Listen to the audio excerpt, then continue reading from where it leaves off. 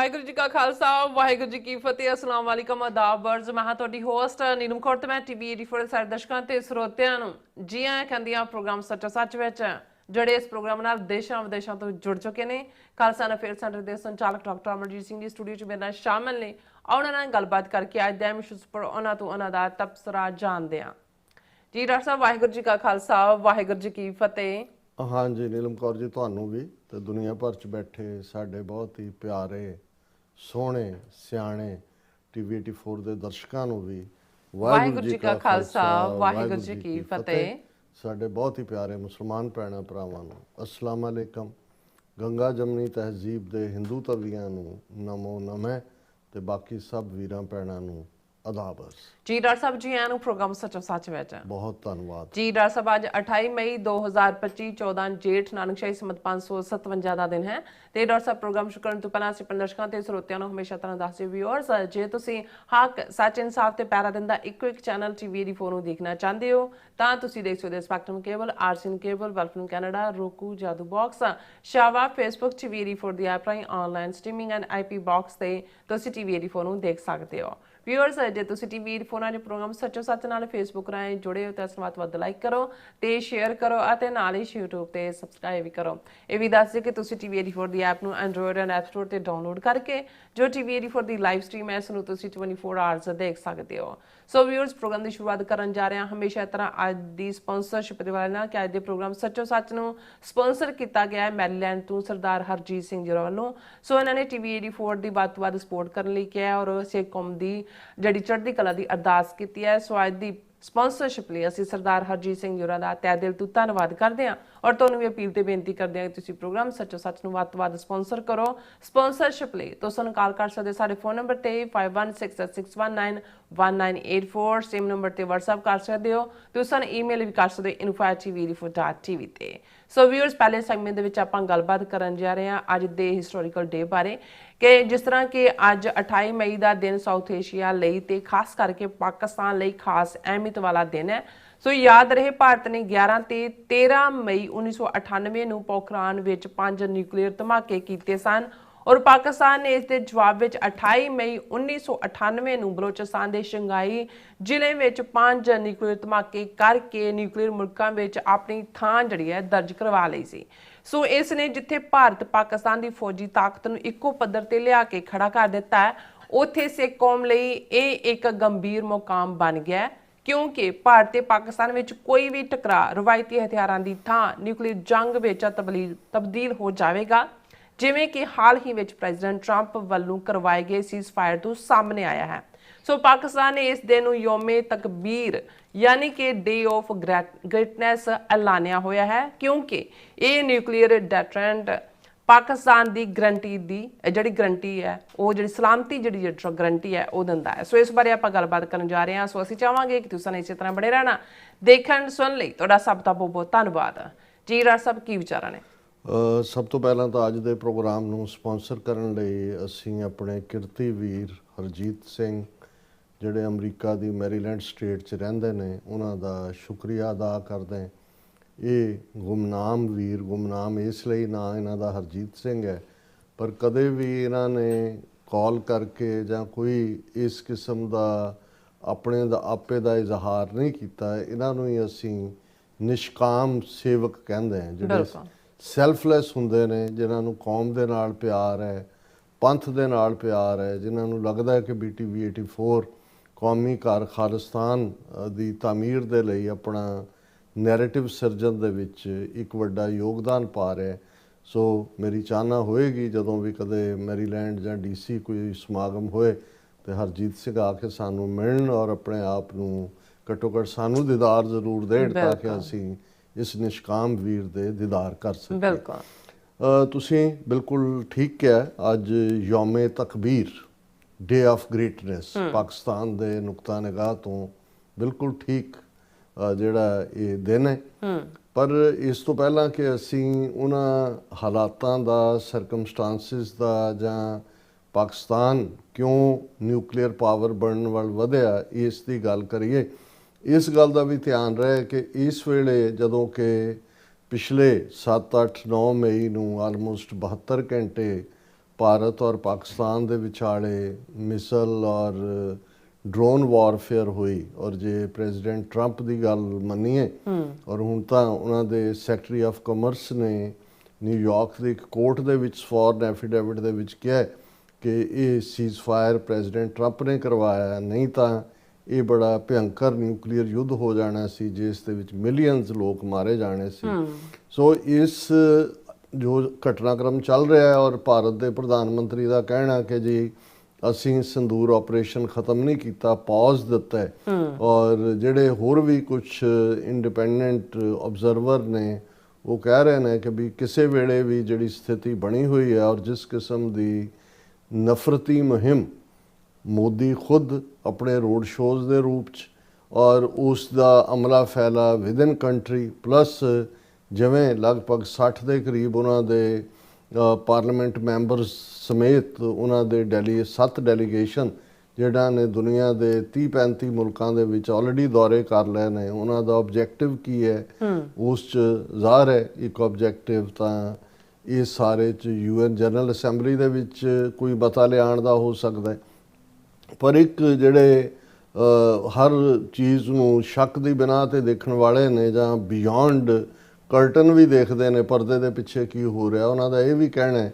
ਕਿ ਹੋ ਸਕਦਾ ਹੈ ਭਾਰਤ ਤੇ ਕੋਈ ਕੰਟੈਂਪਲੇਟ ਕਰ ਰਿਹਾ ਹੋਏ ਕਿ ਕੋਈ ਹੋਰ ਪਾਕਿਸਤਾਨ ਦੇ ਖਿਲਾਫ ਕਾਰਵਾਈ ਕਰਨੀ ਔਰ ਉਸ ਦੀ ਜਸਟੀਫਿਕੇਸ਼ਨ ਦੇ ਲਈ ਉਹ ਮਾਹੌਲ ਬਣਾਉਣ ਦੀ ਕੋਸ਼ਿਸ਼ ਕਰ ਰਿਹਾ ਹੋਏ। ਸੋ ਇਹਨਾਂ ਹਾਲਾਤਾਂ 'ਚ ਵੀ ਜੇ ਅਸੀਂ ਕਹਿਣਾ ਹੋਏ ਤਾਂ ਨਿਊਕਲੀਅਰ ਦਾ ਜਿਹੜਾ ਕੋਈ ਵੀ ਇਸਤੇਮਾਲ ਹੈ ਉਹ ਪਾਕਿਸਤਾਨ ਦੇ ਲਈ ਜਿਹੜਾ ਉਸ ਦੀ ਤਾਂ ਸਰਵਾਈਵਲ ਦੀ ਲੜਾਈ ਹੈ ਔਰ ਈਵਨ ਅਮਰੀਕਨ ਡਿਫੈਂਸ ਵਾਲਿਆਂ ਦੀ ਜਿਹੜੀ ਰਿਪੋਰਟ ਸੀ ਉਹਨਾਂ ਨੇ ਕਿਹਾ ਕਿ ਜੀ ਭਾਰਤ ਦਾ ਅਸਲ ਐਨਮੀ ਤਾਂ ਚਾਈਨਾ ਹੈ ਲੇਕਿਨ ਉਹ ਪਾਕਿਸਤਾਨ ਨੂੰ ਜਿਹੜਾ ਹੈ ਉਹ ਐਜ਼ ਐਨੈਕਸੀ ਜਿਹੜਾ ਹੈ ਉਸ ਨੂੰ ਟਾਰਗੇਟ ਕਰ ਰਿਹਾ, ਜਦੋਂ ਕਿ ਪਾਕਿਸਤਾਨ ਦੇ ਲਈ ਜਦੋਂ ਪਾਕਿਸਤਾਨ ਭਾਰਤ ਵੱਲ ਦੇਖਦਾ ਹੈ ਤੇ ਉਹਦੀ ਐਗਜ਼ਿਸਟੈਂਸ ਦੀ ਲੜਾਈ ਹੈ, ਇਹ ਐਗਜ਼ਿਸਟੈਂਸ਼ੀਅਲ ਥ੍ਰੈਟ ਹੈ ਭਾਰਤ। ਸੋ ਜ਼ਾਹਰ ਹੈ ਕਿ ਜਦੋਂ ਤੁਹਾਨੂੰ ਇਹ ਹੋਏ ਕਿ ਵੀ ਤੁਹਾਡੀ ਹੋਂਦ ਹੀ ਨਹੀਂ ਰਹਿਣੀ ਹੈ ਤੇ ਫਿਰ ਤੁਸੀਂ ਜਿਹਨੂੰ ਪੰਜਾਬੀ 'ਚ ਕਹਿੰਦੇ ਨੇ ਵੀ ਮਰਦਾ ਕੀ ਨਹੀਂ ਕਰਦਾ, ਫਿਰ ਤੁਸੀਂ ਕਿਸੇ ਹੱਦ ਤੱਕ ਵੀ ਜਾ ਸਕਦੇ ਹੋ। ਔਰ ਇਹ ਕਿਉਂਕਿ ਅੱਜ ਜਦੋਂ ਅਸੀਂ ਇਹ 28 ਮਈ ਨੂੰ ਇਹ ਗੱਲ ਕਰ ਰਹੇ ਹਾਂ ਇਹ ਇਕੁਅਲੀ ਰੈਲੇਵੈਂਟ ਹੀ ਨਹੀਂ, ਮੈਂ ਸਮਝਦਾ ਵੀ ਅੱਜ ਵੀ ਇਹਦੇ ਬਾਵਜੂਦ ਕਿ ਵਕਤੀ ਤੌਰ ਦੇ ਉੱਤੇ ਇੱਕ ਪਾਸੇ ਪਾਕਿਸਤਾਨ ਦੇ ਵਿੱਚ ਜਸ਼ਨ ਦਾ ਮਾਹੌਲ ਹੈ ਲੇਕਿਨ ਪਾਕਿਸਤਾਨ ਦੀ ਐਸਟੈਬਲਿਸ਼ਮੈਂਟ ਨੂੰ ਵੀ ਇਸ ਸਾਰੇ ਦੌਰ ਦੀ ਅਹਿਮੀਅਤ ਦਾ ਚੰਗੀ ਤਰ੍ਹਾਂ ਅਹਿਸਾਸ ਹੈ। ਇਹੀ ਕਾਰਨ ਹੈ ਕਿ ਪ੍ਰਾਈਮ ਮਿਨਿਸਟਰ ਨਵਾਜ਼ ਸ਼ਰੀਫ ਨੂੰ ਉਹਨਾਂ ਨੇ 5 ਮੁਲਕ ਜਿਨ੍ਹਾਂ ਦੇ ਵਿੱਚ ਅਸੀਂ ਦੇਖਿਆ ਕਿ ਵੀ ਉਹ ਟਰਕੀ ਵੀ ਗਏ, ਅਜ਼ਰਬਾਈਜਾਨ ਵੀ ਔਰ ਈਰਾਨ ਵੀ ਔਰ ਤਾਜ਼ਿਕਸਤਾਨ ਵੀ ਜਾਣੇ, ਇਹ ਆਪਣੇ ਤੌਰ ਦੇ ਉੱਤੇ ਉਹ ਆਪਣੇ ਅਲਾਇੰਸ ਨੂੰ ਮਜ਼ਬੂਤ ਕਰ ਰਹੇ ਨੇ ਕਿਉਂਕਿ ਉਹਨਾਂ ਨੂੰ ਵੀ ਲੱਗਦਾ ਹੈ ਕਿ ਵੀ ਇਹ ਜਿਹੜਾ ਅਜੇ ਜਿਹੜੇ ਜੰਗ ਦੇ ਬੱਦਲ ਨੇ ਉਹ ਫਿਜ਼ਾ ਚੋਂ ਜਾਂ ਅਸਮਾਨਾਂ ਚੋਂ ਹਟੇ ਨਹੀਂ ਨੇ। ਸੋ ਉਸ ਸਾਰੀ ਸਿਚੁਏਸ਼ਨ ਦੇ ਚੱਲਦੇ ਆ ਇਸ ਗੱਲ ਦਾ ਧਿਆਨ ਰਹੇ ਕਿ ਜਦੋਂ ਅਸੀਂ ਨਿਊਕਲੀਅਰ ਪਾਵਰ ਦੀ ਗੱਲ ਕਰਦੇ ਹਾਂ ਤਾਂ ਇੱਕਦਮ ਜਿਹੜਾ ਧਿਆਨ ਹੈ ਉਹ 1945 ਦੇ ਉਹਨਾਂ ਦਿਨਾਂ ਵੱਲ ਚਲੇ ਜਾਂਦਾ ਹੈ ਜਦੋਂ ਕਿ ਅਮਰੀਕਾ ਨੇ ਹੀਰੋਸ਼ੀਮਾ ਨਾਗਾਸਾਕੀ 2 ਸ਼ਹਿਰ ਜਾਪਾਨ ਦੇ ਉਹਨਾਂ ਉੱਤੇ ਐਟਮ ਬੰਬ ਬਰਸਾਏ ਸੀ। ਉਦੋਂ ਦਾ ਬੰਬ ਲੱਦੇ ਜਾਂਦੇ ਸੀ ਜਹਾਜ਼ਾਂ 'ਚੋਂ, ਕਰੂਡ ਕਿਸਮ ਦੀ, ਅੱਜ ਜਿਸ ਕਿਸਮ ਦੀ ਫਾਈਨ ਡਿਵੈਲਪਡ ਨਿਊਕਲੀਅਰ ਟੈਕਨੋਲੋਜੀ ਹੈ ਉਦੋਂ ਦਾ ਮਿਸਲ ਸਿਸਟਮ ਵੀ ਨਹੀਂ ਸੀ ਔਰ ਉਸ ਦੇ ਸਾਹਮਣੇ ਤਾਂ ਉਹ ਇਵੇਂ ਹੀ ਹੈ ਜਿਵੇਂ ਉਹ ਗੱਠ ਪਟਾਕਾ ਹੋਏ ਇਸ ਕਿਸਮ ਦਾ। ਲੇਕਿਨ ਕਿਸ ਕਦਰ ਤਬਾਹੀ ਹੋਈ ਅੱਜ ਵੀ ਹੀਰੋਸ਼ੀਮਾ ਨਾਗਾਸਾਕੀ ਦੇ ਵਿੱਚ 4, 5, 6 ਜਨਰੇਸ਼ਨਾਂ ਵੀ ਜਿਹੜੀਆਂ ਨੇ ਜੇ ਤੁਸੀਂ ਦੇਖੋ ਹਾਲਾਂ 20 ਸਾਲ ਦੀ ਜਨਰੇਸ਼ਨ ਹੁੰਦੀ ਹੈ ਉਹਨਾਂ ਦੇ ਬੱਚਿਆਂ ਦੇ ਵਿੱਚ ਵੀ ਜੈਨੇਟਿਕ ਇਫੈਕਟ ਹੁੰਦਾ ਹੈ, ਧਰਤੀ ਵੀ ਜਿਹੜੀ ਹੈ ਉਹ ਬਿਲਕੁਲ ਪੋਲਿਊਟਡ ਹੁੰਦੀ ਹੈ ਹਰ ਲਿਹਾਜ਼ ਦੇ ਨਾਲ। ਸੋ ਇਹ ਬੇਸ਼ੱਕ ਇਹ ਇੱਕ ਵੱਖਰੀ ਡਿਬੇਟ ਹੈ ਕਿ ਭਾਈ ਮੇਨ ਲੀਡ ਕਰਨ ਵਾਲਾ ਜਰਮਨੀ ਸੀ ਔਰ ਜਾਪਾਨ ਨੂੰ ਇਵੇਂ ਕਿਉਂ ਪਨਿਸ਼ ਕੀਤਾ ਗਿਆ, ਪਰ ਇਹਦੇ 'ਚ ਕੋਈ ਸ਼ੱਕ ਨਹੀਂ ਹੈ ਕਿ ਇਹ ਦੋਵੇਂ ਹੀ ਜਿਹੜੇ ਐਟਮ ਬੰਬ ਹੀਰੋਸ਼ੀਮਾ ਨਾਗਾਸਾਕੀ ਵੱਡੇ ਜਾਪਾਨ ਦੇ ਸ਼ਹਿਰਾਂ ਦੇ ਉੱਤੇ ਸੁੱਟਣਾ ਸੀ ਉਸ ਨੇ ਜਾਪਾਨ ਨੂੰ ਸਰੈਂਡਰ ਕਰਨ ਤੇ ਮਜਬੂਰ ਕੀਤਾ। ਬੇਸ਼ੱਕ ਜਰਮਨੀ ਤਾਂ ਡਿਫੀਟ ਹੋ ਚੁੱਕਾ ਸੀ, ਮਾਸਕੋ ਦੇ ਵਿੱਚ ਹਿਟਲਰ ਨੇ ਵੱਡੀ ਗਲਤੀ ਕਰਕੇ ਫੌਜ ਭੇਜੀ ਸੀ, ਲੇਕਿਨ ਜਾਪਾਨੀਆਂ ਦੇ ਕੋਲ ਕੈਪੈਸਿਟੀ ਸੀ ਕਿ ਉਹ ਕਈ ਆਈਲੈਂਡਸ ਦੇ ਵਿੱਚ ਜਿਹੜੀ ਹੈ ਉਹ ਹੱਥੋਂ ਹੱਥ ਲੜਾਈ ਕਈ ਸਾਲ ਤੱਕ ਜਾਰੀ ਰੱਖ ਸਕਦੇ ਸੀ। ਲੇਕਿਨ ਇਸ ਸਾਰੇ ਨੇ ਫੌਰਨ ਦੁਨੀਆ ਦੇ ਵਿੱਚ ਇੱਕ ਨਵੀਂ ਰੇਸ ਜਿਹੜੀ ਆ ਖੜੀ ਕਰ ਦਿੱਤੀ ਨਿਊਕਲੀਅਰ ਵੈਪਨ ਐਕਵਾਇਰ ਕਰਨ ਦੀ। ਫਿਰ ਅਸੀਂ ਦੇਖਦੇ ਹਾਂ ਕਿ ਅੱਜ ਜਦੋਂ ਕਿ ਨਿਊਕਲੀਅਰ ਕਲੱਬ ਦੀ ਗੱਲ ਹੁੰਦੀ ਹੈ ਤਾਂ ਉਸ ਨਿਊਕਲੀਅਰ ਕਲੱਬ ਦੇ ਵਿੱਚ 5 ਜਿਹੜੇ ਨੇ ਉਹ ਆਪਣੇ ਆਪ ਨੂੰ ਬ੍ਰਾਹਮਣ ਸਮਝ ਕੇ ਜਿਹੜੇ ਨੇ ਉਹ UN ਸਿਕਿਉਰਿਟੀ ਕਾਉਂਸਲ ਦੇ ਵਿੱਚ ਵੀ ਉਹਨਾਂ ਦੇ ਕੋਲ ਵੀਟੋ ਦਾ ਹੱਕ ਹੈ, ਔਰ ਅਦਰਵਾਈਜ਼ ਵੀ ਜਿਹੜਾ ਹੈ ਉਹ ਆਪਣੀ ਧੌਂਸ ਮਨਵਾਉਂਦੇ ਨੇ, ਜਿਨ੍ਹਾਂ ਦੇ ਵਿੱਚ ਅਮਰੀਕਾ ਤੋਂ ਬਾਅਦ ਫਿਰ ਰਸ਼ੀਆ, ਫਿਰ UK, ਫਿਰ ਫਰਾਂਸ ਔਰ ਚਾਈਨਾ, ਇਹ ਜਿਹੜੀਆਂ ਨੇ ਇਹ ਨਿਊਕਲੀਅਰ ਪਾਵਰਸ ਦੇ ਤੌਰ ਤੇ ਉੱਭਰੀਆਂ। ਔਰ ਜਿਨ੍ਹਾਂ ਪਾਵਰਸ ਨੂੰ ਭਾਵੇਂ ਇਹ ਸ਼ੂਦਰ ਸਮਝਦੇ ਨੇ, ਔਰ ਉਹ ਜਿਹੜੀ over a period of time North Korea ਦਾ ਵੀ ਨਿਊਕਲੀਅਰ ਡਿਵੈਲਪ ਹੋਣਾ ਚਾਈਨਾ ਦੀ ਮਦਦ ਨਾਲ, ਇਜ਼ਰਾਈਲ ਜਿਹੜਾ ਕਦੇ ਈਰਾਨ ਦੇ ਉੱਤੇ ਮਿਸਾਈਲ ਮਾਰਨ ਦੀ ਧਮਕੀ ਦਿੰਦਾ ਹੈ, ਕਦੇ ਕੋਈ ਹੋਰ ਕਰਦਾ, ਜੋ ਕੁਝ ਉੱਥੇ ਗਜ਼ਾ ਔਰ ਦੂਸਰੇ 'ਚ ਕਰ ਰਿਹਾ ਜ਼ਾਹਰ ਹੈ ਉਹਨਾਂ ਨੇ ਆਪਣੀ ਨਿਊਕਲੀਅਰ ਕੈਪੇਬਿਲਿਟੀ ਟੈਸਟ ਕੀਤੀ ਹੋਈ ਹੈ। ਸੋ ਇਹ ਆਲਰੇਡੀ ਨਾਰਥ ਕੋਰੀਆ ਔਰ ਇਜ਼ਰਾਈਲ ਇਸ ਲਾਈਨ ਦੇ ਵਿੱਚ ਜਿਹੜੇ ਨੇ ਅੱਗੇ ਆ ਚੁੱਕੇ ਸੀ। ਹੁਣ ਜੇ ਅਸੀਂ ਭਾਰਤ ਦੇ ਹਵਾਲੇ ਨਾਲ ਗੱਲ ਕਰੀਏ ਕਿ 1945 ਤੋਂ ਬਾਅਦ 1974 ਦੇ ਵਿੱਚ ਇੰਦਰਾ ਗਾਂਧੀ ਜਦੋਂ ਪ੍ਰਾਈਮ ਮਿਨਿਸਟਰ ਸੀ, ਉਸ ਤੋਂ ਪਹਿਲਾਂ ਅਸੀਂ ਦੇਖਦੇ ਹਾਂ ਕਿ 1971 ਦੇ ਵਿੱਚ ਭਾਰਤੀ ਖੁਫੀਆ ਏਜੰਸੀ ਰਾਹ ਨੇ ਮੁਕਤੀ ਵਾਹਿਨੀ ਨਾਂ ਦੀ ਇੱਕ ਬਾਡੀ ਜਿਹੜੀ ਖੜੀ ਕਰਕੇ ਜਿਹਦੇ ਰਾਹੀਂ ਮਸ਼ਰਕੀ ਪਾਕਿਸਤਾਨ, ਜਿਹਨੂੰ ਈਸਟ ਪਾਕਿਸਤਾਨ ਕਹਿੰਦੇ ਸੀ ਜਾਂ ਅੱਜ ਬੰਗਲਾਦੇਸ਼ ਹੈ, ਉਸ ਦੇ ਵਿੱਚ ਕਿਵੇਂ ਜਿਹੜੀ ਆ ਉਹ ਗੜਬੜ ਕਰਵਾਈ, ਕਿਵੇਂ ਜਿਹੜਾ ਇਵੈਂਚੁਅਲੀ ਡਾਇਰੈਕਟਲੀ ਫੌਜ ਭੇਜ ਕੇ ਕਹਿ ਕੇ ਕਿ ਜੇ ਰਿਫਿਊਜੀ ਕ੍ਰਾਈਸਿਸ 1 ਕਰੋੜ ਰਿਫਿਊਜੀ ਆ ਗਿਆ, ਇੰਨਾ ਆ ਗਿਆ, ਢਿਮਕਾ ਫਲਾਣਾ, ਔਰ ਉਹਨਾਂ ਨੇ ਜਿਹੜਾ ਉਸ ਮਸ਼ਰਕੀ ਪਾਕਿਸਤਾਨ ਨੂੰ ਅੱਡ ਮੁਲਕ ਬੰਗਲਾਦੇਸ਼ ਬਣਾਇਆ। ਹੁਣ ਇਹ ਉਹ ਪੀਰੀਅਡ ਸੀ, ਜੇ ਅਸੀਂ ਹੁਣ ਅੱਜ ਪਾਕਿਸਤਾਨ ਦੇ ਕੰਟੈਕਸਟ ਜਾਂ ਪਾਕਿਸਤਾਨ ਦੇ ਯੌਮੇ ਤਕਬੀਰ ਦਾ ਜਿਹੜਾ ਜ਼ਿਕਰ ਕਰ ਰਹੇ ਕਿ ਉਦੋਂ ਅਟਲ ਬਿਹਾਰੀ ਵਾਜਪਾਈ ਨੇ ਇੰਦਰਾ ਗਾਂਧੀ ਨੂੰ ਦੁਰਗਾ ਮਾਤਾ ਦਾ ਖਿਤਾਬ ਦਿੱਤਾ ਸੀ, ਗੋਡੈਸ ਦੁਰਗਾ। ਹੁਣ ਜੇ ਅਸੀਂ ਦੁਰਗਾ ਦਾ ਕੰਟੈਕਸਟ ਸਮਝਣਾ ਹੈ ਤੇ ਦੁਰਗਾ ਜਿਹੜੀ ਹੈ ਉਹ ਰਾਖਸ਼ਸ, ਡੈਵਲ, ਸ਼ੈਤਾਨ, ਉਹਨਾਂ ਦਾ ਖੂਨ ਪੀਣ ਵਾਲੀ ਹੈ। ਹੁਣ ਜ਼ਾਹਰ ਹੈ ਕਿ ਇਹ ਔਰ ਇੰਦਰਾ ਗਾਂਧੀ ਦਾ ਜੇ ਤੁਸੀਂ ਉਸ ਪੀਰੀਅਡ 'ਚ ਦੇਖੋ ਤਾਂ ਉਹਦਾ ਖੁਦ ਦਾ ਕਿਤੇ ਬਿਆਨ ਸੀ ਕਿ 1000 ਸਾਲ ਕੀ ਗੁਲਾਮੀ ਕੀ ਹਾਰ ਕਾ ਬਦਲਾ ਲੈ ਲਿਆ ਗਿਆ। ਇਹ ਇਹਨਾਂ ਦੀ ਜ਼ਹਿਨੀਅਤ ਸੀ। ਔਰ ਇਹ ਗੱਲ ਹੋਰ ਵੀ ਦਿਲਚਸਪ ਹੋਏਗੀ ਕਿ ਇਹ ਜਦੋਂ 1974 ਦੇ ਵਿੱਚ ਭਾਰਤ ਨੇ ਨਿਊਕਲੀਅਰ ਧਮਾਕੇ ਪੋਖਰਾਨ ਦੇ ਵਿੱਚ, ਕਿਉਂਕਿ ਸਿੱਖ ਨੁਕਤਾ ਨਿਗਾਹ ਤੋਂ ਪੰਜਾਬ ਦਾ ਪਿਛਵਾੜਾ ਹੈ ਜਿਹੜਾ ਰਾਜਸਥਾਨ ਦਾ ਇਹ ਪੋਖਰਾਨ ਦਾ ਏਰੀਆ, ਉਸ ਦੇ ਵਿੱਚ ਇਹ ਕੀਤਾ ਗਿਆ ਸੀ। ਔਰ ਇਸ ਦਾ ਜਿਹੜਾ ਕੋਡ ਨੇਮ ਰੱਖਿਆ ਗਿਆ ਉਹ ਸੀ ਸਮਾਈਲਿੰਗ ਬੁੱਧਾ। ਹੁਣ ਇਹ ਵੀ ਅਹਿਮੀਅਤ ਜਦੋਂ ਅਸੀਂ ਇਹ ਕਹਿੰਦੇ ਹਾਂ, ਔਰ ਠੀਕ ਕਿਹਾ ਸੀ ਪ੍ਰੈਜ਼ੀਡੈਂਟ ਟਰੰਪ ਨੇ ਕਿ ਕਸ਼ਮੀਰ ਦੀ ਲੜਾਈ 1400 ਸਾਲ ਤੋਂ ਹੈ, ਇਹ ਲੜ ਰਹੇ ਨੇ ਇੰਡੀਆ ਪਾਕ। ਹੁਣ ਬਹੁਤਿਆਂ ਨੂੰ ਲੱਗਾ ਲਓ ਜੀ ਇਹਨੂੰ ਤਾਂ ਪਤਾ ਵੀ ਨਹੀਂ ਹੈ ਟਰੰਪ ਨੂੰ ਕਿ ਜੀ ਕਸ਼ਮੀਰ ਤਾਂ ਜਿਹੜਾ 1947 ਤੋਂ ਬਾਅਦ ਇਸ਼ੂ ਨਹੀਂ। ਉਹ ਜ਼ਹਿਨੀਅਤ ਦੀ ਗੱਲ ਸੀ ਕਿ ਭਾਈ ਇਹ ਜਿਹੜੀ ਹਿੰਦੂ ਜ਼ਹਿਨੀਅਤ ਹੈ ਇਹਨਾਂ ਨੇ ਕਦੇ ਵੀ ਇਸਲਾਮ ਨੂੰ ਹੀ ਐਕਸੈਪਟ ਨਹੀਂ ਕੀਤਾ। ਉਹਨਾਂ ਦੇ ਲਈ ਲਫ਼ਜ਼ ਮਲੇਚ ਔਰ 47 ਤੱਕ ਵੀ ਉਹ ਰੇਲਵੇ ਸਟੇਸ਼ਨ ਹੋਣ, ਬੱਸ ਅੱਡੇ ਹੋਣ, ਦੂਜੇ ਹੋਣ, ਅੱਡ-ਅੱਡ ਘੜੇ ਪਾਣੀ ਦੇ ਹੁੰਦੇ ਸੀ, ਹਿੰਦੂ ਪਾਣੀ, ਮੁਸਲਮਾਨ ਪਾਣੀ। ਇਹ ਪਾਕਿਸਤਾਨ ਕੋ ਓਵਰਨਾਈਟ ਨਹੀਂ ਬਣ ਗਿਆ ਕਿ ਜੀ ਕਾਇਦੇ ਆਜ਼ਮ ਨੂੰ ਸੁਪਨਾ ਆਇਆ ਤੇ ਉਹਨਾਂ ਨੇ ਕਿਹਾ ਜੀ, ਕਿਉਂਕਿ ਆਲਰੇਡੀ ਉਹਨਾਂ ਨੂੰ ਸੋਸ਼ਲੀ ਆਸਟ੍ਰਾਸਾਈਜ਼ ਕੀਤਾ ਹੋਇਆ ਸੀ, ਬਾਈਕਾਟ ਵਾਂਗ ਸੀ। ਉਹਨਾਂ ਦੇ ਹੱਥ ਦਾ ਛੋਇਆ ਕੋਈ ਚੀਜ਼ ਖਾਧੀ ਨਹੀਂ ਸੀ ਜਾਂਦੀ, ਪਾਣੀ ਤੱਕ ਨੂੰ ਵੀ ਨਹੀਂ ਸੀ ਪੀਤਾ ਜਾਂਦਾ। ਔਰ ਉਹਨਾਂ ਦੀ ਜ਼ਬਾਨ ਨੂੰ ਲੈ ਕੇ ਵੀ ਜਦੋਂ ਗੁਰੂ ਸਾਹਿਬ ਨੇ ਫਰਮਾਇਆ ਸੀ, ਗੁਰੂ ਨਾਨਕ ਪਾਤਸ਼ਾਹ ਨੇ, ਕਿ ਭਾਈ ਇੱਕ ਪਾਸੇ ਉਹਨਾਂ ਨੂੰ ਮਲੇਸ਼ ਕਹਿੰਦੇ ਨੇ ਤੇ ਲੇਕਿਨ ਉਹਨਾਂ ਦੀ ਜ਼ਬਾਨ ਅਡਾਪਟ ਕਰਦੇ ਨੇ ਕਿਉਂਕਿ ਨੌਕਰੀਆਂ ਚਾਹੀਦੀਆਂ ਨੇ, ਖੱਤਰੀਆਂ ਦਾ ਧਰਮ ਛੋੜਿਆ, ਮਲੇਸ਼ ਭਾਖਿਆ ਗਈ, ਕਿਉਂਕਿ ਇਹ ਅਰਬੀ ਨੂੰ, ਫਾਰਸੀ ਨੂੰ, ਮਲੇਛਾਂ ਦੀ ਜਿਹੜੀ ਜ਼ਬਾਨ ਹੈ ਇਹ ਬ੍ਰਾਹਮਣ ਐਲਾਨਦੇ ਸੀ। ਹੁਣ ਗੱਲ ਅਸੀਂ ਇੱਕ ਪਾਸੇ ਇਸਲਾਮ ਦੇ ਹਵਾਲੇ ਨਾਲੋਂ ਨਫ਼ਰਤ ਬਰਾਬਰ, ਅੱਜ ਵੀ ਤੁਸੀਂ ਜਦੋਂ ਵੀ ਕਿਤੇ ਕੋਈ ਹੁੰਦਾ, ਭਾਰਤ ਦੇ 20 ਕਰੋੜ ਮੁਸਲਮਾਨ ਵੀ ਕਿਵੇਂ ਅੱਗੇ ਲੱਗ ਕੇ ਉਹਨਾਂ ਦੇ ਪਾਕਿਸਤਾਨ ਦੇ ਵਿਰੋਧ ਕਰਨ ਲਈ ਖਲੋ ਜਾਂਦੇ ਨੇ, ਕਿਉਂਕਿ ਉਹਨਾਂ ਦੇ ਉੱਤੇ ਇਹ ਨਾਫਿਜ਼ ਕੀਤਾ ਹੋਇਆ ਕਿ ਤੁਸੀਂ, ਤੁਹਾਡਾ ਪੈਟਰੀਓਟਿਜ਼ਮ, ਤੁਹਾਡੀ ਮੁਲਕ ਪ੍ਰਸਤੀ ਤਾਂ ਹੀ ਹੋਏਗੀ ਕਿ ਪਹਿਲਾਂ ਤੁਸੀਂ ਪਾਕਿਸਤਾਨ ਨੂੰ ਗਾਲਾਂ ਕੱਢੋ। ਉਹ ਅਵੇਸੀ ਤੋਂ ਲੈ ਕੇ ਥੱਲੇ ਤੱਕ ਜਿਹੜੇ ਵੱਡੇ ਵੱਡੇ ਮੌਲਾਣੇ ਨੇ ਇਸ ਕੰਮ ਦੇ ਉੱਤੇ ਲੱਗੇ ਹੋਏ ਨੇ। ਬਿਲਕੁਲ ਇਵੇਂ ਹੀ, ਕਿਉਂਕਿ ਬੁੱਧ ਜਿਹੜਾ ਗੌਤਮ ਬੁੱਧ ਲਗਭਗ 2500 ਸਾਲ ਪਹਿਲਾਂ ਬੁੱਧ ਨੇ ਬ੍ਰਾਹਮਣਵਾਦ ਨੂੰ ਚੈਲੰਜ ਕੀਤਾ ਸੀ। ਔਰ ਇਹੀ ਕਾਰਨ, ਬੇਸ਼ੱਕ 700-800 ਸਾਲ ਬੁੱਧ ਧਰਮ ਦਾ, ਬੁੱਧੀ ਰਾਜਿਆਂ ਦਾ, ਕਨਿਸ਼ਕਾ, ਅਸ਼ੋਕਾ, ਹਰਸ਼ਵਰਧਨ ਉਹਨਾਂ ਦਾ ਰੂਲ ਵੀ ਰਿਹਾ, ਲੇਕਿਨ ਬ੍ਰਾਹਮਣ ਨੇ ਕਦੇ ਐਕਸੈਪਟ ਨਹੀਂ ਕੀਤਾ, ਕਿਉਂਕਿ ਪਹਿਲਾ ਮੈਸੇਜ ਸਾਰਨਾਥ ਬਨਾਰਸ ਤੋਂ 10-12 ਕਿਲੋਮੀਟਰ ਦੂਰ ਖਲੋ ਕੇ ਬੁੱਧ ਨੇ ਕਿਹਾ ਸੀ ਕਿ ਮੈਂ ਬ੍ਰਾਹਮਣ ਕੋ ਨਹੀਂ ਮਾਨਤਾ। ਔਰ ਕਿਵੇਂ ਜਿਹੜਾ ਬੁੱਧ ਧਰਮ ਦਾ ਖਾਤਮਾ ਸ਼ੰਕਰਾ ਰਾਹੀਂ, ਜਿਹੜਾ ਸ਼ੰਕਰਾ ਉਸ ਕੇਰਲਾ ਸਟੇਟ ਤੋਂ ਹੀ ਆਉਂਦਾ ਹੈ, ਜਿਹੜਾ ਕੇਰਲਾ ਦਾ ਬ੍ਰਾਹਮਣ ਜਿੱਥੋਂ ਸ਼ਸ਼ੀ ਥਰੂਰ ਨਿਕਲਿਆ ਹੋਇਆ, ਅੱਜ ਕੱਲ੍ਹ ਜੋ ਕੰਮ ਸ਼ਸ਼ੀ ਥਰੂਰ ਕਰ ਰਿਹਾ, ਅੱਜ ਅਸੀਂ ਉਸਦੇ ਉੱਤੇ ਵੀ ਗੱਲ ਕਰਾਂਗੇ ਕਿ ਵੀ ਕਿਸ ਕਿਸਮ ਦੀ ਇਹ ਸਾਰੀ ਗੰਦੀ ਖੇਡ ਰਹੇ ਨੇ।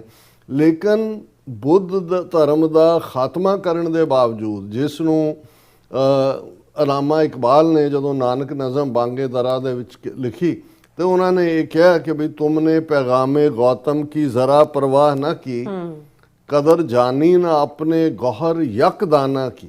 ਕਿ ਉਹ ਯੂਨੀਕ ਵਿਜ਼ਡਮ ਵਾਲਾ ਬੰਦਾ ਇਸ ਲਈ क्योंकि आश्कार उसने किया जो जिंदगी का राज था, हिंद को लेकिन ख्याली फलसफा पे नाज था, शमाए हक से जो मुनव्वर हो ये वो महफिल न थी, बारिशे रहमत हुई लेकिन जमी काबिल न थी। हुण ये बुद्ध नूं ट्रिब्यूट है कि भी ये ब्राह्मणा दा सुक्का फलसफा, बुद्ध दी जिहड़ी विजडम दी गल सी जिंदगी दी, ਉਹ ਬ੍ਰਾਹਮਣ ਨੇ ਨਾ ਸਮਝਣੀ ਸੀ ਨਾ ਲੋਕਾਂ ਨੂੰ ਸਮਝਣ ਦਿੱਤੀ। ਲੇਕਿਨ ਉਸ ਥਾਟ ਦਾ ਔਰ ਅਲਟੀਮੇਟਲੀ ਬੋਧੀਆਂ ਦਾ ਲੱਖਾਂ ਦੀ ਗਿਣਤੀ ਦੇ ਵਿੱਚ ਮਰਡਰ ਵੀ ਕੀਤੇ ਗਏ, ਉਹਨਾਂ ਨੂੰ ਬਾਹਰ ਤੱਕ ਦਿੱਤਾ ਗਿਆ। ਔਰ ਅਲਾਮਾ ਇਕਬਾਲ ਨੇ ਕਿਹਾ ਕਿ ਬ੍ਰਾਹਮਣ ਸਰਸ਼ਾਰ ਹੈ ਅਬ ਤੱਕ, ਮੈਂ ਪਿੰਦਾਰ में ਸ਼ਮਾਏ ਗੌਤਮ ਜਲ ਰਹੀ ਹੈ ਮਹਿਫਲੇ ਅਗਿਆਰ में। ਕਿ ਅੱਜ ਵੀ ਬ੍ਰਾਹਮਣ ਹੰਕਾਰ ਦੀ ਸ਼ਰਾਬ ਪੀ ਕੇ ਜਿਹੜਾ ਉਹ ਮਸਤ ਹੈ, ਔਰ ਗੌਤਮ ਦੀ ਗੱਲ ਮਹਿਫਲੇ ਅਗਿਆਰ ਬਾਹਰਲੇ ਮੁਲਕਾਂ 'ਚ ਹੈ। ਹੁਣ ਗੱਲ ਮੈਂ ਇਸ ਲਈ ਬੁੱਧ ਦੀ ਕੀਤੀ ਕਿ ਜਿਹੜਾ 1974 ਦੇ ਵਿੱਚ ਪਹਿਲਾ nuclear test, atom test Indira Gandhi ਕਰਦੀ ਹੈ, ਉਹਦਾ ਕੋਡ ਨੇਮ ਰੱਖਿਆ ਜਾਂਦਾ ਸਮਾਈਲਿੰਗ ਬੁੱਧਾ। ਹੁਣ ਬੁੱਧ ਟੋਟਲ ਕੰਪੈਸ਼ਨ 'ਚ ਯਕੀਨ ਰੱਖਦਾ ਹੈ, ਅਹਿੰਸਾ ਪਰਮੋ ਧਰਮਾ, ਜਿਹੜਾ ਇਹਨਾਂ ਨੇ ਅੱਜ ਆਪਣਾ ਇਨਸਿਗਨੀਆ ਲਾਣਿਆ ਹੋਇਆ, ਉਹ ਬੁੱਧ ਦਾ ਇਨਸਿਗਨੀਆ। ਬੁੱਧ ਦਾ ਧਰਮ ਨੂੰ ਮੰਨਣ ਵਾਲਿਆਂ ਨੂੰ ਵਾਇਲੈਂਸ ਨਾਲ ਡਿਸਟਰੋਏ ਕਰਕੇ ਉਹਨਾਂ ਨੇ ਅਡਾਪਟ ਕੀਤਾ ਅਹਿੰਸਾ ਪਰਮੋ ਧਰਮ। ਲੇਕਿਨ ਬੁੱਧ ਨੂੰ ਈਵਨ 1974 'ਚ ਵੀ ਮਾਫ ਨਹੀਂ ਕੀਤਾ ਗਿਆ। ਇੰਦਰਾ ਗਾਂਧੀ ਉਸ ਧਮਾਕੇ ਦਾ ਕੋਡ ਨੇਮ ਰੱਖਦੀ ਹੈ ਸਮਾਈਲਿੰਗ ਬੁੱਧਾ। ਹੁਣ ਫਾਸਟ ਫਾਰਵਰਡ ਕਰੀਏ ਔਰ ਉਸ ਪੀਰੀਅਡ ਦੇ ਵਿੱਚ ਆਲਰੇਡੀ ਇਹ ਸਾਹਮਣੇ ਆਇਆ ਵੀ ਮਿਸਯੂਜ਼ ਕੀਤਾ ਹੈ, ਜਿਹੜਾ ਪਾਣੀ ਔਰ ਦੂਸਰਾ ਉਹਨੂੰ ਕੂਲਿੰਗ ਲਈ ਵਰਤਿਆ ਜਾਂਦਾ ਹੈ, ਉਹ ਕੈਨੇਡਾ ਦੀ ਕੀ ਮਦਦ ਸੀ, ਦੂਜੇ ਦੀ, ਸਾਰਿਆਂ ਨੂੰ ਵਾਇਲੇਟ ਕੀਤਾ ਇੰਡੀਆ ਨੇ। ਪਰ ਉਸ ਪੀਰੀਅਡ ਦੇ ਵਿੱਚ ਇੱਕ ਬੜੀ ਇੰਟਰਸਟਿੰਗ ਗੱਲ ਜਿਹੜੀ ਮੈਂ ਸ਼ਾਇਦ ਅੱਗੇ ਵੀ ਕੋਟ ਕੀਤੀ ਹੈ, ਸੈਨੇਟਰ ਪੈਟਰਿਕ ਮੋਨੇਹਨ, ਇੱਥੋਂ ਨਿਊਯਾਰਕ ਤੋਂ ਹੀ ਸੈਨੇਟਰ ਸੀ, ਉਹ ਐਂਬੈਸਡਰ ਸਨ ਦਿੱਲੀ ਦੇ ਵਿੱਚ ਅਮਰੀਕਾ ਦੇ। ਔਰ ਉਹਨਾਂ ਨੇ ਆਪਣੀ ਕਿਸੇ ਕਿਤਾਬ ਜਾਂ ਆਰਟੀਕਲ ਦੇ ਵਿੱਚ ਇਹ ਲਿਖਿਆ ਕਿ ਪੈਟਰਿਕ ਮੋਨੇਹਨ ਨੇ ਇੰਦਰਾ ਗਾਂਧੀ ਨੂੰ ਕਿਹਾ ਕਿ ਵੀ ਤੂੰ ਬਹੁਤ ਬਲੰਡਰ ਕੀਤਾ। ਹੁਣ 20-30 ਇਅਰਸ ਡਾਊਨ ਦਾ ਰੋਡ ਕੋਈ ਪਾਕਿਸਤਾਨੀ ਜਨਰਲ ਤੈਨੂੰ ਕਾਲ ਕਰਕੇ ਕਹੇਗਾ ਕਿ ਕਸ਼ਮੀਰ ਫੜਾ ਦਿਓ, ਨਹੀਂ ਤਾਂ ਅਸੀਂ ਜੰਨਤ ਦੇ ਵਿੱਚ ਮਿਲਦੇ ਹਾਂ, ਹੈਵਨ 'ਚ ਵੀਲ ਮੀਟ। ਮਤਲਬ ਇਹ ਸੀ ਕਿ ਹੁਣ ਪਾਕਿਸਤਾਨ ਫੋਲੋ ਸੂਟ ਕਰੇਗਾ ਕਿ ਇੰਡੀਆ ਨੇ ਕਰ ਲਿਆ। ਉਹਨਾਂ ਨੇ ਕਿਹਾ ਵੀ ਜਿਹੜਾ ਇੰਡੀਆ ਇਹ ਜਿਹੜੀ ਟ੍ਰੈਡੀਸ਼ਨਲ, ਕਿਉਂਕਿ 5-6 ਗੁਣਾ ਵੱਡਾ ਹੈ ਇੰਡੀਆ, ਇਲਾਕਾ ਵਾਈਜ਼ ਵੀ, ਪਾਪੂਲੇਸ਼ਨ ਵਾਈਜ਼ ਵੀ, ਰਵਾਇਤੀ ਹਥਿਆਰਾਂ ਨਾਲ ਤਾਂ ਪਾਕਿਸਤਾਨ ਉਹਦਾ ਮੁਕਾਬਲਾ ਨਹੀਂ ਸੀ ਲੰਬਾ ਵਕਤ ਕਰ ਸਕਦਾ। ਲੇਕਿਨ ਇਸ ਗੱਲ ਨੇ ਓਪਨਿੰਗ ਦੇ ਦਿੱਤੀ ਪਾਕਿਸਤਾਨ ਨੂੰ। ਔਰ ਬਿਲਕੁਲ ਠੀਕ, ਇੱਕ ਪਾਸੇ ਅਜੇ 2 ਸਾਲ ਪਹਿਲਾਂ 90,000 ਦੇ ਕਰੀਬ ਫੌਜੀ ਔਰ ਸਿਵਲੀਅਨ ਲੋਕਾਂ ਨੂੰ POW ਬਣਾਇਆ ਸੀ, ਔਰ ਜ਼ੁਲਫਿਕਾਰ ਅਲੀ ਭੁੱਟੋ ਨੇ ਸ਼ਿਮਲਾ ਐਗਰੀਮੈਂਟ ਦੇ ਵੇਲੇ ਉਹਨਾਂ ਨੂੰ ਵੀ ਰਿਲੀਜ਼ ਕਰਵਾਇਆ, ਟੈਰੀਟਰੀ ਵੀ ਵਾਪਸ ਲਈ। ਲੇਕਿਨ ਕਿਉਂਕਿ ਜ਼ੁਲਫਿਕਾਰ ਅਲੀ ਭੁੱਟੋ ਇੱਕ ਬ੍ਰਾਈਟ ਲੀਡਰ ਸੀ, ਉਹਨੂੰ ਇਹ ਸਮਝ ਆਈ ਕਿ ਵੀ ਜੇ ਹੁਣ ਇੱਕ ਪਾਸੇ ਤਾਂ ਉਹਨਾਂ ਨੇ ਸਾਡੇ 2 ਟੁਕੜੇ ਕਰ ਦਿੱਤੇ ਨੇ ਪਾਕਿਸਤਾਨ ਦੇ, ਔਰ ਜੇ ਅਸੀਂ ਸਰਵਾਈਵ ਕਰਨਾ ਤੇ ਸਾਡਾ ਨਿਊਕਲੀਅਰ ਹੋਣਾ ਬੜਾ ਜ਼ਰੂਰੀ ਹੈ। ਔਰ ਇਹ ਕ੍ਰੈਡਿਟ ਬੇਸ਼ੱਕ ਹਿਸਟਰੀ ਕਿਹਨੂੰ ਕੀ ਕਹਿੰਦੇ ਆ, ਮੁੜ ਕੇ ਕਿਹਨੇ ਕੀ ਗਲਤੀਆਂ ਕੀਤੀਆਂ, ਕੌਣ ਕਿਸ ਚੀਜ਼ ਲਈ ਅਕਾਊਂਟੇਬਲ ਹੋਇਆ, ਇਹ ਅੱਡ-ਅੱਡ ਸਕਾਲਰਸ ਦਾ ਜਾਂ ਹਿਸਟੋਰੀਅਨਸ ਦੀ ਡਿਬੇਟ ਹੁੰਦੀ ਹੈ। ਪਰ ਮੈਂ ਹਮੇਸ਼ਾ ਇੱਕ ਤਾਰੀਖ ਦਾ ਵਿਦਿਆਰਥੀ ਹੋਣ ਦੇ ਨਾਤੇ, ਤਾਲਿਬ ਇਲਮ ਹੋਣ ਦੇ ਨਾਤੇ ਸਮਝਦਾ ਵੀ ਕ੍ਰੈਡਿਟ ਉਹਨੂੰ ਹੀ ਦੇਣਾ ਚਾਹੀਦਾ ਹੈ ਜਿੱਥੇ ਡਿਊ ਹੈ। ਔਰ ਇਸ ਗੱਲ 'ਚ ਕੋਈ ਦੋ ਰਾਵਾਂ ਨਹੀਂ ਕਿ ਜਿਹੜਾ ਪਾਕਿਸਤਾਨ ਅੱਜ ਨਿਊਕਲੀਅਰ ਪਾਵਰ ਦੇ ਤੌਰ 'ਤੇ ਭਾਰਤ ਦੇ ਨਾਲ ਉਹਦੀਆਂ ਅੱਖਾਂ 'ਚ ਅੱਖਾਂ ਪਾ ਕੇ ਜੋ ਗੱਲ ਕਰਨ ਦੀ ਹਿੰਮਤ ਨਹੀਂ ਰੱਖਦਾ, ਜਿਵੇਂ ਉਹਨੇ ਭਾਰਤ ਨੂੰ ਜਿਹੜਾ ਸਵਾਦ ਵੀ ਚਖਾਇਆ, ਉਹ ਬਾਲਾਕੋਟ ਵੇਲੇ ਵੀ ਔਰ ਹੁਣ ਵੀ। ਇਸ ਦਾ ਬੇਸ ਫਿਰ ਇਹੀ ਹੈ ਕਿ ਜ਼ੁਲਫਿਕਾਰ ਅਲੀ ਭੁੱਟੋ ਨੇ ਪਾਕਿਸਤਾਨ ਨੂੰ ਨਿਊਕਲੀਅਰ ਪਾਵਰ ਬਣਾਉਣ ਦੇ ਲਈ ਜਿਹੜਾ ਉਹ ਇਸਲਾਮਿਕ ਮੁਲਕਾਂ ਦਾ ਦੌਰਾ ਵੀ ਕੀਤਾ, ਜਿਹੜੀ OIC ਬਾਅਦ ਚ ਬਣਦੀ ਹੈ, ਲਾਹੌਰ ਦੇ ਵਿੱਚ ਇੱਕ ਗੈਦਰਿੰਗ ਵੀ ਕੀਤੀ ਔਰ ਉਹਨਾਂ ਨੂੰ ਸਮਝਾਇਆ ਕਿ ਭਾਈ ਅੱਜ ਵੈਸਟਰਨ ਮੁਲਕ ਜਾਂ ਦੂਜੇ ਅੱਗੇ ਨਿਕਲੇ ਹੋਏ ਨੇ, ਸਾਡੇ ਕੋਲ ਆਪਣਾ ਨਿਊਕਲੀਅਰ ਹੋਣਾ ਚਾਹੀਦਾ ਔਰ ਸਾਇੰਟਿਸਟ ਵੀ ਇਕੱਠੇ ਕੀਤੇ, ਪੈਸਾ ਬਾਹਰਲੇ ਜਿਹੜੇ ਇਸਲਾਮਿਕ ਮੁਲਕਾਂ ਤੋਂ ਜਿਹਨਾਂ 'ਚ ਸਾਊਦੀ ਔਰ ਲੀਬੀਆ, ਗਦਾਫੀ, ਇਹਨਾਂ ਸਾਰਿਆਂ ਦਾ ਯੋਗਦਾਨ ਹੈ। ਸਾਇੰਟਿਸਟ ਨੂੰ ਵੀ ਕਿਹਾ ਕਿ ਵੀ ਤੁਸੀਂ ਇਹਨੂੰ ਰਿਕਾਰਡ ਟਾਈਮ 'ਚ ਬਣਾਓ। ਜੋ ਵੀ ਟਾਈਮ ਉਹਨਾਂ ਨੇ ਦਿੱਤਾ, ਉਹਨਾਂ ਨੇ ਪੈਸੇ ਡਬਲ ਕੀਤੇ। ਉਹਨਾਂ ਨੇ ਕਿਹਾ ਜੀ ਪੈਸੇ ਦੁੱਗਣੇ ਤੇ ਇਹ ਸਾਲ ਘਟਾਓ। ਔਰ ਇਹ ਕਿਸੇ ਇੱਕ ਇੰਟਰਵਿਊ 'ਚ ਬੇਨਜ਼ੀਰ ਭੁੱਟੋ ਨੇ ਕਲੇਮ ਕੀਤਾ ਸੀ ਕਿ ਲੇਟ 70s ਤੱਕ ਪਹੁੰਚਦਿਆਂ ਪਾਕਿਸਤਾਨ ਇਸ ਕਾਬਲ ਹੋ ਗਿਆ ਸੀ ਕਿ ਵੀ ਉਹ ਨਿਊਕਲੀਅਰ ਟੈਸਟ ਕਰ ਸਕਦਾ ਸੀ, ਪਰ ਉਹ ਪੋਸਟਪਨ ਹੁੰਦੇ ਚਲੇ ਗਏ। ਲੇਕਿਨ ਇਸ 'ਚ ਕੋਈ ਸ਼ੱਕ ਨਹੀਂ ਹੈ ਕਿ ਜਦੋਂ 11 ਤੇ 13 ਮਈ 1998 ਨੂੰ ਅਟਲ ਬਿਹਾਰੀ ਵਾਜਪਾਈ ਦੀ ਸਰਕਾਰ, LK ਅਡਵਾਨੀ ਹੋਮ ਮਿਨਿਸਟਰ, ਇਹਨਾਂ ਨੇ ਪੋਖਰਾਨ ਦੇ ਵਿੱਚ ਉੱਪਰੋਂ ਥਲੀ 5 ਜਿਹੜੇ ਧਮਾਕੇ ਨੇ, ਇੱਕ ਦਿਨ 11 ਮਈ 1998 ਨੂੰ ਔਰ ਫਿਰ ਜਿਹੜੀ ਹੈ ਦੂਸਰਾ 13 ਮਈ 1998 ਨੂੰ ਕੀਤੇ। ਤੁਸੀਂ ਉਸ ਪੀਰੀਅਡ ਦਾ ਮੀਡੀਆ ਕੱਢ ਲਓ, ਸੜਕਾਂ ਦੇ ਉੱਤੇ ਹਿੰਦੂ ਤੋਂ ਵੀ ਡਾਂਸ ਕਰ ਰਹੇ ਸੀ, ਨਾਚ ਕਰ ਰਹੇ ਸੀ। ਔਰ ਅਡਵਾਨੀ ਨੇ ਇੱਕ ਪ੍ਰੈਸ ਕਾਨਫਰੰਸ ਉਸ ਤੋਂ ਕੁਝ ਦਿਨ ਬਾਅਦ ਕਰਕੇ ਕਸ਼ਮੀਰ ਦੇ ਉੱਤੇ ਕਿਹਾ ਪਾਕਿਸਤਾਨ ਨੂੰ ਕਿ ਆਪਣਾ ਜਿਹੜਾ ਤੁਹਾਡਾ ਕਬਜ਼ੇ ਵਾਲਾ ਕਸ਼ਮੀਰ ਹੈ ਸਾਡੇ ਹਵਾਲੇ ਕਰੋ, ਕਿਉਂਕਿ ਇਹਦੇ 'ਚ ਦੋ ਪਾਰਟ ਚੱਲ ਰਹੇ ਸੀ। ਇੱਕ ਤਾਂ ਭਾਰਤ ਇਹ ਸਮਝਦੇ ਸੀ, ਖਾਸ ਤੌਰ ਤੇ ਹਿੰਦੂ ਤੋਂ ਵੀ, ਕਿ ਪਾਕਿਸਤਾਨ ਦਾ ਨਿਊਕਲੀਅਰ ਪ੍ਰੋਗਰਾਮ ਜਿਹੜਾ ਇਹ ਬਲਫ ਹੈ, ਇਹਨਾਂ ਦੇ ਕੋਲ ਕੈਪੇਬਿਲਿਟੀ ਨਹੀਂ ਹੈ। ਹਾਲਾਂਕਿ ਲੇਟ 70s ਵੀ ਜ਼ਿਆਉਲ ਹਕ ਦੇ ਵੇਲੇ ਵੀ ਆਉਂਦਾ ਕਿ ਆਲਰੇਡੀ ਡਿਵੈਲਪ ਹੋ ਚੁੱਕਾ ਸੀ, ਅਸੀਂ ਇਸ ਡਿਬੇਟ 'ਚ ਨਹੀਂ ਜਾਂਦੇ। ਲੇਕਿਨ ਇੰਡੀਆ ਨੂੰ ਤਾਂ ਕਰਨ ਦੀ ਲੋੜ ਹੀ ਨਹੀਂ ਸੀ, ਉਹ ਤਾਂ ਆਲਰੇਡੀ 1974 ਦੇ ਵਿੱਚ ਐਟਮ ਟੈਸਟ ਕਰਕੇ ਉਹ ਉਸ ਦਾ ਹਿੱਸਾ ਬਣ ਚੁੱਕੇ ਸੀ। ਉਹਨਾਂ ਨੂੰ ਭਾਵੇਂ ਕੋਈ ਕਿਸੇ ਨੇ ਨਿਊਕਲੀਅਰ ਕਲੱਬ 'ਚ ਨਹੀਂ ਸੀ ਵਾੜਿਆ, ਅੱਜ ਵੀ ਨਹੀਂ ਵਾੜਿਆ ਹੋਇਆ, ਲੇਕਿਨ ਇਹ ਸੀ। ਲੇਕਿਨ ਉਹਨਾਂ ਨੇ ਪਾਕਿਸਤਾਨ ਨੂੰ, ਕਿਉਂਕਿ ਹਿੰਦੂਤਵ ਵਿੱਚ ਅਟਲ ਬਿਹਾਰੀ ਵਾਜਪਾਈ ਦੀ ਸਰਕਾਰ ਬਣੀ ਸੀ ਤਾਜ਼ਾ, ਔਰ ਉਹਨਾਂ ਨੂੰ ਲੱਗਾ ਕਿ ਵੀ ਇਹ ਪਾਕਿਸਤਾਨ ਦਾ ਬਲਫ ਪਾਸੇ ਕਰੋ ਔਰ ਤੁਸੀਂ ਨਿਊਕਲੀਅਰ ਹੋ ਔਰ ਮੁੜ ਕੇ ਜਿਹੜਾ ਉਹ ਕਸ਼ਮੀਰ ਔਰ ਦੂਸਰੇ ਦੇ ਉੱਤੇ ਆਪਣਾ ਦਾਅਵਾ ਠੋਕੋ, ਜੋ ਉਹਨਾਂ ਨੇ ਕੀਤਾ। ਹੁਣ ਉਸ ਪੀਰੀਅਡ 'ਚ ਪ੍ਰੈਜ਼ੀਡੈਂਟ ਕਲਿੰਟਨ ਜਿਹੜੇ ਨੇ ਉਹ ਅਮਰੀਕਾ ਦੇ ਪ੍ਰੈਜ਼ੀਡੈਂਟ ਸੀ ਔਰ ਜ਼ਾਹਰ ਹੈ ਨਵਾਜ਼ ਸ਼ਰੀਫ ਪ੍ਰਾਈਮ ਮਿਨਿਸਟਰ, ਔਰ ਉਹਨਾਂ ਦੇ ਉੱਤੇ ਬਹੁਤ ਦਬਾਅ ਸੀ। ਕਲਿੰਟਨ ਨੇ ਬਹੁਤ ਸਾਰੀ ਇਕਨੋਮਿਕਲ ਫਾਈਨੈਂਸ਼ੀਅਲ ਹੈਲਪ ਕਰਨ ਦੇ ਇਕਰਾਰ ਕੀਤੇ, ਇਹ ਉਹ ਕੀਤੇ ਕਿ ਪਾਕਿਸਤਾਨ ਜਵਾਬੀ ਕਾਰਵਾਈ ਨਾ ਕਰੇ। ਲੇਕਿਨ ਅੱਜ ਜਿਸ ਨੂੰ ਫਿਰ ਉਸੇ ਹੀ ਨਵਾਜ਼ ਸ਼ਰੀਫ ਦੀ ਹਕੂਮਤ ਨੇ ਜਿਹੜਾ ਇਸ ਦਿਨ ਦੇ ਤੌਰ ਦੇ ਉੱਤੇ ਕਿ ਯੌਮ ਤਕਬੀਰ ਐਲਾਨਿਆ, ਇਹ ਟੈਸਟ ਅੱਜ ਦੇ ਦਿਨ ਜਿਹੜਾ ਉਹਨਾਂ ਨੇ ਇਸ ਦਾ ਜਿਹੜਾ ਕੋਡ ਨੇਮ ਰੱਖਿਆ ਸ਼ਗਾਈ 1, ਔਰ ਇਹ ਰਾਸਕੋ ਹਿਲਜ਼ ਸ਼ਗਾਈ ਜ਼ਿਲ੍ਹਾ ਬਲੋਚਿਸਤਾਨ ਦਾ ਸੂਬੇ ਦਾ, ਉਸ ਦੇ ਵਿੱਚ ਜਿਹੜੇ ਨੇ 5 ਟੈਸਟ ਕੀਤੇ ਗਏ ਔਰ ਇਹਨਾਂ 5 ਟੈਸਟਾਂ ਦੇ ਵਿੱਚ 40 ਕਿਲੋ ਟਨ TNT ਟ੍ਰਾਈਨਾਈਟ੍ਰੋਟੋਲਵੀਨ ਇਹ ਜਨਰੇਟ ਹੋਈ। ਬੜਾ ਕਲੀਅਰਲੀ ਜਿਹੜੇ ਨੇ ਉਹਦੇ ਸਬੂਤ ਇਹਨਾਂ ਨੇ ਵੀ, ਪੱਛਮੀ ਮੁਲਕਾਂ ਨੇ ਵੀ ਵੈਰੀਫਾਈ ਕੀਤਾ।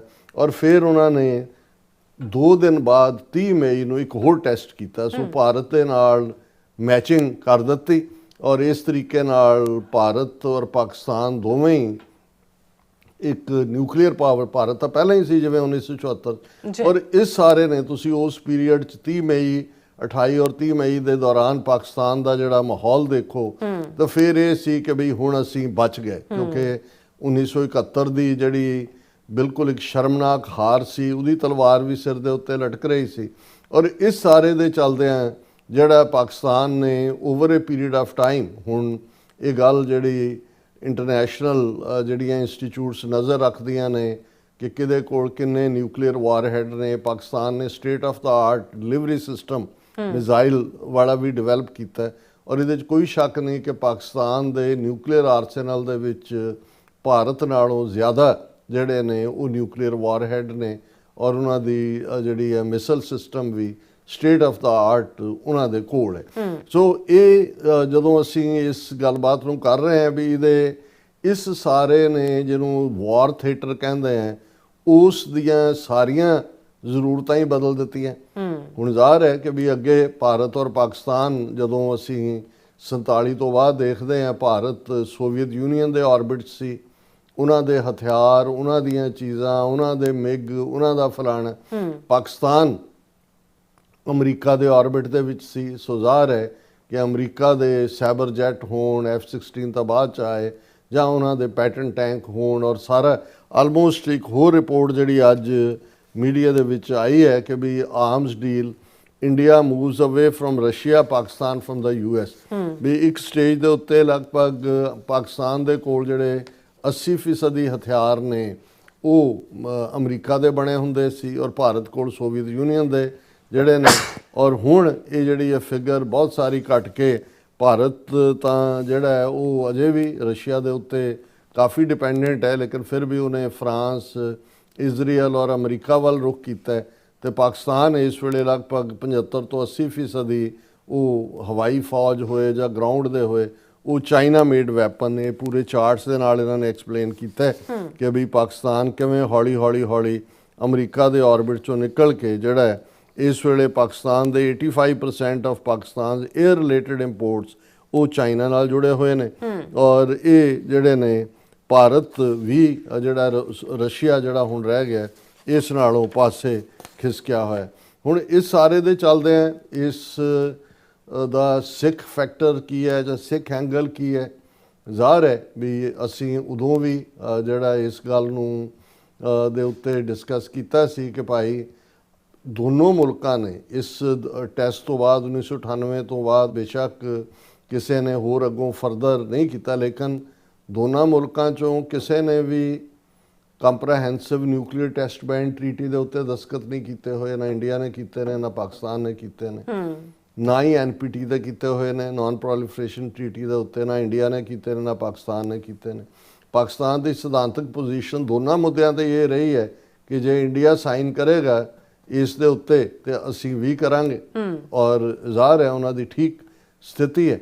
ਔਰ ਇਸ ਤੋਂ ਇੱਕ ਕਦਮ ਅੱਗੇ ਜਾਂਦੇ ਆ, ਹਾਲਾਂ ਇੰਡੀਆ ਨੇ ਕਿਹਾ ਹੋਇਆ ਕਿ ਜੀ ਅਸੀਂ ਨੋ ਫਸਟ ਯੂਜ਼ ਹੋਏਗਾ, ਪਾਕਿਸਤਾਨ ਨੇ ਇਹ ਨਹੀਂ ਕਿਹਾ ਹੋਇਆ ਵੀ ਅਸੀਂ ਨਿਊਕਲੀਅਰ ਜਿਹੜਾ ਹੈ ਉਹ ਪਹਿਲਾਂ ਇੰਡੀਆ ਯੂਜ਼ ਕਰ ਲਏ ਫਿਰ ਅਸੀਂ, ਉਹਨਾਂ ਨੇ ਵੀ ਜਿਹੜਾ ਨੋ ਫਸਟ ਯੂਜ਼ ਵਾਲੀ ਕੋਈ ਗੱਲ ਨਹੀਂ ਮੰਨੀ ਹੋਈ।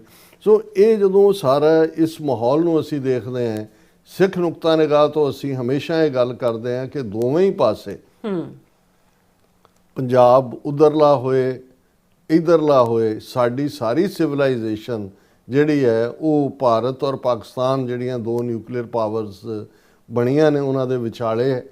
ਕੋਈ ਵੀ ਜਿਹੜਾ ਟਕਰਾਅ ਹੈ ਉਹ ਅਲਟੀਮੇਟਲੀ ਰਵਾਇਤੀ ਹਥਿਆਰਾਂ ਨਾਲ ਐਂਡ ਨਹੀਂ ਹੋਣਾ। ਔਰ ਇਹਦਾ ਇੱਕ ਟੈਸਟ ਵੀ ਹੋਇਆ। ਬੇਸ਼ੱਕ ਭਾਰਤ ਹਮੇਸ਼ਾ ਇਹ ਉਹਨਾਂ ਦਾ ਬੂਸਟ ਰਿਹਾ ਕਿ ਵੀ ਉਹਨਾਂ ਦੇ ਮੀਡੀਆ ਨੇ ਪੂਰਾ ਕੀਤਾ ਜੀ ਅਸੀਂ ਅੱਧਾ ਕਰਾਚੀ ਲੈ ਲਿਆ, ਇਸਲਾਮਾਬਾਦ ਪਹੁੰਚ ਗਏ ਹਾਂ, ਲਾਹੌਰ 'ਚ ਜਿਹੜਾ ਅਸੀਂ ਉਹ ਆਈਸਕ੍ਰੀਮ ਖਾ ਰਹੇ ਹਾਂ ਸਾਡੀ ਫੌਜ, ਇਸ ਕਿਸਮ ਦਾ ਝੂਠ ਹੈ ਕਿ ਇਹ ਬਿਲਕੁਲ ਹੀ ਐਕਸਪੋਜ਼ ਹੋਏ ਨੇ। ਲੇਕਿਨ ਇਹਦੇ 'ਚ ਕੋਈ ਦੋ ਰਾਵਾਂ ਨਹੀਂ ਨੇ ਕਿ 1998 ਦੇ ਇਹਨਾਂ ਟੈਸਟਾਂ ਤੋਂ ਬਾਅਦ ਫੌਰਨ ਜਿਹੜਾ ਟੈਸਟ ਆਇਆ ਭਾਰਤ ਪਾਕਿਸਤਾਨ ਕੀ ਪਾਕਿਸਤਾਨ ਦੇ ਐਂਗਲ ਤੋਂ ਨਿਊਕਲੀਅਰ ਡੈਟਰੈਂਟ ਹੈ, ਉਹ ਕਾਰਗਿਲ ਦੀ ਸੀ। ਹਾਲਾਂ ਇਸ ਦੇ ਉੱਤੇ ਬਹੁਤ ਸਾਰੇ ਪਾਕਿਸਤਾਨੀ ਜਰਨਲਿਸਟ ਜਾਂ ਉਹਨਾਂ ਦੇ ਸਪੈਸ਼ਲਿਸਟ ਪਰਵੇਜ਼ ਮੁਸ਼ਰਫ ਨੂੰ ਦੋਸ਼ੀ ਦੱਸਦੇ ਨੇ ਕਿ ਜੀ ਉਹ ਲਾਹੌਰ ਡਿਪਲੋਮੇਸੀ ਔਰ ਲਾਹੌਰ ਡੈਕਲੇਰੇਸ਼ਨ, ਨਵਾਜ਼ ਸ਼ਰੀਫ ਔਰ ਅਟਲ ਬਿਹਾਰੀ ਵਾਜਪਾਈ ਨੇ ਪਾਕਿਸਤਾਨ ਨੂੰ ਮੰਨ ਲਿਆ ਸੀ। ਉਹ ਉਹਨਾਂ ਦੇ ਕਾਇਦੇ ਆਜ਼ਮ ਦੇ ਜਿਹੜਾ ਜਿੱਥੇ 23 ਮਾਰਚ 1940 ਨੂੰ ਪਾਕਿਸਤਾਨ ਦੀ ਡੈਕਲੇਰੇਸ਼ਨ ਹੋਈ ਉਸ ਦੇ ਉੱਤੇ ਵੀ ਗਏ, ਮੀਨਾਰੇ ਪਾਕਿਸਤਾਨ ਸ਼ਾਇਦ ਉਹਨੂੰ ਕਹਿੰਦੇ ਨੇ। ਔਰ ਇਹ ਉਹਨੇ ਜਿਹੜਾ ਮੁਸ਼ਰਫ ਨੇ ਕਾਰਗਿਲ ਕਰਵਾ ਦਿੱਤਾ ਔਰ ਉਹ ਜਿਹੜਾ ਹੱਲ ਨਿਕਲਣਾ ਸੀ ਜਾਂ ਇਹ ਬਿਲਕੁਲ ਇਹਨਾਂ ਨੂੰ ਇਹ ਪਤਾ ਨਹੀਂ ਇਸ ਵਾਰ ਹੁਣ ਥੋੜੀ ਬਹੁਤ ਸਮਝ ਆਣੀ ਸ਼ੁਰੂ ਹੋਈ ਹੈ ਕਿ ਵੱਡੇ ਤਬਕੇ ਨੂੰ ਕਿ ਵੀ ਭਾਰਤ ਨੇ ਕਦੇ ਵੀ ਨਾ ਮੁਸਲਮਾਨਾਂ ਨੂੰ ਕਬੂਲਿਆ ਨਾ ਉਹਨਾਂ ਨੇ ਕਦੇ ਪਾਕਿਸਤਾਨ ਨੂੰ ਕਬੂਲਿਆ। RSS ਵਾਲੇ ਜ਼ਾਹਰਾ ਤੌਰ ਤੇ ਅਖੰਡ ਭਾਰਤ ਦੀ ਗੱਲ ਕਰਦੇ ਨੇ, ਕਾਂਗਰਸ ਦੇ ਜਾਂ ਦੂਜੇ ਉਹ ਸੈਕੂਲਰਿਜ਼ਮ ਦੇ ਲਬਾਦੇ ਥੱਲੇ ਲੁਕੇ ਹੋਏ ਸ਼ੁੱਧ ਬਨਾਰਸੀ ਹਿੰਦੂ ਉਹਨਾਂ ਦੇ ਵਿੱਚ ਨੇ। ਔਰ ਹੁਣ ਵੀ ਤੁਸੀਂ ਦੇਖ ਸਕਦੇ ਹੋ ਕਿ ਕਿਸ ਲੈਵਲ ਦੀਆਂ ਗੱਲਾਂ ਕਰਨ ਵਾਲੇ ਲੋਕ ਜਿਹੜੇ ਅਸੀਂ ਬੜੇ ਸੈਕੂਲਰ ਔਰ ਫਲਾਣਾ ਕਿਵੇਂ ਉਹਨਾਂ ਵਿਚਲਾ ਹਿੰਦੂਤਵਾ ਬਾਹਰ ਆਇਆ ਔਰ ਉਹ ਬਿਲਕੁਲ ਮੋਦੀ ਦੇ ਝੂਠ ਦੇ ਨੈਰੇਟਿਵ ਨੂੰ ਜਿਹੜਾ ਇੰਟਰਨੈਸ਼ਨਲੀ ਕਰਨ ਦੇ ਲਈ ਕਿਵੇਂ ਸਾਰੇ ਪਾਰਲੀਮੈਂਟੇਰੀਅਨ ਅੱਡ ਪੋਲੀਟੀਕਲ ਪਾਰਟੀਆਂ ਦੇ ਬਾਹਰ ਨਿਕਲੇ ਹੋਏ ਨੇ।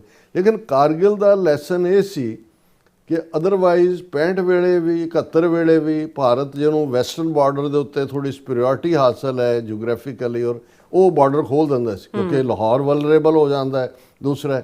ਲੇਕਿਨ ਜਿੰਨੀਆਂ ਕੈਜੂਅਲਟੀਜ਼ ਕਾਰਗਿਲ 'ਚ ਲਈਆਂ ਕਿਉਂਕਿ ਪਾਕਿਸਤਾਨ ਹਾਇਰ ਪੋਜੀਸ਼ਨ 'ਤੇ ਸੀ ਕਾਰਗਿਲ ਹਿਲਸ ਦੇ ਉੱਤੇ, ਇਹ ਡੇਅਰ ਨਹੀਂ ਕਰ ਸਕੇ ਉਹ ਸਾਰੇ ਨੂੰ ਕ੍ਰਾਸ ਕਰਨ ਦਾ ਜਾਂ ਉਹ ਬਾਰਡਰ ਖੋਲ੍ਹਣ ਦਾ, ਕਿਉਂਕਿ ਇਹਨਾਂ ਨੂੰ ਪਤਾ ਸੀ ਕਿ ਵੀ ਪਾਕਿਸਤਾਨ ਆਪਣੀ ਸਰਵਾਈਵਲ ਦੇ ਲਈ ਫਿਰ ਜਿਹੜਾ ਉਹ ਨਿਊਕਲੀਅਰ ਆਪਸ਼ਨ ਇਸਤੇਮਾਲ। So already as a nuclear deterrent ਮੈਂ ਸਮਝਦਾ ਵੀ ਕਾਰਗਿਲ ਨੂੰ ਜਿਹੜਾ ਉਹ ਇੱਕ ਸਬਕ ਸੀ।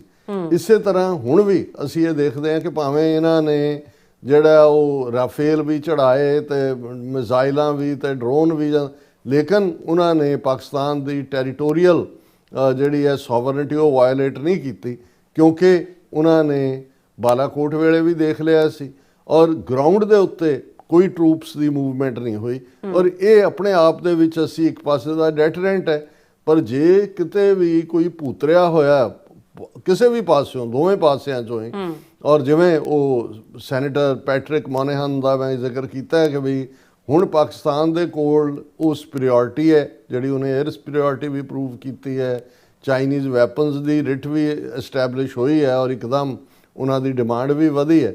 ਤੇ ਜੇ ਕਸ਼ਮੀਰ, ਔਰ ਬਿਲਕੁਲ ਠੀਕ ਪਾਕਿਸਤਾਨ ਨੇ ਅੱਜ ਵੀ ਜਿਹੜੀ ਹੈ ਸੀਨੀਅਰ ਪੋਜੀਸ਼ਨ ਲਈ ਹੈ, ਉਹਨਾਂ ਨੇ ਕਿਹਾ ਇੰਡੀਆ ਨੂੰ ਕਿ ਬਈ ਤੁਸੀਂ ਗੱਲ ਕਰਨੀ ਹੈ ਹੁਣ ਤਿੰਨਾਂ ਮੁੱਦਿਆਂ ਤੇ ਹੋਏਗੀ, ਕਸ਼ਮੀਰ ਦੇ ਉੱਤੇ ਕਰੋ ਔਰ ਇੰਡਸ ਵਾਟਰ ਟ੍ਰੀਟੀ ਜਿਹੜੀ ਤੁਸੀਂ ਸਸਪੈਂਡ ਕੀਤੀ ਹੈ, ਔਰ ਜੇ ਤੁਸੀਂ ਦਹਿਸ਼ਤਗਰਦੀ ਤੇ ਵੀ ਕਰਨਾ ਚਾਹੁੰਦੇ ਹੋ ਕਰੋ। ਤੇ ਇੰਡੀਆ ਕਹਿ ਰਿਹਾ ਜੀ ਨਹੀਂ ਨਹੀਂ ਅਸੀਂ ਗੱਲ ਜਾਂ ਦਹਿਸ਼ਤਗਰਦੀ ਤੇ ਕਰਾਂਗੇ ਜਾਂ ਜਿਹੜਾ ਪਾਕਿਸਤਾਨ ਆਕੂਪਾਈਡ ਕਸ਼ਮੀਰ ਹੈ ਇਸ ਨੂੰ ਸਾਡੇ ਹਵਾਲੇ ਕਰੋ। ਸੋ ਜਦੋਂ ਇਸ ਕਿਸਮ ਦਾ ਬਿਲਕੁਲ ਆਪੋਜ਼ਿਟ ਲਾਈਨ ਲਈ ਹੋਏ ਤਾਂ ਫਿਰ ਟਕਰਾਅ ਹੋਣਾ ਹੀ ਹੁੰਦਾ। ਸਿੱਖ ਨੁਕਤਾ ਨਿਗਾਹ ਤੋਂ ਅਸੀਂ ਸਮਝਦੇ ਹਾਂ ਜਿੱਥੇ ਇਸ ਕਨਫਰੰਟੇਸ਼ਨ ਦੇ ਦੌਰ ਦੇ ਵਿੱਚ ਜਿਹੜਾ 7, 8, 9 ਮਈ ਨੂੰ ਚੱਲਿਆ, ਸਿੱਖ ਕੌਮ ਨੇ ਇੱਕ ਜਿੱਥੇ ਆਪਣੇ ਰੋਲ ਨੂੰ ਇੱਕ ਤੀਸਰੀ ਧਿਰ ਵਜੋਂ ਉਭਾਰਿਆ, ਭਾਰਤ ਨੂੰ ਐਕਸਪੋਜ਼ ਕੀਤਾ, ਨੰਗਿਆਂ ਕੀਤਾ ਪੂਰੀ ਤਰ੍ਹਾਂ, ਔਰ ਦੂਸਰੇ ਪਾਸੇ ਪੰਜਾਬ ਦੇ ਲੋਕਾਂ ਨੇ ਵੀ ਜਿਹੜੀ ਕੋਈ ਭਾਰਤ ਪ੍ਰਤੀ ਕੋਈ ਗਰਮਜੋਸ਼ੀ ਤਾਂ ਦੂਰ ਦੀ ਗੱਲ, ਉਹਨਾਂ ਨੂੰ ਉੱਥੋਂ ਦੀਆਂ ਸਿਆਸੀ ਧਿਰਾਂ ਨੇ ਵੀ, ਉਹ ਦਲ ਖਾਲਸਾ ਹੋਏ, ਸ਼੍ਰੋਮਣੀ ਅਕਾਲੀ ਦਲ ਅੰਮ੍ਰਿਤਸਰ ਹੋਏ, ਬਾਹਰਲੀਆਂ ਡਾਇਸਪੋਰਾ ਸਿੱਖ ਜਥੇਬੰਦੀਆਂ ਨੇ ਤਾਂ ਖੁੱਲ੍ਹ ਕੇ ਭਾਰਤ ਦਾ ਵਿਰੋਧ ਕੀਤਾ, ਪਰ ਉਹਨਾਂ ਨੇ ਵੀ ਕਿਹਾ ਵੀ ਇਹ ਸਾਡੀ ਜੰਗ ਨਹੀਂ। ਫਿਰ ਇਸ ਸਾਰੇ ਨੂੰ ਕਰਨ ਦੇ ਲਈ ਉਹਨਾਂ ਨੇ ਦਰਬਾਰ ਸਾਹਿਬ ਦਾ ਐਂਗਲ ਵਿੱਚ ਲੈ ਆਂਦਾ ਇੰਡੀਅਨ ਆਰਮੀ ਨੇ ਕਿ ਜੀ ਪਾਕਿਸਤਾਨ ਨੇ ਤਾਂ ਜਿਹੜੀ ਹੈ ਉਹਦੇ ਤੇ ਮਿਸਾਈਲ ਮਾਰਨੀ ਸੀ, ਤਾਂ ਇਹ ਸਭ ਝੂਠਾ ਨੈਰੇਟਿਵ ਹੈ। ਸੋ ਅਸੀਂ ਸਮਝਦੇ ਹਾਂ ਕਿ ਜਿੱਥੇ ਅੱਜ ਪਾਕਿਸਤਾਨ ਦੇ ਵਿੱਚ ਇਹ ਪਤਾ ਨਹੀਂ ਕਿੰਨੀ ਇਸ ਦਿਨ ਨੂੰ ਯਾਦ ਕਿ, ਪਰ ਮੈਂ ਇਹ ਫॉर ਹਿਸਟੋਰੀਕਲ ਰੈਕਰਡ ਹੈ ਕਿ ਇਹਨੂੰ ਦਿਨ ਨੂੰ ਯੌਮੇ ਤਕਬੀਰ, ਡੇ ਆਫ ਗ੍ਰੇਟਨੈਸ ਐਲਾਨਿਆ ਹੋਇਆ, ਪਰ ਅਸੀਂ ਸਮਝਦੇ ਹਾਂ ਵੀ ਇਹ ਸਾਰੇ ਪੀਰੀਅਡ 'ਚ ਪਾਕਿਸਤਾਨ ਨੇ ਜਿੱਥੇ ਸਰਵਾਈਵ ਕੀਤਾ ਹੈ, ਇਹਦੇ ਬਾਵਜੂਦ ਕਿ ਹਿੰਦੂਤਵੀ ਜ਼ਹਿਨੀਅਤ ਨੇ ਕਦੇ ਵੀ ਉਹਨਾਂ ਨੂੰ ਕਬੂਲ ਨਹੀਂ ਕੀਤਾ ਇਹਨਾਂ 77-78 ਸਾਲਾਂ ਦੇ ਵਿੱਚ, ਉਹ ਪਾਕਿਸਤਾਨ ਜਿਹੜਾ ਇੱਕ ਜਿਹੜੇ ਤੁਸੀਂ ਉਹਨਾਂ ਦੇ ਪੁਰਾਣੇ ਦੇਖੋ ਤਾਂ ਉਹਨਾਂ ਕੋਲ ਈਵਨ ਫਾਈਲਾਂ ਦੇ ਵਿੱਚ ਲਵਾਉਣ ਦੇ ਲਈ ਪਿੰਨਾਂ ਵੀ ਨਹੀਂ ਸੀ ਅਫੋਰਡ ਕਰਦੇ ਹੁੰਦੇ, ਉਹ ਕੰਡੇ ਇਕੱਠੇ ਕਰਕੇ ਲਾਉਂਦੇ ਹੁੰਦੇ ਸੀ। ਅੱਜ ਪਾਕਿਸਤਾਨ ਨੇ ਨਾ ਸਿਰਫ ਐਜ਼ ਏ ਨਿਊਕਲੀਅਰ ਪਾਵਰ, ਪਰ ਜਿਸ ਲੇਟੈਸਟ ਕਨਫਰੰਟੇਸ਼ਨ ਦੇ ਵਿੱਚ ਇਸਲਾਮਿਕ ਵਰਲਡ ਦੇ ਵਿੱਚ ਵੀ ਪਾਕਿਸਤਾਨ ਦਾ ਰੁਤਬਾ ਉੱਚਾ ਹੋਇਆ।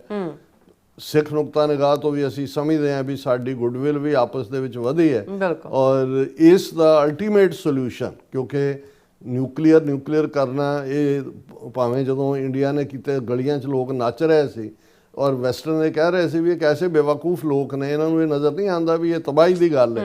ਸੋ ਅਸੀਂ ਬੇਸ਼ੱਕ ਗੱਲ ਕਰ ਰਹੇ ਹਾਂ, ਪਰ ਤੁਸੀਂ for a fraction of a second ਵੀ ਸੋਚੋ ਵੀ ਜੇ ਨਿਊਕਲੀਅਰ ਮਿਜ਼ਾਈਲ ਵਾਰ ਜਾਂ ਦੂਸਰੇ ਚਲਾ ਜਾਂਦਾ ਤਾਂ ਸਭ ਕੁਝ ਹੀ ਤਬਾਹ ਹੋ ਜਾਏਗਾ।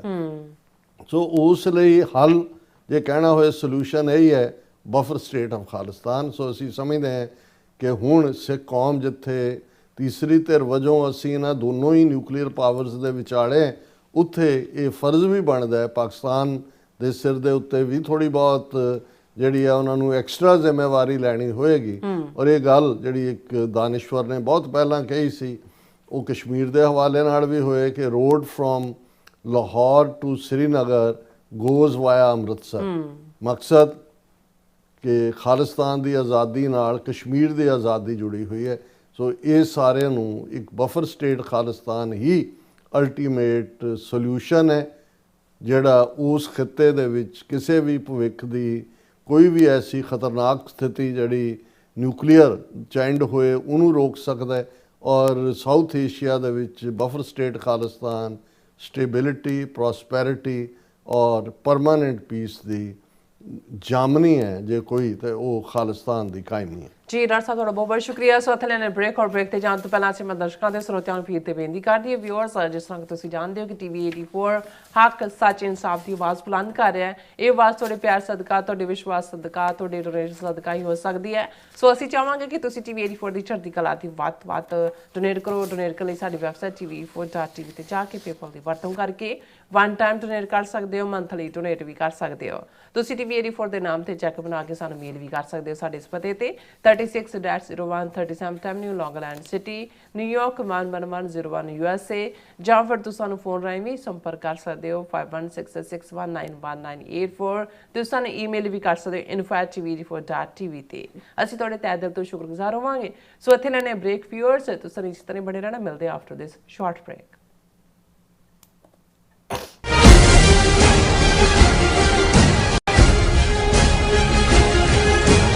ਰਾਜੇ ਪਾਪ ਕਮਾਉਂਦੇ।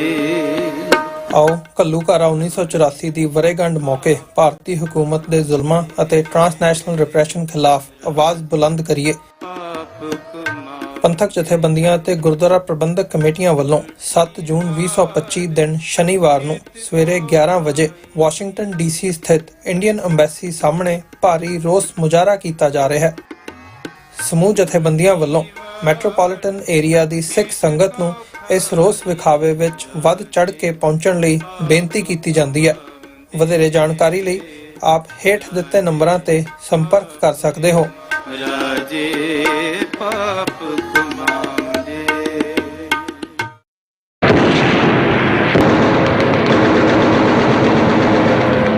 ਸੁਣ ਰਾਹੀਆ ਰਾਹੇ ਜਾਂਦਿਆ ਤੂੰ ਲਿਖ ਰੱਖੀਏ ਬਾਤ, ਮੇਰਾ ਡੁੱਬਿਆ ਸੂਰਜ ਚੜ੍ਹੇਗਾ ਔੜਕ ਮੁੱਕੇਗੀ ਇਹ ਰਾਤ।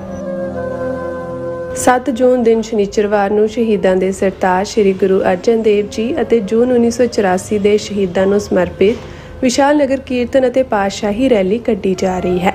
ਇਸ ਖਾਲਸਾਈ ਰੈਲੀ ਦੀ ਆਰੰਭਤਾ ਸਵੇਰੇ 10 ਵਜੇ 2nd ਸਟਰੀਟ ਤੋਂ ਅਤੇ ਸਮਾਪਤੀ civic centre plaza San Francisco ਵਿਖੇ ਹੋਵੇਗੀ, ਜਿੱਥੇ ਸਿੱਖ ਸੰਘਰਸ਼ ਵਿੱਚ ਕਾਰਜਸ਼ੀਲ ਸਿੱਖ ਆਗੂ ਵਿਚਾਰਾਂ ਦੀ ਸਾਂਝ ਪਾਉਣਗੇ।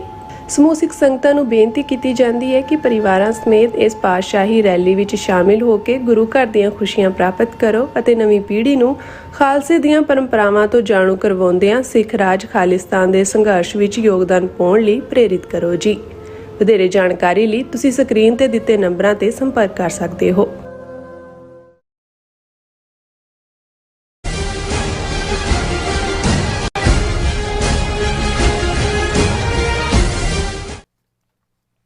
Viewers welcome back from program. So viewers ਗੱਲਬਾਤ ਕਰਨ ਜਾ ਰਹੇ ਹਾਂ ਕਿ ਅਮਰੀਕਾ ਦੇ ਸੈਕਟਰੀ ਆਫ ਸਟੇਟ ਰੂਬੀਓ ਵੱਲੋਂ ਜਾਰੀ ਇੱਕ ਪਾਲਿਸੀ ਸਟੇਟਮੈਂਟ ਵਿੱਚ ਕਿਹਾ ਗਿਆ ਹੈ ਕਿ ਉਹਨਾਂ ਵਿਦੇਸ਼ੀਆਂ ਦੇ ਉੱਤੇ ਕਾਰਵਾਈ ਕੀਤੀ ਜਾਏਗੀ ਜਿਹੜੇ ਅਮਰੀਕਨ ਸ਼ਹਿਰੀਆਂ ਦੇ ਵਿਚਾਰਾਂ ਦੇ ਪ੍ਰਗਟਾਵੇ ਦੇ ਹੱਕ ਵਿੱਚ ਰੁਕਾਵਟ ਬਣਦੇ ਹਨ।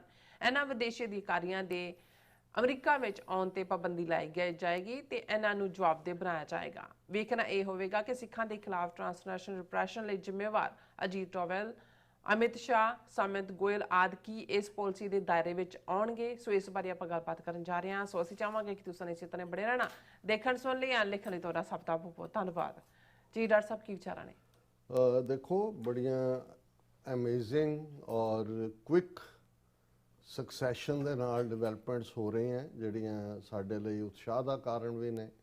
ਅਲਟੀਮੇਟਲੀ ਕਿਸ ਡਾਇਰੈਕਸ਼ਨ 'ਚ ਇਹ ਸਾਰੀ ਗੱਲ ਫਿੱਟ ਹੋਏਗੀ, ਲੇਕਿਨ ਅੱਜ ਜਿਹੜੀ ਇੱਕਦਮ ਸਾਰੇ ਮੀਡੀਆ ਦੇ ਵਿੱਚ, ਇੰਟਰਨੈਸ਼ਨਲ ਮੀਡੀਆ 'ਚ ਚਰਚਾ ਦਾ ਵਿਸ਼ਾ ਹੈ ਮਾਰਕੋ ਰੂਬੀਓ, ਜਿਹੜੇ ਸੈਕਟਰੀ ਆਫ ਸਟੇਟ ਨੇ, ਜਿਨ੍ਹਾਂ ਨੂੰ ਅਸੀਂ ਸਾਊਥ ਏਸ਼ੀਆ ਦੇ ਵਿੱਚ ਫੋਰਨ ਮਿਨਿਸਟਰ ਕਹਿੰਦੇ ਹਾਂ।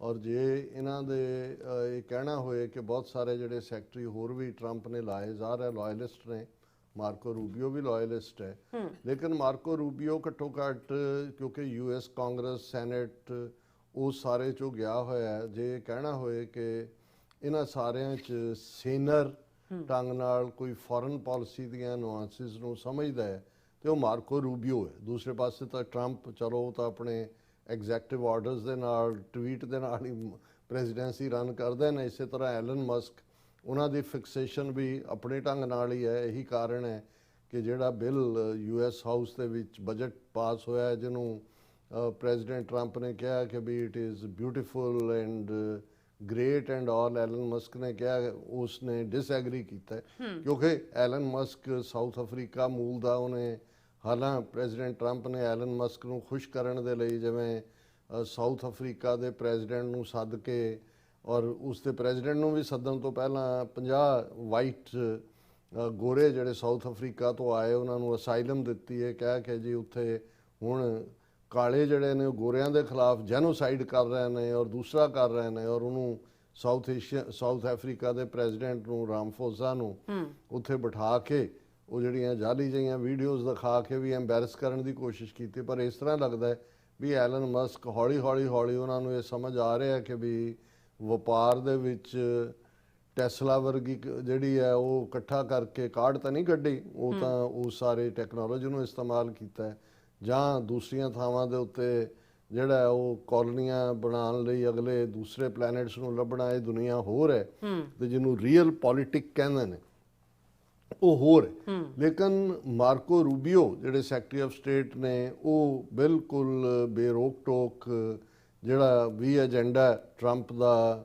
ਆਪਣੇ ਪੋਲ ਪ੍ਰੋਮਿਸਿਸ ਵੀ ਨੇ ਔਰ ਜਿਹੜੇ ਅਮਰੀਕਾ ਦੇ ਹਿੱਤ 'ਚ ਨੇ ਉਹਨਾਂ 'ਚ ਉਹ ਬੇਸ਼ੱਕ ਇਮੀਗ੍ਰੇਸ਼ਨ ਦਾ ਮੁੱਦਾ ਹੋਇਆ ਜਾਂ ਦੂਸਰਾ ਹੋਇਆ, ਅਜੇ ਤੱਕ ਕੋਈ ਮਾਰਕੋ ਜਿਹੜਾ ਰੂਬੀਓ ਦੇ ਐਂਗਲ ਤੋਂ ਕੋਈ ਐਸਾ ਜਿਹਨੂੰ ਤੁਸੀਂ ਫੌ ਪਾ ਕਹਿੰਦੇ ਹੋ ਅੰਗਰੇਜ਼ੀ ਦੇ ਵਿੱਚ, ਕੋਈ ਇਸ ਕਿਸਮ ਦੀ ਗਲਤੀ ਸਾਹਮਣੇ ਨਹੀਂ ਆਈ। ਰਾਦਰ ਅਸੀਂ ਭਾਰਤ ਪਾਕਿਸਤਾਨ ਕਨਫਲਿਕਟ ਦੇ ਵਿੱਚ ਦੇਖਿਆ ਕਿ ਜਿਹੜੇ ਫੈਕਟ ਸਾਹਮਣੇ ਆਏ ਨੇ ਕਿ ਬੇਸ਼ੱਕ ਪ੍ਰੈਜ਼ੀਡੈਂਟ ਟਰੰਪ ਨੇ ਹੀ ਇਨੀਸ਼ੀਏਟ ਕੀਤਾ ਬ੍ਰੋਕਰ ਕੀਤੀ ਜਿਹੜੀ ਸੀਜ਼ਫਾਇਰ ਹੈ, ਲੇਕਿਨ ਉਹਦੇ 'ਚ ਮਾਰਕੋ ਰੂਬੀਓ ਨੇ ਮੇਜਰ ਜਿਹੜਾ ਮਾਰਕੋ ਰੂਬੀਓ ਨੇ ਮੇਜਰ ਰੋਲ ਅਦਾ ਕੀਤਾ ਜਿਹਦੇ 'ਚ ਉਹਨੇ ਗੱਲਬਾਤ ਦੋਨੋਂ ਪਾਸਿਆਂ ਤੋਂ ਕੀਤੀ। ਹੁਣ ਜਿਹੜੀ ਅੱਜ ਮਾਰਕੋ ਰੂਬੀਓ ਦਾ ਟਵੀਟ ਵੀ ਔਰ ਉਹਨਾਂ ਦੀ ਸਟੇਟਮੈਂਟ ਵੀ ਚਰਚਾ ਦਾ ਵਿਸ਼ਾ ਹੈ ਕਿਉਂਕਿ ਇੱਕ ਪਾਸੇ ਅਸੀਂ ਦੇਖਦੇ ਹਾਂ ਕਿਉਂਕਿ ਜਿਹੜਾ ਵਿਦਨ ਅਮਰੀਕਾ ਵੀ ਟਰੰਪ ਦੀ ਇੱਕ ਟੱਕਰ ਚੱਲ ਰਹੀ ਹੈ ਫਰੀडम ਆਫ ਐਕਸਪ੍ਰੈਸ਼ਨ ਦੇ ਨਾਂ ਥੱਲੇ, ਖਾਸ ਤੌਰ ਤੇ ਹਾਰਵਰਡ ਯੂਨੀਵਰਸਿਟੀ ਦੇ ਨਾਲ, ਜਿੱਥੇ ਬਹੁਤ ਸਾਰਾ ਜਿਹੜਾ ਉਹਨਾਂ ਨੇ ਹੁਣ ਜਿਹੜੇ ਫੋਰਨ ਸਟੂਡੈਂਟਸ ਨੇ ਉਹਨਾਂ ਨੂੰ ਜਿਹਨਾਂ 'ਚ ਸਭ ਤੋਂ ਵੱਡੀ ਗਿਣਤੀ ਦੁਨੀਆ 'ਚੋਂ ਆਉਣ ਵਾਲੇ ਸਟੂਡੈਂਟਸ ਦੀ ਭਾਰਤ 'ਚੋਂ ਆਉਂਦੀ ਹੈ। ਉਹ ਕਦੇ ਹਾਰਵਰਡ ਦੇ ਹਵਾਲੇ ਨਾਲ ਹੀ ਨਹੀਂ, ਓਵਰਆਲ ਅਮਰੀਕਨ ਯੂਨੀਵਰਸਿਟੀਆਂ 'ਚ ਪੜ੍ਹਨ ਲਈ ਉਹਦੇ 'ਚ ਉਹਨਾਂ ਨੇ ਉਹ ਜਿਹੜੀ ਇੱਕ ਵੀਜ਼ਾ ਕਲੀਅਰੈਂਸ ਦੇਣ ਤੋਂ ਪਹਿਲਾਂ ਇੱਕ ਕਲੌਜ਼ ਹੋਰ ਲਾਤਾ ਹੈ ਜਿਹਦੇ 'ਚ vetting of the social media. ਪਹਿਲਾਂ ਇਹ ਉਹਨਾਂ ਨੇ ਦੇਖਣਾ ਹੈ ਕਿ ਵੀ ਤੁਹਾਡਾ ਸੋਸ਼ਲ ਮੀਡੀਆ ਅਕਾਊਂਟ 'ਤੇ ਤੁਸੀਂ ਕਦੇ ਅਮਰੀਕਾ ਨੂੰ ਗਾਲਾਂ ਤਾਂ ਨਹੀਂ ਕੱਢੀਆਂ, ਕੋਈ ਹੋਰ ਤਾਂ ਨਹੀਂ ਕੀਤਾ। ਉਹਨਾਂ ਨੇ ਕਿਹਾ ਜੀ ਉਸ ਤੋਂ ਬਾਅਦ ਹੋਏਗਾ। ਸੋ ਇਹ ਆਪਣੇ ਆਪ 'ਚ ਇੱਕ ਬਹੁਤ ਵੱਡਾ ਝਟਕਾ ਹੈ ਭਾਰਤ ਦੇ ਲਈ ਔਰ ਦੂਸਰੇ ਲਈ ਵੀ, ਔਰ ਅਮਰੀਕਾ 'ਚ ਇੱਕ ਵੱਖਰੀ ਡਿਬੇਟ ਹੈ ਆਪਣੀ ਕਿਸਮ ਦੀ। ਲੇਕਿਨ ਇਸ ਤੋਂ ਵੀ ਅੱਗੇ ਜਾਂਦੇ ਹਾਂ ਜਦੋਂ ਹੁਣ ਅਸੀਂ ਇਹ ਪਿਛਲੇ 2 ਸਾਲ ਤੋਂ ਲਗਭਗ ਜਦੋਂ ਤੋਂ ਹਰਦੀਪ ਸਿੰਘ ਨਿੱਜਰ ਦਾ ਮਰਡਰ ਹੁੰਦਾ ਹੈ ਔਰ 3 ਮਹੀਨੇ ਬਾਅਦ 18 ਸਤੰਬਰ 2023 ਨੂੰ prime minister Justin Trudeau Canada ਦੀ ਪਾਰਲੀਮੈਂਟ 'ਚ ਖਲੋ ਕੇ ਕਹਿੰਦੇ ਨੇ ਕਿ ਵੀ ਇਹ ਭਾਰਤੀ ਜਿਹੜਾ ਸਟੇਟ ਦਾ ਕੰਮ ਹੈ ਔਰ 6 ਉਹਨਾਂ ਦੇ ਉੱਚ ਅਧਿਕਾਰੀ ਜਿਨ੍ਹਾਂ 'ਚ ਸੰਜੇ ਵਰਮਾ ਹਾਈ ਕਮਿਸ਼ਨਰ ਵੀ ਸ਼ਾਮਲ ਹੈ ਕੈਨੇਡਾ 'ਚ ਭਾਰਤ ਦਾ, ਉਹਨਾਂ ਨੂੰ ਪਰਸੋਨਾ ਨਾਨ ਗ੍ਰੇਟਾ ਬਣਾ ਕੇ ਉੱਥੋਂ ਕੱਢਤਾ ਜਾਂਦਾ ਹੈ। ਸੋ ਉਸ ਤੋਂ ਬਾਅਦ ਅਮਰੀਕਾ ਦੇ ਵਿੱਚ Gurpatwant Pannu murder plot file ਹੁੰਦਾ ਹੈ, ਫਿਰ ਸਾਹਮਣੇ ਆਉਂਦਾ ਹੈ ਵੀ ਕਿਵੇਂ 1 ਦਰਜਨ ਦੇ ਕਰੀਬ ਹੋਰ ਨੂੰ ਵੀ ਥ੍ਰੈਟਸ, ਫਿਰ ਉਹਨਾਂ ਦੀਆਂ ਗੈਂਗਸ ਔਰ ਦੂਸਰਾ ਤੀਸਰਾ। ਸੋ ਇਹ ਆਪਣੇ ਆਪ 'ਚ ਟਰਾਂਸਨੈਸ਼ਨਲ ਰਿਪਰੈਸ਼ਨ ਨਾਲ ਸੰਬੰਧਿਤ US ਕਾਂਗਰਸ ਦੇ ਦੋਨੋਂ ਹਾਊਸਿਸ ਅੱਡ-ਅੱਡ ਬਿੱਲ ਕੈਲੀਫੋਰਨੀਆ 'ਚ ਇੱਕ ਕਮੇਟੀ 'ਚੋਂ ਪਾਸ ਹੋਇਆ, ਉਹ ਇੱਕ ਉਹਦੀ ਵੱਖਰੀ ਨੌਈਅਤ ਹੈ। ਹੁਣ ਇਸ ਸਾਰੇ ਦੇ ਚੱਲਦੇ ਆ ਇੱਕ ਮੰਗ ਜਿਹੜੀ ਸਿੱਖਾਂ ਵੱਲੋਂ ਵੀ ਔਰ ਜਿਹੜੇ ਦੂਸਰੇ ਵੀ ਟਰਾਂਸਨੈਸ਼ਨਲ ਰਿਪਰੈਸ਼ਨ ਦਾ ਸ਼ਿਕਾਰ ਜਿਹੜੀਆਂ ਲੌਬੀਜ਼ ਲਾਅ ਮੇਕਰਸ ਦੇ ਨਾਲ ਕੰਮ ਕਰਦੀਆਂ ਨੇ ਉਹਨਾਂ ਦਾ ਸੀ। ਇਹ ਤਾਂ ਸਾਹਮਣੇ ਆ ਗਿਆ ਦੋਨਾਂ ਹੀ ਮਾਮਲਿਆਂ 'ਚ ਕੈਨੇਡਾ ਅਮਰੀਕਾ ਵਾਲੇ ਕਿ ਭਾਈ ਰਾਹ ਦਾ ਕੰਮ, ਰਾਹ ਨੂੰ ਹੋਮ ਮਿਨਿਸਟਰੀ ਔਰ ਈਵਨ ਅਮਿਤ ਸ਼ਾਹ ਦਾ ਨਾਂ ਕੈਨੇਡਾ ਦੇ ਵਿੱਚ ਵੀ ਅਪੀਅਰ ਹੋਇਆ। ਸੋ ਇਹਨਾਂ ਸਾਰੇ ਦੇ ਚੱਲਦੇ ਇਹ ਸੀ ਕਿ ਕੀ ਅਮਿਤ ਸ਼ਾਹ ਜਿਹੜਾ ਹੋਮ ਮਿਨਿਸਟਰ ਹੈ ਜਿਹਦੇ ਆਰਡਰ ਥੱਲੇ ਚੱਲ ਰਿਹਾ ਹੈ, ਸਮੰਤ ਗੋਇਲ ਜਿਹਦੇ ਰਾਹ ਦੇ ਚੀਫ ਹੁੰਦਿਆਂ ਹਰਦੀਪ ਸਿੰਘ ਨਿੱਜਰ ਦਾ ਮਰਡਰ ਹੁੰਦਾ ਹੈ, ਔਰ ਫਿਰ ਇੱਕ ਇਹਨਾਂ ਨੇ ਵਿਕਾਸ ਯਾਦਵ ਕੱਢਿਆ IPS ਰੈਂਕ ਦਾ, ਉਹ ਵੀ ਕੋਈ ਬਹੁਤਾ ਮੈਟਰ ਨਹੀਂ ਕਰਦਾ ਕਿ ਕੀ ਇਹਨਾਂ ਸਭ ਨੂੰ। ਔਰ ਉਸ ਵੇਲੇ ਤਰਨਜੀਤ ਸਿੰਘ ਸੰਧੂ ਜਿਹੜਾ ਅਮਰੀਕਾ ਦੇ ਵਿੱਚ ਐਂਬੈਸਡਰ ਸੀ ਭਾਰਤ ਦਾ, ਕਿਉਂਕਿ ਇਹ ਸਾਰੇ ਜਿਹੜੇ ਰਾਹ ਅਫੀਸ਼ੀਅਲ ਉਹ DC 'ਚ ਤਾਇਨਾਤ ਹੋਣ ਜਾਂ ਇਹਨਾਂ ਦੇ ਥੱਲੇ ਨੇ ਕ੍ਰੈਡੈਂਸ਼ੀਅਲਸ ਤਾਂ ਇਹਨਾਂ ਦੇ ਰਾਹੀਂ ਹੀ ਪੇਸ਼ ਹੁੰਦੇ ਨੇ ਕਿ ਕੀ ਇਹਨਾਂ ਨੂੰ ਜਵਾਬਦੇਹ ਠਹਿਰਾਇਆ ਜਾ ਸਕਦਾ ਹੈ, ਇਹਨਾਂ ਦੀ ਅਕਾਊਂਟੇਬਿਲਿਟੀ, ਇਹਨਾਂ ਦੇ ਵੀਜ਼ੇ ਦੇ ਉੱਤੇ ਪਾਬੰਦੀ ਜਾਂ ਇਸ ਦੇ ਉੱਤੇ ਗੱਲਬਾਤ ਚੱਲ ਰਹੀ ਸੀ। ਔਰ ਇਹਦੇ ਨਾਲ ਹੀ ਫਿਰ ਅਸੀਂ ਇਹ ਵੀ ਦੇਖਿਆ ਕਿ ਭਾਈ ਸੋਸ਼ਲ ਮੀਡੀਆ ਕਿਵੇਂ ਹੁਣ ਜਦੋਂ 72 ਘੰਟੇ ਦੀ ਡਰੋਨ ਔਰ ਮਿਸਾਈਲ ਵਾਰ ਹੁੰਦੀ ਹੈ, 8000 ਅਕਾਊਂਟ ਭਾਰਤ ਦੀਆਂ ਏਜੰਸੀਆਂ ਨੇ ਬਲੌਕ ਕਰਤੇ। ਹੁਣ ਜਦੋਂ ਅਸੀਂ ਸੋਸ਼ਲ ਮੀਡੀਆ ਪਲੇਟਫਾਰਮ ਦੇਖਦੇ ਹਾਂ, ਇੱਕ ਅਮਰੀਕਨ ਸਿਟੀਜ਼ਨ ਹੈ, ਜੇ ਉਹ ਉਸ ਕਿਸੇ ਖਿੱਤੇ ਬਾਰੇ ਆਪਣੀ ਗੱਲ ਕਹਿੰਦਾ ਹੈ ਤੇ ਭਾਰਤ 'ਚ ਉਹਨੂੰ ਬਲੌਕ ਕਰਤਾ ਜਾਂਦਾ ਹੈ, ਜਾਂ ਅੱਡ ਜਿਵੇਂ ਇੱਕ ਬ੍ਰਾਜ਼ੀਲ ਦਾ ਕੇਸ ਚੱਲ ਰਿਹਾ ਹੈ, ਬ੍ਰਾਜ਼ੀਲੀਅਨ ਜੱਜ ਜਿਹੜਾ ਹੈ ਉਹ ਸੋਸ਼ਲ ਮੀਡੀਆ ਪਲੇਟਫਾਰਮ ਅਮਰੀਕਾ ਦੇ ਖਿਲਾਫ ਕਰ ਰਿਹਾ। ਇਹ ਸਾਰਾ ਕਿੰਨਾ ਦਾ ਹੱਕ ਬਣਦਾ ਹੈ। ਇਸ ਸਾਰੇ ਦੇ ਉੱਤੇ ਅੱਜ ਮਾਰਕੋ ਰੂਬੀਓ ਨੇ ਜਿਹੜਾ ਕੀਤਾ, ਉਸ ਤੋਂ ਪਹਿਲਾਂ ਕਿ ਮੈਂ ਐਗਜ਼ੈਕਟਲੀ ਮਾਰਕੋ ਰੂਬੀਓ ਨੇ ਕੀ ਕਿਹਾ ਔਰ ਇਹਦੇ ਕਨਸੀਕੁਐਂਸਿਸ ਭਾਰਤੀ ਸਟੇਟ ਲਈ ਔਰ ਅਮਿਤ ਸ਼ਾਹ, ਅਜੀਤ ਡੋਵਲ, ਤਰਨਜੀਤ ਸੰਧੂ ਔਰ ਉਸ ਨਸਲ ਦੇ ਬਾਕੀ ਲੋਕਾਂ ਲਈ ਕੀ ਹੋ ਸਕਦੇ ਨੇ, ਇਸ 'ਚ ਅਸੀਂ ਇਹ ਦੇਖ ਸਕਦੇ ਹਾਂ ਕਿ ਵੀ ਇਹ ਜਿਹੜਾ ਅੱਜ ਜਿਹੜੀ ਗੱਲ ਬੇਸ਼ੱਕ ਸੋਸ਼ਲ ਮੀਡੀਆ ਪਲੇਟਫਾਰਮਸ ਦੇ ਹਵਾਲੇ ਨਾਲ ਮਾਰਕੋ ਰੂਬੀਓ ਦੇ ਬਿਆਨ ਨੂੰ ਦੇਖਿਆ ਜਾ ਰਿਹਾ, ਪਰ ਇਟ ਗੋਜ਼ ਬਿਯੋਂਡ ਦੈਟ। ਔਰ ਉਹਦੇ 'ਚ ਜਿਹੜੇ ਸੋਸ਼ਲ ਮੀਡੀਆ ਪਲੇਟਫਾਰਮ ਨੇ ਬਹੁਤ ਸਾਰੇ ਦੁਨੀਆ 'ਚ, ਉਹ ਅਮਰੀਕਨ ਜਾਇੰਟਸ ਹੀ ਉਹਨੂੰ ਓਨ ਕਰਦੇ ਨੇ।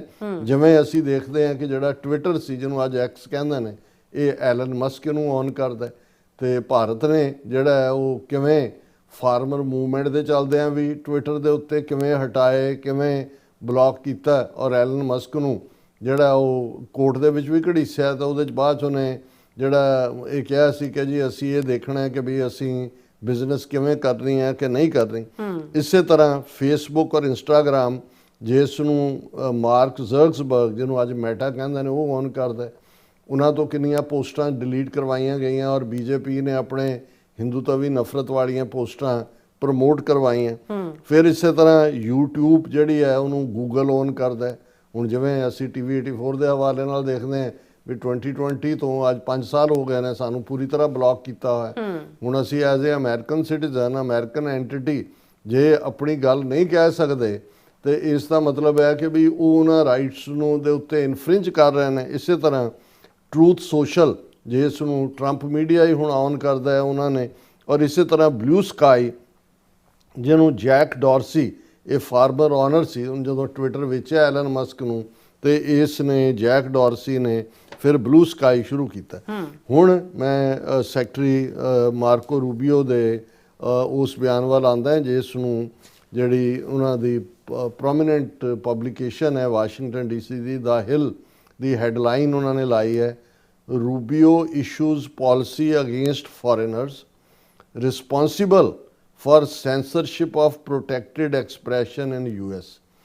ਕਿ US ਦੇ ਵਿੱਚ ਫਰੀडम ਆਫ ਐਕਸਪ੍ਰੈਸ਼ਨ ਪ੍ਰੋਟੈਕਟਿਡ ਹੈ, ਫਸਟ ਅਮੈਂਡਮੈਂਟ ਇਹ ਸਾਨੂੰ ਹੱਕ ਦਿੰਦੀ ਹੈ। ਅੱਛਾ, ਹੁਣ ਰੂਬੀਓ ਨੇ ਉਹ ਪਾਲਿਸੀ ਸਟੇਟਮੈਂਟ ਜਾਰੀ ਕੀਤੀ ਹੈ ਕਿ ਉਹ ਫੋਰੇਨਰ ਜਿਹੜੇ ਇਸ ਹੱਕ ਦੇ ਉੱਤੇ ਛਾਪਾ ਮਾਰਦੇ ਨੇ ਉਹਨਾਂ ਨੂੰ ਕਿਵੇਂ ਰਿਸਪੌਂਸਿਬਲ ਬਣਾਇਆ ਜਾਏ ਜਾਂ ਅਕਾਊਂਟੇਬਲ ਠਹਿਰਾਇਆ ਜਾਏ। ਔਰ ਉਹਨਾਂ ਨੇ ਨਿਊ ਵੀਜ਼ਾ ਰੈਸਟ੍ਰਿਕਸ਼ਨ ਪਾਲਿਸੀ, ਇਹਦਾ ਮਤਲਬ ਇਹ ਹੈ ਵੀ ਪਹਿਲਾ ਕੱਟ ਤਾਂ ਲੱਗੇਗਾ ਵੀ ਇਹਨਾਂ ਦੇ ਵੀਜ਼ੇ ਜਿਹੜੇ ਨੇ ਉਹ ਇਹਨਾਂ ਨੂੰ ਨਹੀਂ ਮਿਲਣਗੇ, ਜੇ ਹੈਗੇ ਨੇ ਉਹ ਕੈਂਸਲ ਹੋਣਗੇ। ਉਹਨਾਂ ਨੇ announced a new visa restriction policy Wednesday targeting foreign nationals who are deemed responsible for censorship of protected expression, ਵੀ ਵੀਜ਼ੇ ਉਹਨਾਂ ਦੇ ਪਹਿਲਾਂ ਦਾ ਕੈਂਸਲ। ਈਵਨ ਇਹ ਹੁਣ ਮਾਰਕੋ ਰੂਬੀਓ ਦੇ ਐਗਜ਼ੈਕਟ ਲਫ਼ਜ਼ ਨੇ, even as we take action to reject censorship at home, we see troubling instances of foreign governments and foreign officials picking up the slack ਕਿ ਵੀ ਇੱਥੇ ਅਸੀਂ ਭਾਵੇਂ ਪ੍ਰੋਟੈਕਟ ਕਰਦੇ ਹਾਂ ਪਰ ਫੋਰਨ ਗਵਰਨਮੈਂਟਸ ਜਿਹੜੀਆਂ ਨੇ ਉਹ ਰੁਕਾਵਟ ਬਣਦੀਆਂ ਨੇ। ਕਿਵੇਂ? in some instances foreign officials have taken flagrant censorship actions against US tech companies and US citizens and residents when they have no authority to do so। ਕਿ ਉਹਨਾਂ ਹਕੂਮਤਾਂ ਨੇ ਅਮਰੀਕਨ ਜਿਹੜੀਆਂ ਕੰਪਨੀਆਂ ਨੇ, ਟੈਕ ਕੰਪਨੀਆਂ ਜਾਂ ਅਮਰੀਕਨ ਸਿਟੀਜ਼ਨ ਜਾਂ ਜਿਹੜੇ ਇੱਥੇ ਰਹਿੰਦੇ ਨੇ, ਉਹਨਾਂ ਦੇ ਉੱਤੇ ਐਕਸ਼ਨ ਲਏ ਨੇ ਜਿਹੜਾ ਉਹਨਾਂ ਦਾ ਕੋਈ ਹੱਕ ਨਹੀਂ ਬਣਦਾ। The State Department called it unacceptable to seek arrest warrant on US citizens or residents over post on US social media platforms while on the US soil. ਕਿ ਅਮਰੀਕਨ ਸਿਟੀਜ਼ਨ ਜਿਹੜੇ US soil ਦੇ ਉੱਤੇ ਹੁੰਦੇ ਆ ਜਿਨ੍ਹਾਂ ਨੇ social media ਤੇ ਕੁਝ ਕਿਹਾ ਹੈ, ਉਸ ਤੇ ਬੇਸਡ ਕੋਈ ਉਹਨਾਂ ਸਿਟੀਜ਼ਨਸ ਨੂੰ ਹਰਾਸ ਕਰੇ, ਅਰੈਸਟ ਕਰੇ, ਉਹਨਾਂ ਦੇ ਉੱਤੇ ਮੁਕੱਦਮੇ ਕਰੇ. It is similarly unacceptable for foreign officials to demand that American tech platforms adopt global content moderation policies or engage in censorship activity that reaches beyond their authority and into the United States, Rubio said. ਉਹਨਾਂ ਨੇ ਕਿਹਾ ਜੀ ਤੁਸੀਂ legal ਕਾਰਵਾਈ ਵੀ ਨਹੀਂ ਕਰ ਸਕਦੇ ਇਹ ਕਹਿ ਕੇ ਕਿ ਜੀ ਅਮਰੀਕਨ ਸਿਟੀਜ਼ਨ ਨੇ ਇਵੇਂ ਕਿਉਂ ਕਿਹਾ.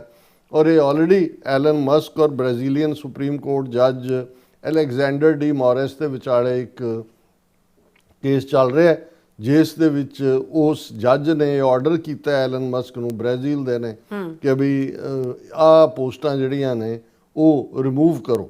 ਔਰ ਇਹਦੇ ਤੇ ਉਹਨੇ ਰੂਬੀਓ ਨੇ ਕਿਹਾ Republican crafted no censors on our shores act that cleared the House Judiciary Committee earlier this year. ਇਸ ਤੋਂ ਪਹਿਲਾਂ ਇਹ ਜੁਡੀਸ਼ਰੀ ਕਮੇਟੀ ਦੇ ਵਿੱਚ ਕਲੀਅਰ ਹੋਇਆ ਕਿ ਕੋਈ ਸੈਂਸਰਸ਼ਿਪ ਨਹੀਂ ਹੋਏਗੀ. ਔਰ ਇਹਦੇ ਤੇ ਰੂਬੀਓ ਨੇ ਕਿਹਾ ਕਿ foreigners who work to undermine the rights of Americans should not enjoy the privilege of traveling to our country. ਵੀ ਇਹਨਾਂ ਦੇ ਤਾਂ ਪਹਿਲਾਂ ਵੀਜ਼ੇ ਬੰਦ ਕਰੋ ਕਿ ਵੀ ਜੇ ਤੁਸੀਂ ਅਮਰੀਕਨ ਸ਼ਹਿਰੀਆਂ ਦੇ ਹੱਕਾਂ ਤੇ ਇਨਫਰਿੰਜ ਕਰਦੇ ਹੋ ਤੇ ਇੱਥੇ ਆ ਕੇ ਤੁਸੀਂ ਜਿਹੜਾ ਉਹ ਡਿਜ਼ਨੀਲੈਂਡ ਤੇ ਨਿਊਯਾਰਕ ਦੇ ਮੈਨਹਟਨ ਦੇ ਵਿੱਚ ਜਿਹੜਾ ਉਹ ਖਾਣੇ ਖਾ ਰਹੇ ਹੋਵਾਂਗੇ ਵਿੱਚ ਉੱਥੇ ਹੀ ਬੈਠੋਗੇ ਜਿੱਥੋਂ ਤੁਸੀਂ. ਵੈਦਰ ਇਨ ਲੈਟਨ ਅਮਰੀਕਾ, ਯੂਰਪ ਔਰ ਐਲਸਵੇਅਰ the days of passive treatment for those who work to undermine the rights of Americans are over. Rubio added in a post, ਉਹਨੇ ਕਿਹਾ ਜੀ ਬਥੇਰੀਆਂ ਮੌਜਾਂ ਕਰ ਲਈਆਂ ਤੁਸੀਂ, ਹੁਣ ਸਾਡੀ ਅਪਰੋਚ ਪੈਸਿਵ ਨਹੀਂ ਹੈ, ਅਸੀਂ ਤੁਹਾਨੂੰ ਅਕਾਊਂਟੇਬਲ ਠਹਿਰਾਵਾਂਗੇ. ਔਰ ਇਹ ਜਿਹੜਾ ਨਵੀਂ ਪਾਲਿਸੀ ਅੱਜ ਜਾਰੀ ਕੀਤੀ ਹੈ ਮਾਰਕੋ ਰੂਬੀਓ ਨੇ, ਸਟੇਟ ਡਿਪਾਰਟਮੈਂਟ ਨੇ ਕਿਹਾ ਵੀ ਇਹ ਜਿਹੜੀ ਹੈ that falls under Immigration and Nationality Act, which gives the Secretary of State the power to deny any alien whose entry into the US would have potentially serious adverse foreign policy consequences.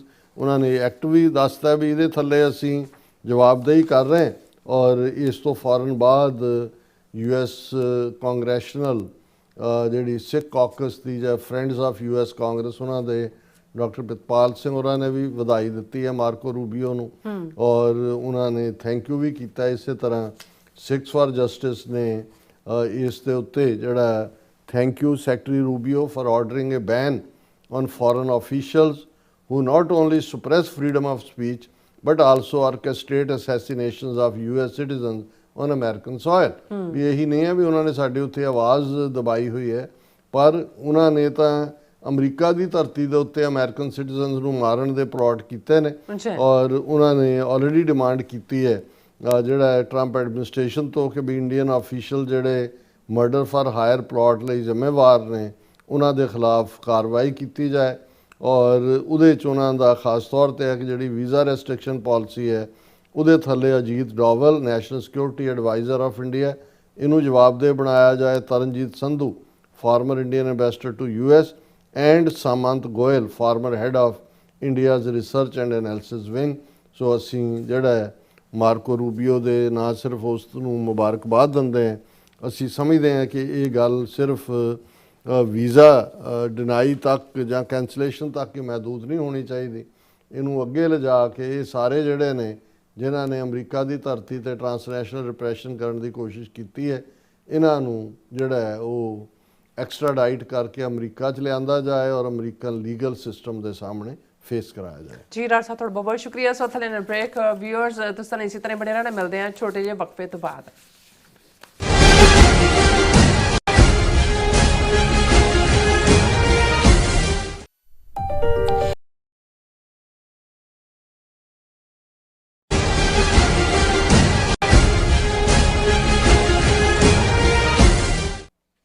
ਦਰਸ਼ਕੋ break ਤੋਂ ਬਾਅਦ ਫਿਰ ਦੁਬਾਰਾ ਤੁਹਾਡਾ ਸਵਾਗਤ ਹੈ. ਸੋ ਇਸ ਗੱਲਬਾਤ ਕਰਾਂਗੇ ਕਿ ਕਾਂਗਰਸ ਦਾ ਲੀਡਰ ਸ਼ਸ਼ੀ ਥਰੂਰ ਅੱਜ ਕੱਲ੍ਹ BJP ਦਾ ਚਹੇਤਾ ਬਣਿਆ ਹੋਇਆ ਹੈ.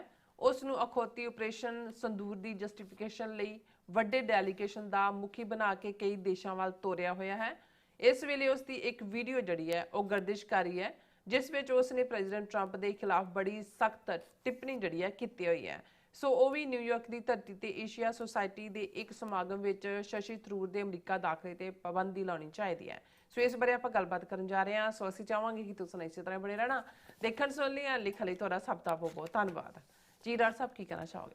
ਦੇਖੋ, ਭਾਰਤ ਦੇ ਵਿੱਚ ਕਿਸੇ ਦੀ ਕਿੰਨੀ ਕੁ ਆਈਡੀਓਲੋਜੀਕਲ ਕਨਵਿਕਸ਼ਨ ਹੈ, ਉਸ ਦਾ ਅੰਦਾਜ਼ਾ ਤੁਸੀਂ ਇਸ ਗੱਲ ਤੋਂ ਹੀ ਲਾ ਸਕਦੇ ਹੋ ਕਿ ਜਿਹੜੇ ਇੱਕ ਕੁਰਸੀ ਤੇ ਬੈਠ ਕੇ ਦੂਸਰੀ ਧਿਰ ਨੂੰ ਜਿਹੜਾ ਹੈ ਉਹ ਮੂੰਹ ਭਰ ਕੇ ਗਾਲਾਂ ਦਿੰਦੇ ਨੇ ਜਾਂ ਉਹਨਾਂ ਦੀਆਂ ਨੀਤੀਆਂ ਦੀ ਨਿੰਦਿਆ ਕਰਦੇ ਨੇ, ਕੁਝ ਸਮੇਂ ਬਾਅਦ ਤੁਸੀਂ ਦੇਖਦੇ ਹੋ ਕਿ ਉਹ ਦੂਸਰੀ ਧਿਰ ਦੀ ਕੁਰਸੀ ਤੇ ਬੈਠ ਕੇ ਉਸ ਨੂੰ ਜਿਹੜਾ ਉਹ ਨਾ ਸਿਰਫ ਜਸਟੀਫਾਈ ਕਰ ਰਹੇ ਹੁੰਦੇ ਨੇ, ਬਲਕਿ ਉਹ ਆਪਣੀ ਅਕਲ ਦਾ ਔਰ ਆਪਣੀ ਇੰਟੈਗਰਿਟੀ ਦਾ ਜਨਾਜ਼ਾ ਵੀ ਕੱਢ ਰਹੇ ਹੁੰਦੇ ਨੇ। ਅੱਜ ਕੱਲ੍ਹ ਸ਼ਸ਼ੀ ਥਰੂਰ ਖਾਸਾ ਚਰਚਾ 'ਚ ਹੈ। ਸ਼ਸ਼ੀ ਥਰੂਰ ਇੱਕ ਜ਼ਮਾਨੇ ਦੇ ਵਿੱਚ ਯੂਨਾਈਟਿਡ ਨੇਸ਼ਨਸ ਦੇ ਵਿੱਚ ਅੰਡਰ ਸੈਕਟਰੀ ਸੀ ਔਰ ਇਹਨੇ ਈਵਨ ਸੈਕਟਰੀ ਜਨਰਲ ਦੀ ਚੋਣ ਵੀ ਲੜੀ। ਕੇਰਲਾ ਦਾ ਰਹਿਣ ਵਾਲਾ, ਔਰ ਜਦੋਂ ਮੈਂ ਕੇਰਲਾ ਜਾਂ ਸਾਊਥ ਤਾਮਿਲ ਔਰ ਕੇਰਲਾ ਦੀ ਗੱਲ ਕਰਦਾ, ਬੇਸ਼ੱਕ ਬਹੁਤ ਵਾਰ ਜਦੋਂ ਅਸੀਂ ਹਿੰਦੂਤਵਾ ਦਾ ਰੌਲਾ ਗੌਲਾ ਦੇਖਦੇ ਹਾਂ ਜਾਂ ਗੰਗਾ ਜਮਨੀ ਤਹਿਜ਼ੀਬ ਦੀ ਗੱਲ ਕਰਦੇ, ਤੇ ਇਹ ਬਹੁਤ ਵਾਰ ਯੂਪੀ, ਬਿਹਾਰ, ਰਾਜਸਥਾਨ, ਮੱਧ ਪ੍ਰਦੇਸ਼, ਉੱਤਰਾਖੰਡ ਤੇ ਕੁਛ ਹਰਿਆਣੇ ਦੀ ਬੈਲਟ ਇਹਦੇ ਤੱਕ ਮਹਿਦੂਦ ਨਜ਼ਰ ਆਉਂਦਾ। ਪਰ ਜੇ ਤੁਸੀਂ ਪਾਸਟ ਹਿਸਟਰੀ ਜਾਂ ਦੂਸਰੇ 'ਚ ਜਾ ਕੇ ਦੇਖੋ, ਇਹ ਠੀਕ ਹੈ ਕਿ ਇਹ ਨਾਰਥ ਗੰਗਾ ਜਮਨੀ ਤਹਿਜ਼ੀਬ ਵਾਲਿਆਂ ਨੇ ਕਿਵੇਂ ਸਾਊਥ ਤੱਕ ਪਹੁੰਚ ਕਰਕੇ ਜਾਂ ਉੱਥੇ ਵੀ ਕਾਸਟ ਸਿਸਟਮ ਸਭ ਤੋਂ ਵਰਸਟ ਫਾਰਮ 'ਚ ਤੁਹਾਨੂੰ ਤਮਿਲਨਾਡੂ, ਆਂਧਰਾ, ਕਰਨਾਟਕਾ 'ਚ ਮਿਲਦਾ ਹੈ। ਹਾਲਾਂਕਿ ਇਹਨਾਂ ਨੇ ਜਦੋਂ ਸਾਰਸਵਤ ਬ੍ਰਾਹਮਣ, ਗੌਰ ਬ੍ਰਾਹਮਣ ਜਾਂ ਦੂਜੇ ਉਹਨਾਂ ਨੂੰ ਕਾਲੇ ਬ੍ਰਾਹਮਣ ਹੀ ਬਣਾਇਆ ਹੋਇਆ ਸਾਊਥ ਵਾਲਿਆਂ ਨੂੰ। ਇਹ ਵੀ ਹੈ ਕਿ ਇਹਨਾਂ ਤੇ ਇਤਬਾਰ ਨਾ ਕਰੋ, ਲੇਕਿਨ ਇਹਦੇ 'ਚ ਵੀ ਕੋਈ ਸ਼ੱਕ ਨਹੀਂ ਹੈ ਕਿ ਜਿਹੜੀ ਅੱਜ ਨੂੰ ਹਿੰਦੂਤਵਾ ਕਿਹਾ ਜਾਂਦਾ ਜਾਂ ਜਿਹੜਾ ਰੀਅਲ ਬ੍ਰਾਹਮਣਵਾਦ ਹੈ, ਜਿਹਦੇ ਥੱਲੇ ਬ੍ਰਾਹਮਣ ਦੀ ਡੋਮੀਨੈਂਸ ਹੈ ਔਰ ਰਿਗਵੇਦ ਦੇ ਨਾਲ 3500 ਸਾਲ ਪਹਿਲਾਂ ਇਹ caste system the worst apartheid in human history ਇਹ ਸਾਹਮਣੇ ਆਉਂਦਾ। ਤੇ ਇਹਦਾ ਮੈਕਸਿਮਮ ਰਿਵਾਈਵਲ ਉਹ ਭਗਤੀ ਲਹਿਰ ਦੇ ਨਾਂ ਥੱਲੇ ਹੋਏ ਰਾਮਾਨੁਜ ਦੇ ਵੇਲੇ, ਜਾਂ ਸ਼ੰਕਰਾ ਦੀ ਜਦੋਂ ਅਸੀਂ ਗੱਲ ਕਰਦੇ ਹਾਂ, ਸ਼ੰਕਰਾ ਜਿਹਨੂੰ ਆਚਾਰੀਆ ਇਹਨਾਂ ਨੇ ਕਿਹਾ ਗ੍ਰੇਟ ਟੀਚਰ, ਜਿਹਨੇ ਬੁੱਧ ਧਰਮ ਦਾ ਸਫਾਇਆ ਕੀਤਾ ਭਾਰਤ ਚੋਂ, ਕਿ ਜਿਹਦਾ ਨਾਰਾ ਹੀ ਇਹ ਸੀ ਕਿ ਪਹਿਲੇ ਸ਼ਾਸਤਰ ਸੇ ਮਾਰੋ, ਅਗਰ ਬਚ ਜਾਏ ਤਾਂ ਫਿਰ ਸ਼ਸਤਰ ਸੇ ਮਾਰੋ। ਜਿਹੜਾ ਸ਼ਾਸਤਰ ਤੇ ਸ਼ਸਤਰ ਦੇ ਹਥਿਆਰ ਅੱਜ ਸਿੱਖਾਂ ਦੇ ਉੱਤੇ ਵੀ ਅਪਲਾਈ ਕਰ ਰਹੇ ਨੇ। ਸੋ ਉਹ ਸ਼ੰਕਰਾ ਕੋਈ ਯੂਪੀ ਜਾਂ ਬਿਹਾਰ 'ਚ ਜੰਮਿਆ ਹੋਇਆ ਨਹੀਂ ਸੀ, ਉਹ ਨੰਬੂਦਰੀ ਬ੍ਰਾਹਮਣ ਕੇਰਲਾ ਦਾ।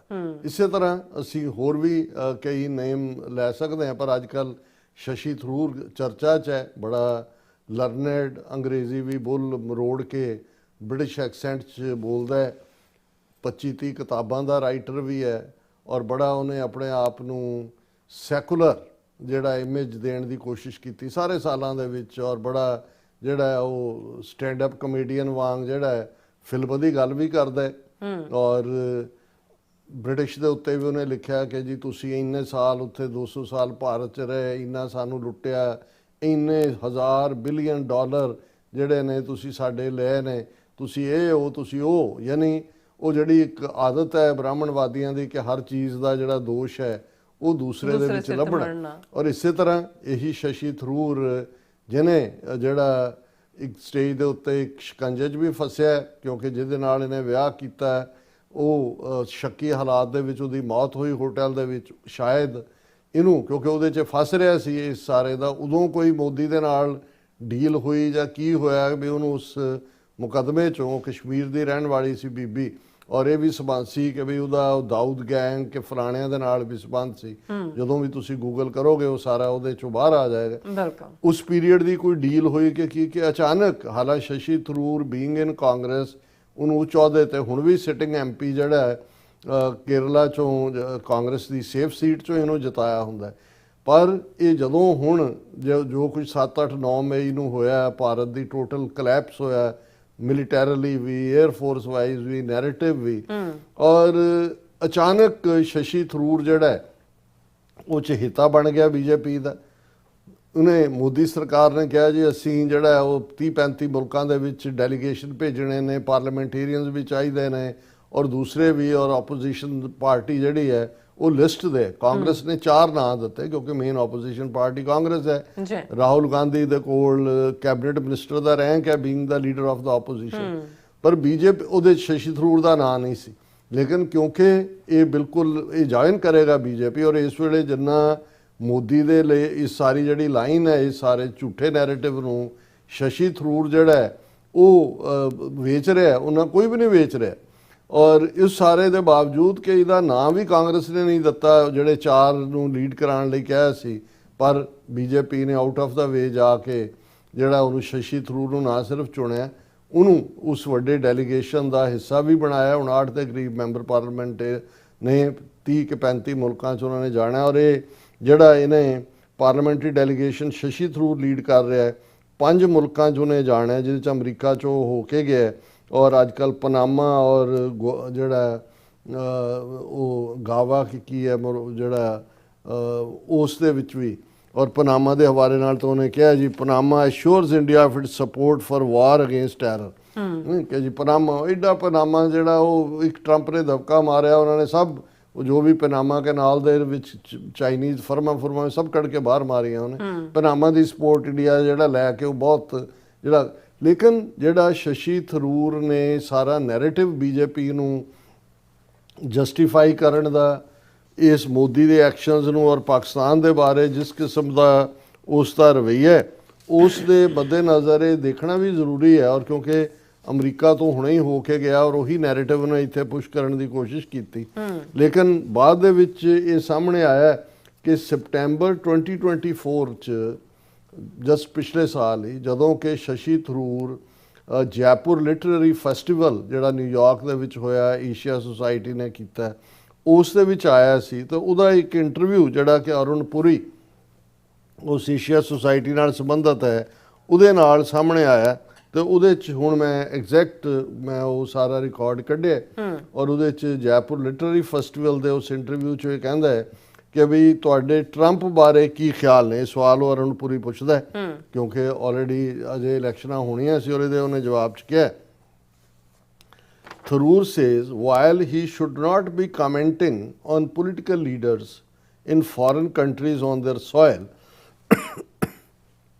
his personal manner struck him as not entirely as agreeable or pleasant as one would like to see in a distinguished American political figure. ਉਹਨੇ ਕਿਹਾ ਜੀ ਬੇਸ਼ੱਕ ਮੈਂ ਬਾਹਰਲੀ ਧਰਤੀ ਤੇ ਖੜਾ, ਮੈਨੂੰ ਮੇਰਾ ਇਹ ਬਣਦਾ ਨਹੀਂ ਕਿ ਮੈਂ ਕਹਾਂ, ਪਰ ਮੈਂ ਇਹ ਕਹਿਣਾ ਚਾਹੁੰਦਾ ਕਿ ਵੀ ਜਦੋਂ ਮੈਂ ਟਰੰਪ ਵੱਲ ਦੇਖਦਾ ਤਾਂ ਮੈਨੂੰ ਉਹਦੇ 'ਚੋਂ ਕੋਈ ਵੀ ਜਿਹੜੀ ਡਿਸਟਿੰਗੁਇਸ਼ਡ ਕਰੈਕਟਰ ਨਜ਼ਰ ਨਹੀਂ ਆਉਂਦਾ ਜਿਹੜਾ ਕਿ ਪੋਲੀਟੀਕਲ ਫਿਗਰ 'ਚ ਹੋਣਾ ਚਾਹੀਦਾ। ਫਿਰ ਇੱਥੇ ਹੀ ਨਹੀਂ ਰੁਕਿਆ, ਫਿਰ ਉਹਨੇ ਕਿਹਾ he had met 4 or 5 US presidents from both parties there, ਕਿ ਵੀ ਮੈਂ 4-5 ਅਮਰੀਕਨ ਪ੍ਰੈਜ਼ੀਡੈਂਟਸ ਨੂੰ ਮਿਲਿਆ, ਜਿਵੇਂ ਮੈਂ ਕਿਹਾ ਵੀ ਅੰਡਰ ਸੈਕਟਰੀ ਸੀ UN ਦੇ ਵਿੱਚ, ਮਿਲਿਆ ਦੋਨਾਂ ਪਾਰਟੀਆਂ ਦੇ ਡੈਮੋਕ੍ਰੈਟ ਔਰ Republican, who had a certain political heft, statesman-like gravitas and intellectual quality that I find woefully lacking in this gentleman.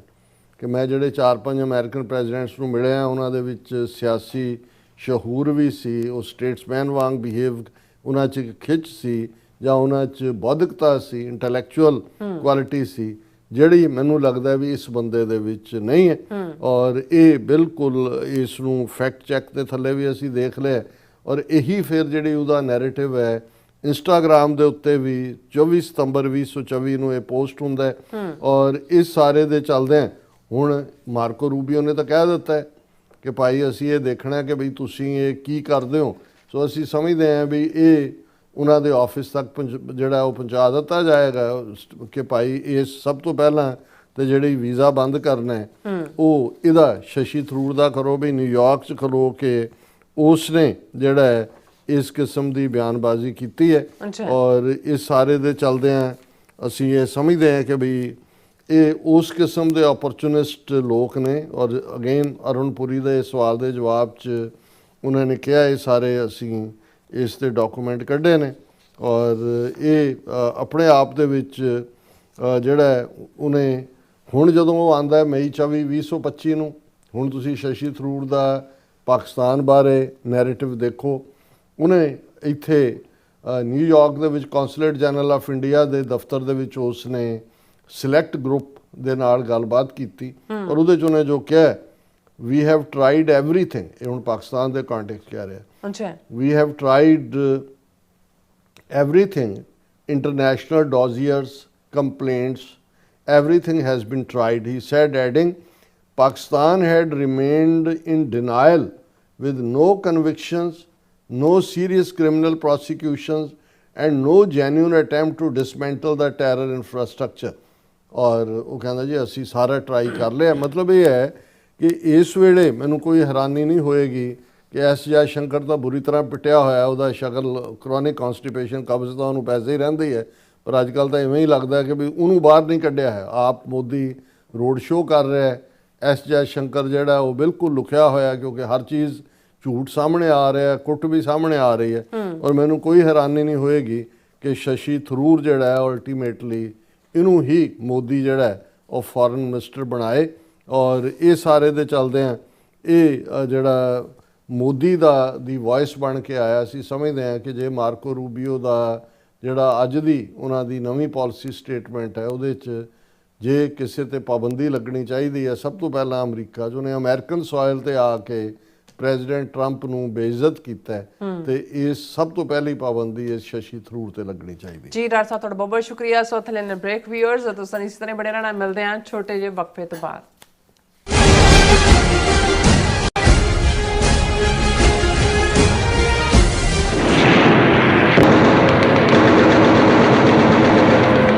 ਸੁਣ ਰਾਹੀਆ ਰਾਹੇ ਜਾਂਦਿਆ ਤੂੰ ਲਿਖ ਰੱਖੀਏ ਬਾਤ, ਮੇਰਾ ਡੁੱਬਿਆ ਸੂਰਜ ਚੜ੍ਹੇਗਾ ਔੜਕ ਮੁੱਕੇਗੀ ਇਹ ਰਾਤ। 7 ਜੂਨ ਦਿਨ ਸ਼ਨੀਚਰਵਾਰ ਨੂੰ ਸ਼ਹੀਦਾਂ ਦੇ ਸਰਤਾਜ ਸ੍ਰੀ ਗੁਰੂ ਅਰਜਨ ਦੇਵ ਜੀ ਅਤੇ ਜੂਨ 1984 ਦੇ ਸ਼ਹੀਦਾਂ ਨੂੰ ਸਮਰਪਿਤ ਵਿਸ਼ਾਲ ਨਗਰ ਕੀਰਤਨ ਅਤੇ ਪਾਤਸ਼ਾਹੀ ਰੈਲੀ ਕੱਢੀ ਜਾ ਰਹੀ ਹੈ। ਇਸ ਖਾਲਸਾਈ ਰੈਲੀ ਦੀ ਆਰੰਭਤਾ ਸਵੇਰੇ 10 ਵਜੇ 2nd ਸਟਰੀਟ ਤੋਂ ਅਤੇ ਸਮਾਪਤੀ civic centre plaza San Francisco ਵਿਖੇ ਹੋਵੇਗੀ, ਜਿੱਥੇ ਸਿੱਖ ਸੰਘਰਸ਼ ਵਿੱਚ ਕਾਰਜਸ਼ੀਲ ਸਿੱਖ ਆਗੂ ਵਿਚਾਰਾਂ ਦੀ ਸਾਂਝ ਪਾਉਣਗੇ। ਸਮੂਹ ਸਿੱਖ ਸੰਗਤਾਂ ਨੂੰ ਬੇਨਤੀ ਕੀਤੀ ਜਾਂਦੀ ਹੈ ਕਿ ਪਰਿਵਾਰਾਂ ਸਮੇਤ ਇਸ ਪਾਤਸ਼ਾਹੀ ਰੈਲੀ ਵਿੱਚ ਸ਼ਾਮਿਲ ਹੋ ਕੇ ਗੁਰੂ ਘਰ ਦੀਆਂ ਖੁਸ਼ੀਆਂ ਪ੍ਰਾਪਤ ਕਰੋ ਅਤੇ ਨਵੀਂ ਪੀੜ੍ਹੀ ਨੂੰ ਖਾਲਸੇ ਦੀਆਂ ਪਰੰਪਰਾਵਾਂ ਤੋਂ ਜਾਣੂ ਕਰਵਾਉਂਦਿਆਂ ਸਿੱਖ ਰਾਜ ਖਾਲਿਸਤਾਨ ਦੇ ਸੰਘਰਸ਼ ਵਿੱਚ ਯੋਗਦਾਨ ਪਾਉਣ ਲਈ ਪ੍ਰੇਰਿਤ ਕਰੋ ਜੀ। ਵਧੇਰੇ ਜਾਣਕਾਰੀ ਲਈ ਤੁਸੀਂ ਸਕਰੀਨ ਤੇ ਦਿੱਤੇ ਨੰਬਰਾਂ ਤੇ ਸੰਪਰਕ ਕਰ ਸਕਦੇ ਹੋ। ਰਾਜੇ ਪਾਪ ਕਮਾਉਂਦੇ। ਆਓ ਘੱਲੂਘਾਰਾ 1984 ਦੀ ਵਰ੍ਹੇਗੰਢ ਮੌਕੇ ਭਾਰਤੀ ਹਕੂਮਤ ਦੇ ਜ਼ੁਲਮਾਂ ਅਤੇ ਟ੍ਰਾਂਸਨੈਸ਼ਨਲ ਰਿਪਰੈਸ਼ਨ ਖਿਲਾਫ ਆਵਾਜ਼ ਬੁਲੰਦ ਕਰੀਏ। ਪੰਥਕ ਜਥੇਬੰਦੀਆਂ ਅਤੇ ਗੁਰਦੁਆਰਾ ਪ੍ਰਬੰਧਕ ਕਮੇਟੀਆਂ ਵੱਲੋਂ 7 ਜੂਨ 2025 ਦਿਨ ਸ਼ਨੀਵਾਰ ਨੂੰ ਸਵੇਰੇ 11 ਵਜੇ ਵਾਸ਼ਿੰਗਟਨ ਡੀਸੀ ਸਥਿਤ ਇੰਡੀਅਨ ਅੰਬੈਸੀ ਸਾਹਮਣੇ ਭਾਰੀ ਰੋਸ ਮੁਜ਼ਾਹਰਾ ਕੀਤਾ ਜਾ ਰਿਹਾ ਹੈ। ਸਮੂਹ ਜਥੇਬੰਦੀਆਂ ਵੱਲੋਂ ਮੈਟਰੋਪੋਲੀਟਨ ਏਰੀਆ ਦੀ ਸਿੱਖ ਸੰਗਤ ਨੂੰ ਇਸ ਰੋਸ ਵਿਖਾਵੇ ਵਿੱਚ ਵੱਧ ਚੜ੍ਹ ਕੇ ਪਹੁੰਚਣ ਲਈ ਬੇਨਤੀ ਕੀਤੀ ਜਾਂਦੀ ਹੈ। ਵਧੇਰੇ ਜਾਣਕਾਰੀ ਲਈ ਆਪ ਹੇਠ ਦਿੱਤੇ ਨੰਬਰਾਂ ਤੇ ਸੰਪਰਕ ਕਰ ਸਕਦੇ ਹੋ। ਰਾਜੇ ਪਾਪ ਕਮਾਉਂਦੇ।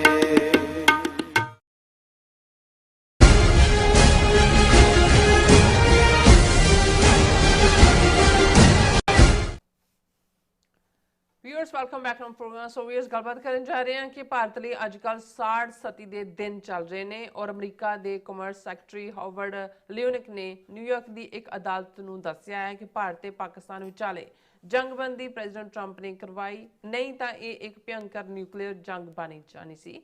ਸੋ ਉਸ ਅਨੁਸਾਰ ਪ੍ਰੈਜ਼ੀਡੈਂਟ ਟਰੰਪ ਨੇ ਦੋਵਾਂ ਦੇਸ਼ਾਂ ਨੂੰ ਅਮਰੀਕਾ ਨਾਲ ਵਪਾਰ ਕਰਨ ਦੀ ਸ਼ਰਤ ਰੱਖੀ ਸੀ। ਸੋ ਇਸ ਬਾਰੇ ਆਪਾਂ ਗੱਲਬਾਤ ਕਰਨ ਜਾ ਰਹੇ ਹਾਂ। ਸੋ ਅਸੀਂ ਚਾਹਾਂਗੇ ਕਿ ਤੁਸੀਂ ਇਸੇ ਤਰ੍ਹਾਂ ਬੜੇ ਰਹਿਣਾ, ਦੇਖਣ ਸੁਣਨ ਲਈ, ਲਿਖਣ ਲਈ ਤੁਹਾਡਾ ਸਭ ਦਾ ਬਹੁਤ ਬਹੁਤ ਧੰਨਵਾਦ ਜੀ। ਡਾਕਟਰ ਸਾਹਿਬ ਕੀ ਕਹਿਣਾ ਚਾਹੋਗੇ? ਦੇਖੋ, ਜੇ ਮੋਦੀ ਐਂਡ ਕੰਪਨੀ ਉਹ ਤਾਂ ਉੱਥੇ ਖੁੱਲ੍ਹ ਕੇ ਝੂਠ ਬੋਲ ਰਿਹਾ ਹੈ, ਜਿਵੇਂ ਝੂਠ ਦਾ ਦੇਵਤਾ ਵੀ ਜੇ ਇਹਨਾਂ ਨੇ ਕੋਈ ਨਾ ਕੋਈ ਤਾਂ ਬਣਾਇਆ ਹੀ ਹੁੰਦਾ, ਜਿਵੇਂ ਗਰੀਬੀ ਦਾ ਦਰਿਦਰ ਨਾਰਾਇਣ ਬਣਾਇਆ ਹੋਇਆ।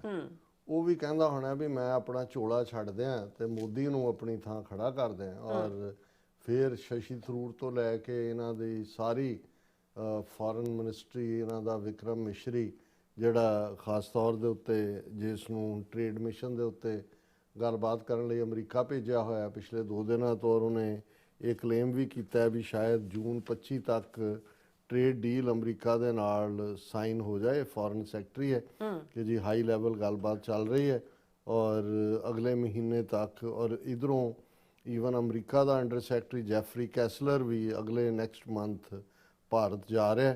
ਔਰ ਇਸ ਸਾਰੇ ਦੇ ਵਿੱਚ quantum computing, clean energy, semiconductor, ਇਹ ਸਾਰੇ ਇਸ਼ੂਜ਼ ਦੇ ਉੱਤੇ ਗੱਲਬਾਤ ਚੱਲ ਰਹੀ ਹੈ। ਔਰ ਇਹਨਾਂ ਨੇ ਕਲੇਮ ਕੀਤਾ ਹੈ ਕਿ ਜੇ ਅਸੀਂ ਕੋਈ ਨਾ ਕੋਈ ਜਿਹੜੀ ਡੀਲ ਹੈ ਉਹ ਬ੍ਰੋਕਰ ਹੋ ਜਾਏਗੀ ਜੂਨ 25 ਤੱਕ।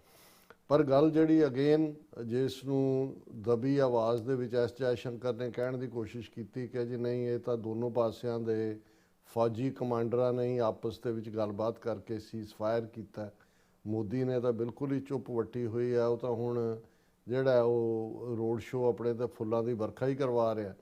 ਔਰ ਇਹ ਝੂਠ ਬੋਲਣ ਲਈ ਸ਼ਸ਼ੀ ਥਰੂਰ ਐਂਡ ਕੰਪਨੀ ਤੋਂ ਲੈ ਕੇ 59 ਦੇ ਕਰੀਬ MP ਔਰ ਦੂਸਰੇ ਆਫੀਸ਼ੀਅਲਸ ਭੇਜੇ ਹੋਏ ਨੇ। ਟਰੰਪ ਨੇ 8 ਵਾਰ 8 ਟਾਈਮਸ ਲਿਟਰਲੀ ਇਹ ਕਿਹਾ ਕਿ ਭਾਈ ਇਹ ਵੱਡੀ ਜੰਗ 'ਚ ਬਦਲ ਜਾਣਾ ਸੀ, ਮਿਲੀਅਨਸ ਮਰਨੇ ਸੀ, ਔਰ ਮੈਂ ਦੋਨਾਂ ਦੇ ਕੰਨ ਮਰੋੜੇ। ਉਹਨਾਂ ਨੂੰ ਮੈਂ ਕਿਹਾ ਵੀ ਮੈਂ ਤੁਹਾਡੇ ਨਾਲ ਅਸੀਂ ਟ੍ਰੇਡ ਨਹੀਂ ਕਰਾਂਗੇ, ਔਰ ਦੋਨਾਂ ਨੂੰ ਮਨਾਇਆ। ਹੁਣ ਕੋਈ ਇਹ ਕਹਿ ਸਕਦਾ ਜੀ ਟਰੰਪ ਤਾਂ ਪੋਲੀਟੀਕਲੀ ਕੋਈ ਗੱਲ ਕਹਿੰਦਾ ਹੈ, ਫਿਰ ਉਸ ਦਾ ਕੋਈ ਹੋਰ ਟਵੀਟ ਕਰ ਦੇਗਾ। ਪਰ ਜਦੋਂ ਕੋਈ ਗੱਲ ਕੋਰਟ ਦੇ ਵਿੱਚ ਅੰਡਰ ਸਵਰਨ ਐਫੀਡੇਵਿਟ ਕਹੀ ਜਾਂਦੀ ਹੈ, ਉਹ ਰਿਕਾਰਡ ਹੁੰਦਾ, ਉਸ ਤੋਂ ਤੁਸੀਂ ਮੁੱਕਰ ਨਹੀਂ ਸਕਦੇ। ਔਰ ਅੱਜ ਅਮਰੀਕਾ ਦੇ ਕਾਮਰਸ ਸੈਕਟਰੀ ਮਿਸਟਰ ਹਾਵਰਡ ਲਿਊਟਨਿਕ ਨੇ ਨਿਊਯਾਰਕ ਦੇ ਕੋਰਟ ਦੇ ਵਿੱਚ ਅੰਡਰ ਓਥ ਇਹ ਗੱਲ ਕਹੀ। ਹੁਣ ਸਵਾਲ ਇਹ ਹੁੰਦਾ ਵੀ ਉੱਥੇ ਅੰਡਰ ਓਥ ਕੋਰਟ 'ਚ ਕਹਿਣ ਦੀ ਕੀ ਲੋੜ ਪਈ। ਇਸ ਵੇਲੇ ਇੱਕ ਮੁਕੱਦਮਾ ਜਿਹੜਾ ਕਿ ਇੱਕ ਜਿਹੜਾ ਛੋਟੀਆਂ ਕੰਪਨੀਆਂ ਨੇ, US ਬੇਸਡ ਕੰਪਨੀਜ਼ ਨੇ ਕੀਤਾ ਹੋਇਆ ਲਾ ਸੂਟ ਫਾਈਲ ਕੀਤਾ, ਜਿਹਦੇ 'ਚ ਉਹਨਾਂ ਨੇ ਕਿਹਾ ਵੀ ਇਹ ਜਿਹੜਾ ਟਰੰਪ ਨੇ 10% ਗਲੋਬਲ ਟੈਰਿਫਸ ਲਾਈਆਂ ਨੇ, ਉਹ ਸਾਰੀਆਂ ਹੀ ਆਲ ਇੰਪੋਰਟਸ ਦੇ ਉੱਤੇ, ਇਹ ਸਾਨੂੰ ਹਾਰਮ ਕਰ ਰਹੀਆਂ ਔਰ ਇਹਨਾਂ ਨੂੰ ਖਤਮ ਕੀਤਾ ਜਾਏ। ਹੁਣ ਇਸ ਮਾਮਲੇ ਦੇ ਵਿੱਚ ਕਿਉਂਕਿ ਆਲਰੇਡੀ ਲਾ ਸੂਟ ਅਮਰੀਕਾ ਬੇਸਡ ਕੰਪਨੀਜ਼ ਨੇ ਹੀ ਨਿਊਯਾਰਕ ਦੇ ਕੋਰਟ 'ਚ ਕੀਤਾ, ਸੋ ਉਹਨਾਂ ਨੇ ਜਿਹੜਾ ਇਸ ਨੂੰ ਕਾਮਰਸ ਸੈਕਟਰੀ ਨੂੰ ਜਿਹੜਾ ਉਹ ਤਲਬ ਕੀਤਾ ਜਾਂ ਮਿਸਟਰ ਹਾਵਰਡ ਲਿਊਟਨਿਕ ਨੂੰ ਕਿ ਇਸ ਦੇ ਉੱਤੇ ਤੁਸੀਂ ਆਪਣੀ ਪੋਜੀਸ਼ਨ ਦਿਓ ਕੀ ਹੈ। ਹੁਣ ਜਿਹੜਾ ਸਵਰਨ ਐਫੀਡੇਵਿਟ ਦੇ ਵਿੱਚ ਮਿਸਟਰ ਲਿਊਟਨਿਕ ਨੇ, ਹਾਵਰਡ ਲਿਊਟਨਿਕ ਨੇ ਕਿਹਾ, ਮੈਂ ਐਗਜ਼ੈਕਟਲੀ ਉਹੀ ਲਫ਼ਜ਼ ਦੁਹਰਾਉਣਾ ਚਾਹੁੰਦਾ ਹਾਂ ਵੀ ਉਹਨਾਂ ਨੇ ਕਿਹਾ ਕਿ ਵੀ ਅਸੀਂ ਕਿਉਂ ਇਹ ਸੈਂਕਸ਼ਨਸ ਜਿਹੜੀਆਂ ਨੇ ਇਹ ਜਿਹੜੀ ਟੈਰਿਫ ਲਾਈ ਹੈ 10%, in the submission mister Lutnick argued that the ability to impose such tariffs was a cornerstone of the US national security architecture।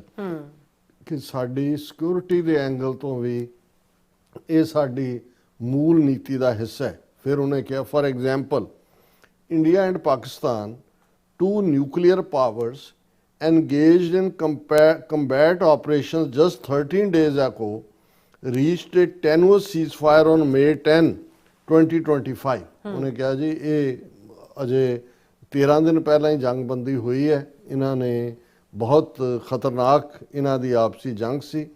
ਔਰ mister Lutnick noted this ceasefire was only achieved after President Trump interceded and offered both nations trading access with the United States to avert a full-scale war।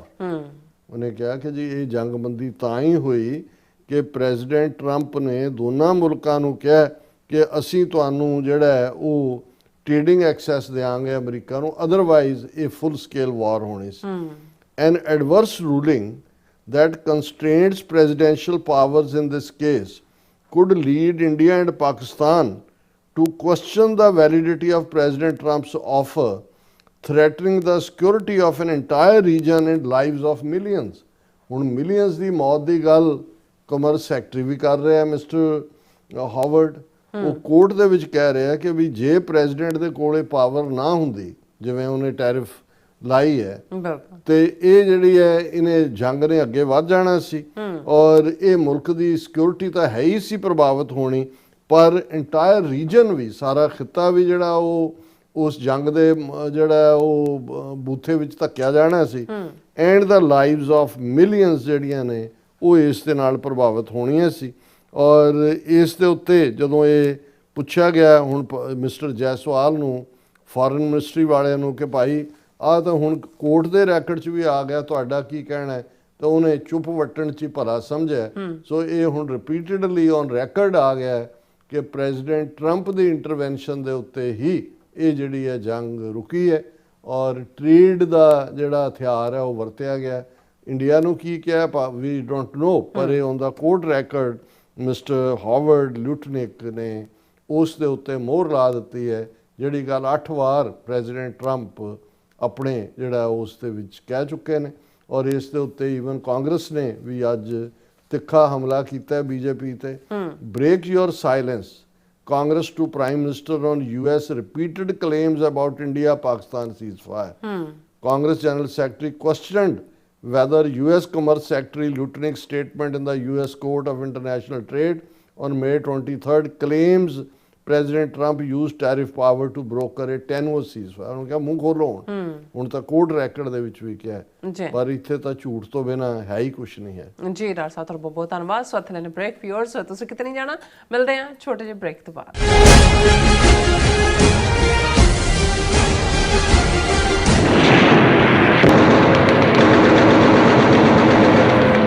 ਸੁਣ ਰਾਹੀਆ ਰਾਹੇ ਜਾਂਦਿਆ ਤੂੰ ਲਿਖ ਰੱਖੀਏ ਬਾਤ, ਮੇਰਾ ਡੁੱਬਿਆ ਸੂਰਜ ਚੜ੍ਹੇਗਾ ਔੜਕ ਮੁੱਕੇਗੀ ਇਹ ਰਾਤ। 7 ਜੂਨ ਦਿਨ ਸ਼ਨੀਚਰਵਾਰ ਨੂੰ ਸ਼ਹੀਦਾਂ ਦੇ ਸਰਤਾਜ ਸ੍ਰੀ ਗੁਰੂ ਅਰਜਨ ਦੇਵ ਜੀ ਅਤੇ ਜੂਨ 1984 ਦੇ ਸ਼ਹੀਦਾਂ ਨੂੰ ਸਮਰਪਿਤ ਵਿਸ਼ਾਲ ਨਗਰ ਕੀਰਤਨ ਅਤੇ ਪਾਤਸ਼ਾਹੀ ਰੈਲੀ ਕੱਢੀ ਜਾ ਰਹੀ ਹੈ। ਇਸ ਖਾਲਸਾਈ ਰੈਲੀ ਦੀ ਆਰੰਭਤਾ ਸਵੇਰੇ 10 ਵਜੇ 2nd ਸਟਰੀਟ ਤੋਂ ਅਤੇ ਸਮਾਪਤੀ civic centre plaza San Francisco ਵਿਖੇ ਹੋਵੇਗੀ, ਜਿੱਥੇ ਸਿੱਖ ਸੰਘਰਸ਼ ਵਿੱਚ ਕਾਰਜਸ਼ੀਲ ਸਿੱਖ ਆਗੂ ਵਿਚਾਰਾਂ ਦੀ ਸਾਂਝ ਪਾਉਣਗੇ। ਸਮੂਹ ਸਿੱਖ ਸੰਗਤਾਂ ਨੂੰ ਬੇਨਤੀ ਕੀਤੀ ਜਾਂਦੀ ਹੈ ਕਿ ਪਰਿਵਾਰਾਂ ਸਮੇਤ ਇਸ ਪਾਤਸ਼ਾਹੀ ਰੈਲੀ ਵਿੱਚ ਸ਼ਾਮਿਲ ਹੋ ਕੇ ਗੁਰੂ ਘਰ ਦੀਆਂ ਖੁਸ਼ੀਆਂ ਪ੍ਰਾਪਤ ਕਰੋ ਅਤੇ ਨਵੀਂ ਪੀੜ੍ਹੀ ਨੂੰ ਖਾਲਸੇ ਦੀਆਂ ਪਰੰਪਰਾਵਾਂ ਤੋਂ ਜਾਣੂ ਕਰਵਾਉਂਦਿਆਂ ਸਿੱਖ ਰਾਜ ਖਾਲਿਸਤਾਨ ਦੇ ਸੰਘਰਸ਼ ਵਿੱਚ ਯੋਗਦਾਨ ਪਾਉਣ ਲਈ ਪ੍ਰੇਰਿਤ ਕਰੋ ਜੀ। ਵਧੇਰੇ ਜਾਣਕਾਰੀ ਲਈ ਤੁਸੀਂ ਸਕਰੀਨ ਤੇ ਦਿੱਤੇ ਨੰਬਰਾਂ ਤੇ ਸੰਪਰਕ ਕਰ ਸਕਦੇ ਹੋ। ਰਾਜੇ ਪਾਪ ਕਮਾਉਂਦੇ। ਆਓ ਘੱਲੂਘਾਰਾ 1984 ਦੀ ਵਰ੍ਹੇਗੰਢ ਮੌਕੇ ਭਾਰਤੀ ਹਕੂਮਤ ਦੇ ਜ਼ੁਲਮਾਂ ਅਤੇ ਟ੍ਰਾਂਸਨੈਸ਼ਨਲ ਰਿਪਰੈਸ਼ਨ ਖਿਲਾਫ ਆਵਾਜ਼ ਬੁਲੰਦ ਕਰੀਏ। ਪੰਥਕ ਜਥੇਬੰਦੀਆਂ ਅਤੇ ਗੁਰਦੁਆਰਾ ਪ੍ਰਬੰਧਕ ਕਮੇਟੀਆਂ ਵੱਲੋਂ 7 ਜੂਨ 2025 ਦਿਨ ਸ਼ਨੀਵਾਰ ਨੂੰ ਸਵੇਰੇ 11 ਵਜੇ ਵਾਸ਼ਿੰਗਟਨ ਡੀਸੀ ਸਥਿਤ ਇੰਡੀਅਨ ਅੰਬੈਸੀ ਸਾਹਮਣੇ ਭਾਰੀ ਰੋਸ ਮੁਜ਼ਾਹਰਾ ਕੀਤਾ ਜਾ ਰਿਹਾ ਹੈ। ਸਮੂਹ ਜਥੇਬੰਦੀਆਂ ਵੱਲੋਂ ਮੈਟਰੋਪੋਲੀਟਨ ਏਰੀਆ ਦੀ ਸਿੱਖ ਸੰਗਤ ਨੂੰ ਇਸ ਰੋਸ ਵਿਖਾਵੇ ਵਿੱਚ ਵੱਧ ਚੜ੍ਹ ਕੇ ਪਹੁੰਚਣ ਲਈ ਬੇਨਤੀ ਕੀਤੀ ਜਾਂਦੀ ਹੈ। ਵਧੇਰੇ ਜਾਣਕਾਰੀ ਲਈ ਆਪ ਹੇਠ ਦਿੱਤੇ ਨੰਬਰਾਂ ਤੇ ਸੰਪਰਕ ਕਰ ਸਕਦੇ ਹੋ। ਰਾਜੇ ਪਾਪ ਕਮਾਉਂਦੇ।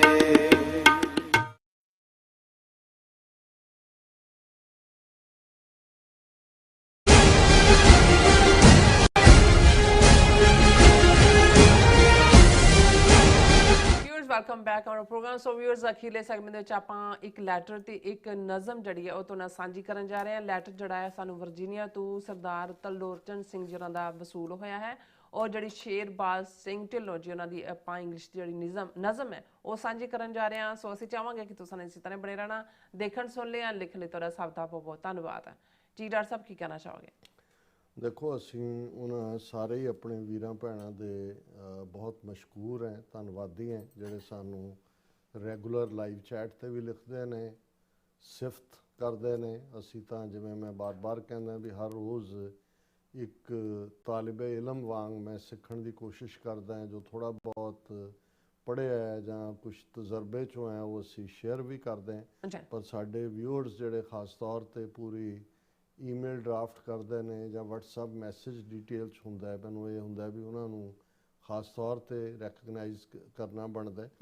ਸਾਡੇ ਵੀਰ ਸਰਦਾਰ ਤਰਲੋਚਨ ਸਿੰਘ ਵਰਜੀਨੀਆ ਤੋਂ, ਜਿਹੜੇ ਕਿ ਰੈਗੂਲਰ ਸਾਡੇ ਵਿਊਅਰ ਨੇ, ਉਹਨਾਂ ਦੀ ਇੱਕ ਲਿਖਤ ਮੈਨੂੰ ਮਿਲੀ ਹੈ ਜਿਹਦੇ 'ਚ ਉਹਨਾਂ ਨੇ ਗੁਰਫਤਿਹ ਬੁਲਾ ਕੇ ਕਿਹਾ, since all of your presentations delivered at different platforms during your recent tour are rich in content, delivery and effectiveness, it is difficult to perform a comparative analysis towards measuring their impact on the audience. ਕਿ ਤੁਹਾਡੀਆਂ ਜਿਹੜੀਆਂ ਵੀ ਤੁਸੀਂ presentations different platforms ਤੋਂ Australia New Zealand ਦੇ tour ਦੀ ਗੱਲ ਕਰ ਰਹੇ ਨੇ, ਰੀਸੈਂਟ ਟੂਰ ਦੇ ਦੌਰਾਨ ਦਿੱਤੀਆਂ, ਉਹ ਬਹੁਤ ਅਮੀਰ ਸਨ ਕੰਟੈਂਟ ਦੇ ਪੱਖੋਂ ਵੀ, ਉਹਨਾਂ ਦੀ ਡਿਲੀਵਰੀ ਵੀ ਔਰ ਉਸ ਦਾ ਪ੍ਰਭਾਵਸ਼ਾਲੀ ਹੋਣਾ। ਔਰ ਉਹ ਕਹਿੰਦੇ ਨੇ ਵੀ ਇਹ ਬਹੁਤ ਔਖਾ ਹੈ ਕਿ ਮੈਂ ਇਸ ਨੂੰ ਐਨਾਲਾਈਜ਼ ਕਰਾਂ ਕਿ ਵੀ ਇਸ ਦਾ ਕੀ ਇੰਪੈਕਟ ਆਡੀਅנס ਤੇ ਹੋਇਆ ਹੋਵੇਗਾ।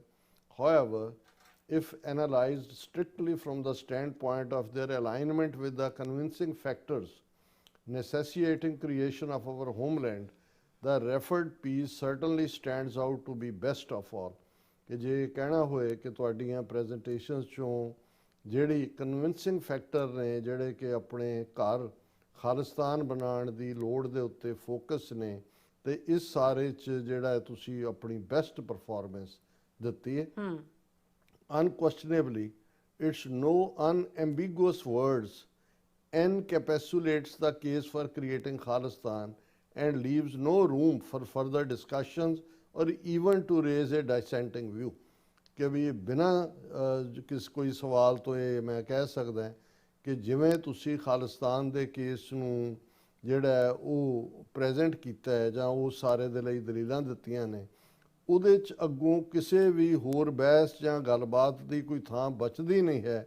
ਈਵਨ ਕਿਸੇ ਦੇ ਲਈ ਕੋਈ ਡਾਈਸੈਂਟਿੰਗ ਸਵਾਲ ਵੀ ਪੁੱਛਣ ਦੀ ਜਿਹੜੀ ਆ ਉਹ ਗੁੰਜਾਇਸ਼ ਨਹੀਂ ਰਹਿੰਦੀ ਹੈ। ਕੇਸ ਤੁਸੀਂ ਇਵੇਂ ਕੰਪਲੀਟਲੀ ਐਡਵੋਕੇਟ ਕੀਤਾ ਜੀ। Another pertinent point which deserves mention here is that while we did miss you, the beneficial aspect of your being over there has been productive and certainly outweighs the disappointment caused to such viewers by your absence।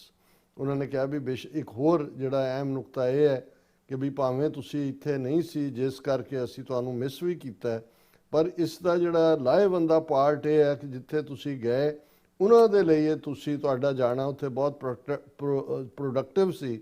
ਔਰ certainly ਜਿਹੜੀ ਸੱਚੋ ਸੱਚ ਦੇ views ਨੂੰ ਨਿਰਾਸ਼ਾ ਹੋਈ ਤੁਹਾਡੀ ਗੈਰ ਹਾਜ਼ਰੀ ਕਰਕੇ, ਇਸ ਦੀ ਜਿਹੜੀ ਹੈ ਪੂਰਤੀ ਹੈ ਉਹ ਉੱਥੇ ਹੋਈ। ਸੋ ਮੇਰੇ ਕੋਲ ਕੋਈ ਅਲਫਾਜ਼ ਨਹੀਂ ਨੇ ਕਿ ਵੀ ਮੈਂ ਸਰ ਤਰਲੋਚਨ ਸਿੰਘ ਜੀ ਉਹਨਾਂ ਦਾ ਸ਼ੁਕਰੀਆ ਅਦਾ ਕਰ ਸਕਾਂ।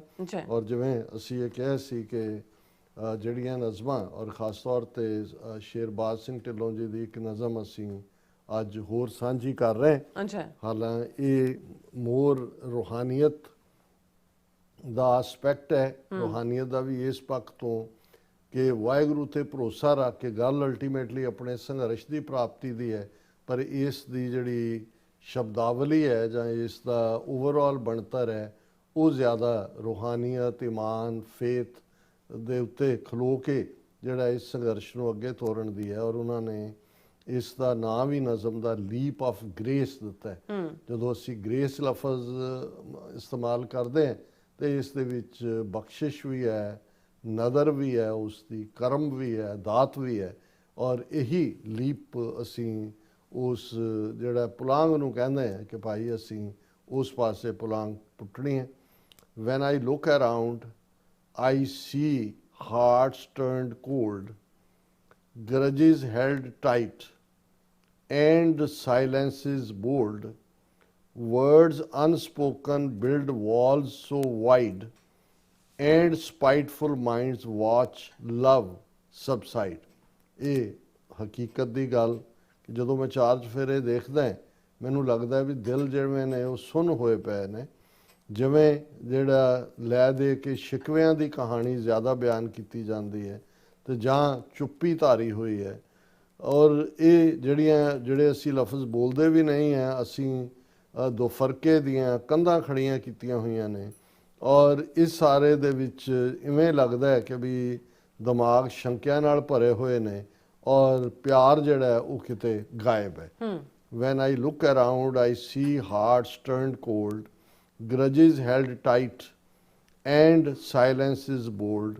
Words are unspoken build walls so white, and spiteful minds watch love subside. They speak with strangers, masks worn well, but soon are lost in a shattered shell. Betrayal bleeds where trust was sown, and pain arrives when truth is known. They speak with strangers, masks worn well। ਕਿ ਵੀ ਮੂੰਹ ਦੇ ਉੱਤੇ ਅਸੀਂ ਜਿਹੜਾ ਹੈ ਉਹ ਨਕਾਬ ਪਾ ਕੇ, mask ਪਾ ਕੇ ਗੱਲ ਕਰਦੇ ਹਾਂ ਅਜਨਬੀਆਂ ਵਾਂਗ। ਔਰ ਬਹੁਤ ਜਲਦੀ ਅਸੀਂ ਇਹ ਦੇਖਦੇ ਹਾਂ ਕਿ ਵੀ ਅਸੀਂ ਗਵਾਚ ਜੇ ਗਏ ਹਾਂ, ਸ਼ੈਟਰ ਹੋਏ ਹੋਏ ਹਾਂ। ਹਰ ਪਾਸੇ ਬਿਟਰੇਅਲ ਬਲੀਡਸ, ਵੀ ਕਿਸੇ ਤੇ ਵੀ ਜਿਹੜਾ ਇਤਬਾਰ ਨਹੀਂ ਹੈ। ਸਾਨੂੰ ਲੱਗਦਾ ਵੀ ਹਰ ਕੋਈ ਬਿਟਰੇ ਕਰ ਰਿਹਾ ਹੈ। ਕਦੇ ਜਿਸ ਧਰਤੀ ਦੇ ਉੱਤੇ ਟਰਸਟ ਦਾ ਬੀਜ ਸੀ, ਚਾਰ ਚਫੇਰੇ, ਭਰੋਸਾ ਔਰ ਵਿਸਾਹ ਇਹ ਸੀ, ਅੱਜ ਅਸੀਂ ਦੇਖਦੇ ਹਾਂ ਕਿ ਹਕੀਕਤ ਦਾ ਜਦੋਂ ਅਹਿਸਾਸ ਹੁੰਦਾ ਹੈ ਤੇ ਉਦੋਂ ਜਿਹੜਾ ਅਸੀਂ ਤਕਲੀਫ 'ਚ ਜਾਂਦੇ ਹਾਂ, ਕਿਉਂਕਿ ਅਸੀਂ ਸਾਰੇ ਸ਼ੱਕ ਦੀ ਦੁਨੀਆ 'ਚ, ਵਹਿਮ ਦੀ ਦੁਨੀਆ 'ਚ ਔਰ ਬੇਵਿਸ਼ਵਾਸੀ ਦੀ ਦੁਨੀਆ 'ਚ ਜੀ ਰਹੇ ਹਾਂ। ਜੀ Oh, what a world of twisted ties, where foes wear smiles and truth wears lies. Yet fear not, dear soul, for you are not alone. The one at his feet shall never be overthrown. ਹੁਣ ਇਹ ਰੱਬ ਤੇ ਭਰੋਸੇ ਵੱਲ ਦਾ ਸਫ਼ਰ ਹੈ ਕਿ ਵੀ ਕਿਸ ਕਿਸਮ ਦਾ ਇਹ ਝੂਠਿਆਂ ਦਾ ਸੰਸਾਰ ਹੈ, ਚਾਰ ਚਫੇਰੇ, ਝੂਠ ਹਾਵੀ ਹੈ, ਜਿੱਥੇ ਜਿਹੜਾ ਦੁਸ਼ਮਣ ਹੈ ਉਹ ਤੁਹਾਨੂੰ ਸਮਾਈਲ ਦੇ ਨਾਲ ਵੈਲਕਮ ਕਰ ਰਿਹਾ। ਧੋਖਾ ਵਿਸਾਖਾਤ ਇਹੀ ਹੁੰਦਾ ਹੈ। ਔਰ ਇਹ ਜਿਹੜਾ ਸੱਚ ਹੈ ਉਹ ਲੱਗਦਾ ਵੀ ਜਿਵੇਂ ਝੂਠ ਦੇ ਵਿੱਚ ਲਿਪਟਿਆ ਹੋਏ। ਫਿਰ ਵੀ ਉਹਨਾਂ ਨੇ ਕਿਹਾ ਵੀ ਫੀਅਰ ਨਾਟ ਡੀਅਰ ਸੋਲ, ਇਹ ਪਿਆਰੀ ਰੂਹ, ਫੀਅਰ ਨਾ ਕਰੋ, ਤੁਸੀਂ ਇਕੱਲੇ ਨਹੀਂ ਹੋ। ਜਿਹੜਾ ਉਸ ਵਾਹਿਗੁਰੂ ਦੇ ਚਰਨਾਂ ਵੱਲ ਝੁਕ ਗਿਆ, the one at his feet shall never be overthrown, ਉਹ ਕਦੇ ਵੀ ਆਪਣੇ ਅਕੀਦੇ ਤੋਂ, ਆਪਣੇ ਇਰਾਦੇ ਤੋਂ, ਆਪਣੀ ਥਾਂ ਤੋਂ ਹਿਲ ਨਹੀਂ ਸਕਦਾ। ਉਹ what a world of twisted ties, where not lies, twisted ties. Oh, what a world of twisted ties, where foes wear smiles and truth wears lies. Yet fear not, dear soul, for you are not alone. The one at his feet shall never be overthrown. A setback, yes, may dim your light, but it's the pause before a higher flight. A leap needs space, a breath, a bend, to break the bounds or transcend the end. A setback, yes, may dim your light.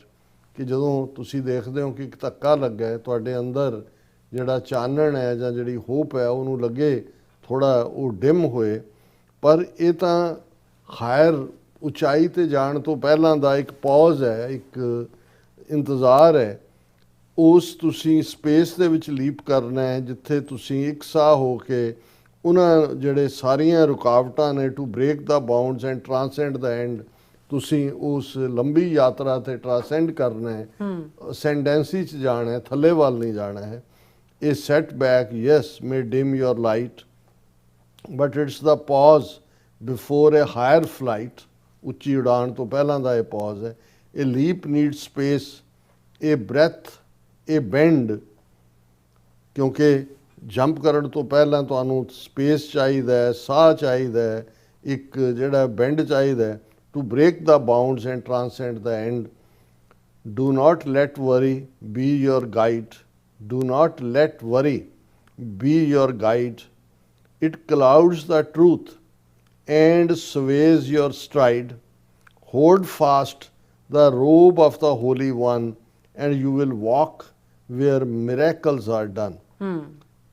ਫਿਕਰਾਂ ਨੂੰ ਆਪਣਾ guide ਨਾ ਬਣਨ ਦਿਓ। ਇਹ ਨਾ ਹੋਏ ਕਿ ਤੁਹਾਡੀ ਰੂਹ ਦੇ ਉੱਤੇ ਫਿਕਰ ਸਵਾਰ ਹੈ। Do not let worry be your guide. It clouds the truth and sways your stride.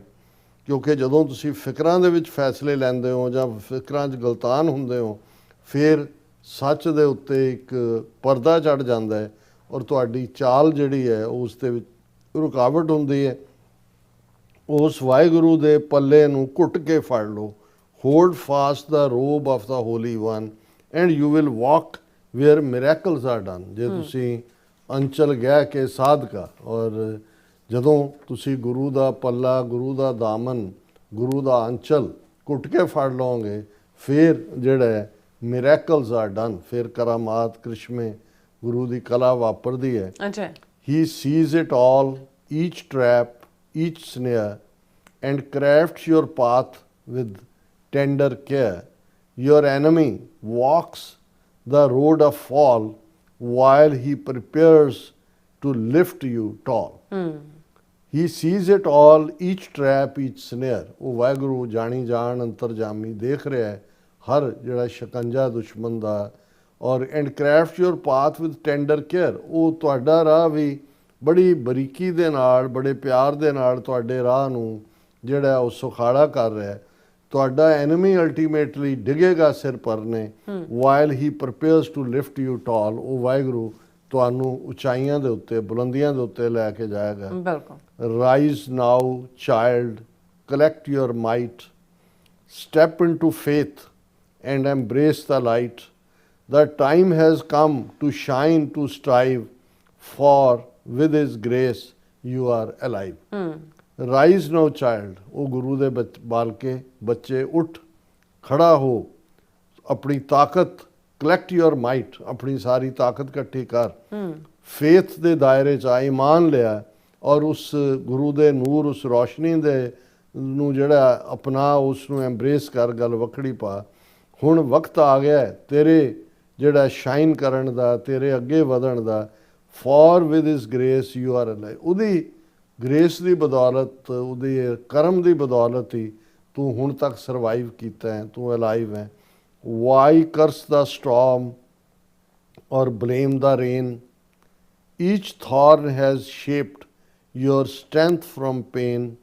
Smile at fate, hug the trial, for every sorrow walks a mile.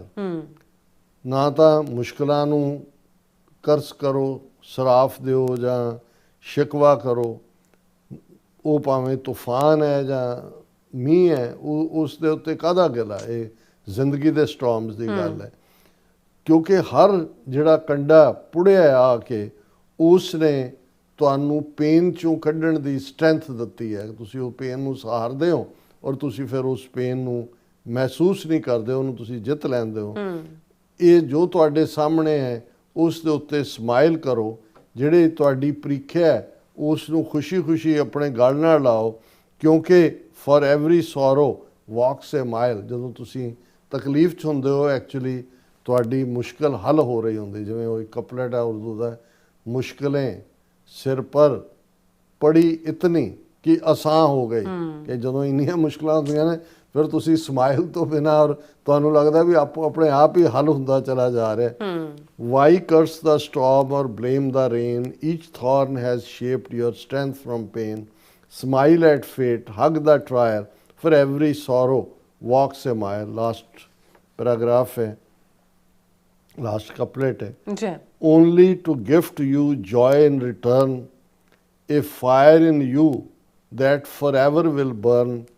He is your shield, your guiding sun. With him your victory has begun. Only to gift you joy in return. ਉਸ ਵਾਹਿਗੁਰੂ ਦਾ ਜਦੋਂ ਅੰਚਲ ਫੜ ਕੇ ਤੁਸੀਂ ਉਸ ਸਾਰੇ ਤੂਫਾਨਾਂ, ਮੁਸ਼ਕਲਾਂ ਦੇ ਸਾਹਮਣੇ ਵੀ ਮੁਸਕਰਾ ਕੇ ਆਪਣੇ ਸਫ਼ਰ ਨੂੰ ਜਾਰੀ ਰੱਖਦੇ ਹੋ, ਤੇ ਫਿਰ ਗੁਰੂ ਟੁੱਟ ਕੇ ਨਿਰੰਕਾਰ ਤੁਹਾਨੂੰ ਆਨੰਦ ਦੀ ਬਖਸ਼ਿਸ਼ ਕਰਦਾ। Only to gift you joy in return, a fire in you that forever will burn. ਔਰ ਉਹ ਜੋਏ ਔਰ ਬਲੈਸਿੰਗ ਕੀ ਹੈ ਕਿ ਤੁਹਾਡੇ ਅੰਦਰ ਹਮੇਸ਼ਾ ਉਹ ਪ੍ਰਕਾਸ਼, ਉਹ ਨੂਰ ਹੈ ਜਿਹੜਾ ਤੁਹਾਨੂੰ ਹਿੰਮਤ ਦਿੰਦਾ ਹੈ, ਹੌਸਲਾ ਦਿੰਦਾ ਹੈ। He is your shield, your guiding sun. ਉਹ ਤੁਹਾਡੀ ਢਾਲ ਵੀ ਹੈ, ਤੁਹਾਡਾ ਰਾਹ ਦਸੇਰਾ ਸੂਰਜ ਵੀ ਹੈ। With him your victory has begin. ਕਿ ਜਦੋਂ ਤੁਸੀਂ ਉਸ ਦੇ ਉੱਤੇ ਟੇਕ ਰੱਖ ਕੇ ਖਲੋ ਜਾਂਦੇ ਹੋ, ਸਮਝੋ ਤੁਹਾਡਾ ਜਿੱਤਾਂ ਦਾ ਸਫ਼ਰ ਸ਼ੁਰੂ ਹੋ ਜਾਂਦਾ ਹੈ। ਜੀ ਰਾਜ ਸਾਹਿਬ, ਤੁਹਾਡਾ ਬਹੁਤ ਬਹੁਤ ਸ਼ੁਕਰੀਆ। ਹੁਣ ਆਪਾਂ ਜਿਹੜੇ ਆਪਣੇ ਵਿਊਅਰਸ ਮੈਸੇਜ ਨੇ ਉਹ ਲੈਣ ਜਾ ਰਹੇ ਹਾਂ। ਸਭ ਦਾ ਬਹੁਤ ਬਹੁਤ ਸ਼ੁਕਰੀਆ ਅਦਾ ਕਰਦੇ ਹਾਂ। ਸੋਹਨਮਾਲ ਜੀ ਸਾਡੇ ਪਹਿਲੇ ਵਿਊਅਰ ਨੇ, ਸਾਨੂੰ ਫਤਿਹ ਬੁਲਾਉਂਦੇ ਨੇ। ਵਾਹਿਗੁਰੂ ਜੀ ਕਾ ਖਾਲਸਾ, ਵਾਹਿਗੁਰੂ ਜੀ ਕੀ ਫਤਿਹ। ਔਰ ਸਾਜਦ ਅਲੀ ਜੀ ਵੀ ਲਵ ਫਰੋਮ ਲਾਹੌਰ। ਸੁਰਜੀਤ ਕੌਰ ਜੀ ਖਾਲਸਾ ਜ਼ਿੰਦਾਬਾਦ ਕਹਿੰਦੇ ਨੇ। ਅਰਸ਼ਦ ਨਾਜ਼ੀਰ ਜੀ ਵੀ ਲਵ ਯੂ ਖਾਲਿਸਤਾਨ। और फिर इसी तरह कहते हैं इंशाअल्लाह बन के रहेगा खालिस्तान, खालिस्तान जिंदाबाद कहते हैं। और जावेद अली जी पाकिस्तान जिंदाबाद, खालिस्तान जिंदाबाद। अरशद नाज़ीर जी कहते हैं कि मैं दुबई से हूँ और मेरी ज़्यादा दोस्ती कहते हैं सिख बरदरी से है और हमारी दोस्ती 35 साल पुरानी है। So nice. और फिर इसी तरह जी हाँ जी बलजीत वड़ैच भी ਤੁਹਾਨੂੰ ਫਤਿਹ ਬੁਲਾਉਂਦੇ ਨੇ ਔਰ ਮੈਨੂੰ ਵੀ। ਔਰ ਫਿਰ ਇਸ ਤਰ੍ਹਾਂ ਗੁਰਜੀਤ ਸਿੰਘ ਜੀ ਕਹਿੰਦੇ ਰਾਜ ਕਰੇਗਾ ਖਾਲਸਾ ਔਰ ਵਾਹਿਗੁਰੂ ਜੀ ਕਾ ਖਾਲਸਾ, ਵਾਹਿਗੁਰੂ ਜੀ ਕੀ ਫਤਿਹ ਕਹਿੰਦੇ ਨੇ। ਜਿਮੀ ਗਿੱਲ ਵਾਹਿਗੁਰੂ ਕਹਿੰਦੇ ਨੇ। ਔਰ ਸਟਿੰਗਰ ਜੀ ਜਿਹੜੇ ਗੁੱਡ ਸਿੰਘ ਕਹਿੰਦੇ ਨੇ, ਸਿੰਘ ਸਾਹਿਬ ਕਹਿੰਦੇ ਨੇ ਤੁਹਾਨੂੰ। ਔਰ ਰਮਿੰਦਰ ਜੀ ਖਾਲਸਾ ਜ਼ਿੰਦਾਬਾਦ ਕਹਿੰਦੇ ਨੇ। ਇੰਦਰਜੀਤ ਸਿੰਘ ਸੰਧੂ ਜੀ ਵੀ ਖਾਲਸਾ ਜ਼ਿੰਦਾਬਾਦ ਫਤਿਹ ਬੁਲਾਉਂਦੇ ਨੇ। ਔਰ H&H ਜਿਹੜੇ ਸ਼ਲੇਬੀ ਸਿੰਘ ਜਿਹੜੇ ਖਾਲਿਸਤਾਨ ਕਹਿੰਦੇ ਨੇ ਖਾਲਸਾ ਜ਼ਿੰਦਾਬਾਦ। ਔਰ ਫਿਰ ਕਹਿੰਦੇ ਵਾਹ ਜੀ ਡਾਕਟਰ ਸਾਹਿਬ। ਔਰ ਫਿਰ ਇਸੇ ਤਰ੍ਹਾਂ ਸਹੀ ਕਹਿੰਦੇ ਨੇ ਕਿਹਾ ਹੈ। ਔਰ ਮਲੰਗ ਜਾਨ ਜੀ ਜੀਓ ਕਹਿੰਦੇ ਨੇ। ਔਰ ਸਟ੍ਰਿੰਗ ਕਹਿੰਦੇ ਨੇ ਕਿ ਪਲੀਜ਼ ਲਾਈਕ ਵੀ ਕਰੋ। ਔਰ ਕਹਿੰਦੇ ਨੇ ਡਿਸਲਾਈਕ ਵੀਡੀਓ ਔਰ ਫॉर ਮੋਰ ਰੀਚ ਕਹਿੰਦੇ ਨੇ। ਔਰ ਫਿਰ ਇਸੇ ਤਰ੍ਹਾਂ ਬਿਲਾਲ ਅਹਿਮਦ ਜੀ ਸਾਨੂੰ ਹੈਲੋ ਕਹਿੰਦੇ ਨੇ। ਔਰ ਫਿਰ ਇਸੇ ਤਰ੍ਹਾਂ ਅਵਤਾਰ ਸਿੰਘ ਜੀ ਵੀ ਫਤਿਹ ਬੁਲਾਉਂਦੇ ਨੇ। ਫਿਰ ਇਸੇ ਤਰ੍ਹਾਂ ਜਤਿੰਦਰ ਸਿੰਘ ਜੀ ਵੀ ਜਿਹੜੇ ਨੇ ਉਹ ਵੀ ਫਤਿਹ ਬੁਲਾਉਂਦੇ ਨੇ। ਜਸਵੀਰ ਸਿੰਘ ਬਰਾਜ ਜੀ ਵੀ ਔਰ ਨਿਹੰਗ ਸਿੰਘ ਜੀ ਵੀ ਫਤਿਹ। ਔਰ ਫਿਰ ਜੀ ਸਿੰਘ ਜੀ ਕਹਿੰਦੇ ਨੇ ਵਾਹਿਗੁਰੂ ਜੀ ਕਾ ਖਾਲਸਾ ਵਾਹਿਗੁਰੂ ਜੀ ਕੀ ਫਤਿਹ ਸਾਰੀ ਟੀਮ ਨੂੰ। ਆਪ ਜੀ ਦਾ ਬਹੁਤ ਬਹੁਤ ਧੰਨਵਾਦ ਡਾਕਟਰ ਸਾਹਿਬ। ਬਹੁਤ ਕੁਝ ਸਿੱਖਿਆ ਆਪ ਜੀ ਤੋਂ। ਜਦੋਂ ਆਪ ਜੀ ਵਰਗੇ ਅਨੇਕਾਂ ਦਰਖਤ ਸਾਡੇ ਨਾਲ ਹੋਣ ਫਿਰ ਕਿਸੇ ਹਨੇਰੀ ਦੀ ਪਰਵਾਹ ਨਹੀਂ ਹੈ। ਗੁਰਿੰਦਰਜੀਤ ਹਾਂਜੀ ਇਹ ਵੀਰ ਗੁਰਿੰਦਰਜੀਤ ਸਿੰਘ ਨੇ ਜਿਨ੍ਹਾਂ ਦੇ ਘਰ ਅਸੀਂ ਰੁਕੇ ਨਿਊਜ਼ੀਲੈਂਡ। ਸਮੁੱਚੇ ਪਰਿਵਾਰ ਨੇ ਬਹੁਤ ਖਿਦਮਤ ਕੀਤੀ। ਬਹੁਤ ਪਿਆਰਾ ਪਰਿਵਾਰ ਹੈ ਔਰ ਬੜੀ ਤਨਦੇਹੀ ਨਾਲ ਇਹ ਲੋਕਲ ਗੁਰਦੁਆਰਾ ਸਾਹਿਬ ਖਾਸ ਤੌਰ 'ਤੇ ਨੌਜਵਾਨਾਂ ਦੇ ਉੱਤੇ ਇਹਨਾਂ ਦਾ ਫੋਕਸ ਹੈ ਕਿ ਅਗਲੀ ਜਨਰੇਸ਼ਨ ਨੂੰ ਜਿੱਥੇ ਸਿੱਖੀ ਵੈਲਿਊਜ਼ ਦੇ ਵਿੱਚ ਪਰਪੱਕ ਕੀਤਾ ਜਾਏ ਉੱਥੇ ਕੌਮੀ ਘਰ ਖਾਲਿਸਤਾਨ ਦੇ ਲਈ ਵੀ ਮੁੱਢਲੇ ਤੌਰ ਦੇ ਉੱਤੇ ਜਿਹੜਾ ਹੈ ਉਹਨਾਂ ਦਾ ਮਾਈਂਡ ਸੈਟ ਜਾਂ ਉਹਨਾਂ ਤੱਕ ਵੱਧ ਤੋਂ ਵੱਧ ਜਾਣਕਾਰੀ ਪਹੁੰਚਾਈ ਜਾਏ। ਬਹੁਤ ਬਹੁਤ ਸ਼ੁਕਰੀਆ ਵੀਰ ਗੁਰਿੰਦਰਜੀਤ ਸਿੰਘ ਜੀ। ਸਟਿੰਗਰ ਜੀ ਕਹਿੰਦੇ like and share to everyone. ਔਰ ਬਿਲਹਾਲ ਅਹਿਮਦ ਜੀ ਵੀ ਡਾਕਟਰ ਸਾਹਿਬ ਨਵੰਬਰ 1984 ਵਿੱਚ ਪਾਕਿਸਤਾਨ ਨਿਊਕਲੀਅਰ ਪਾਵਰ ਬਣ ਗਿਆ ਸੀ। ਰਾਜੀਵ ਗਾਂਧੀ ਤੇ ਜ਼ਿਆ ਉਲ ਹਕ ਦੀ ਮੁਲਾਕਾਤ ਤੇ ਤਾਵਨ ਯਾਦ ਹੋਏਗੀ। ਔਰ ਇਸੇ ਤਰ੍ਹਾਂ ਫਿਰ ਜੀ ਓਕੇ ਜੀ ਫਿਰ stay safe knowledge is power ਕਹਿੰਦੇ ਨੇ। ਔਰ ਸਟਿੰਗਰ ਫਿਰ ਕਹਿੰਦੇ ਨੇ ਕਿ everyone should like it and so that more and more people can watch and learn। ਫਿਰ ਇਸੇ ਤਰ੍ਹਾਂ ਸ਼ੇਖ ਖਾਲਿਦ ਜੀ ਵੀ ਖਾਲਸਾ ਜ਼ਿੰਦਾਬਾਦ ਕਹਿੰਦੇ ਨੇ। ਔਰ ਫਿਰ ਸਟਿੰਗਰ ਜੀ ਕਹਿੰਦੇ ਹਿਜ਼ ਨੌਲੇਜ ਇਜ਼ ਅਮੇਜ਼ਿੰਗ। ਔਰ ਸ਼ੇਖ ਫਿਰ ਉਹਨਾਂ ਨੇ ਖਾਲਸਾ ਜ਼ਿੰਦਾਬਾਦ ਕਿਹਾ।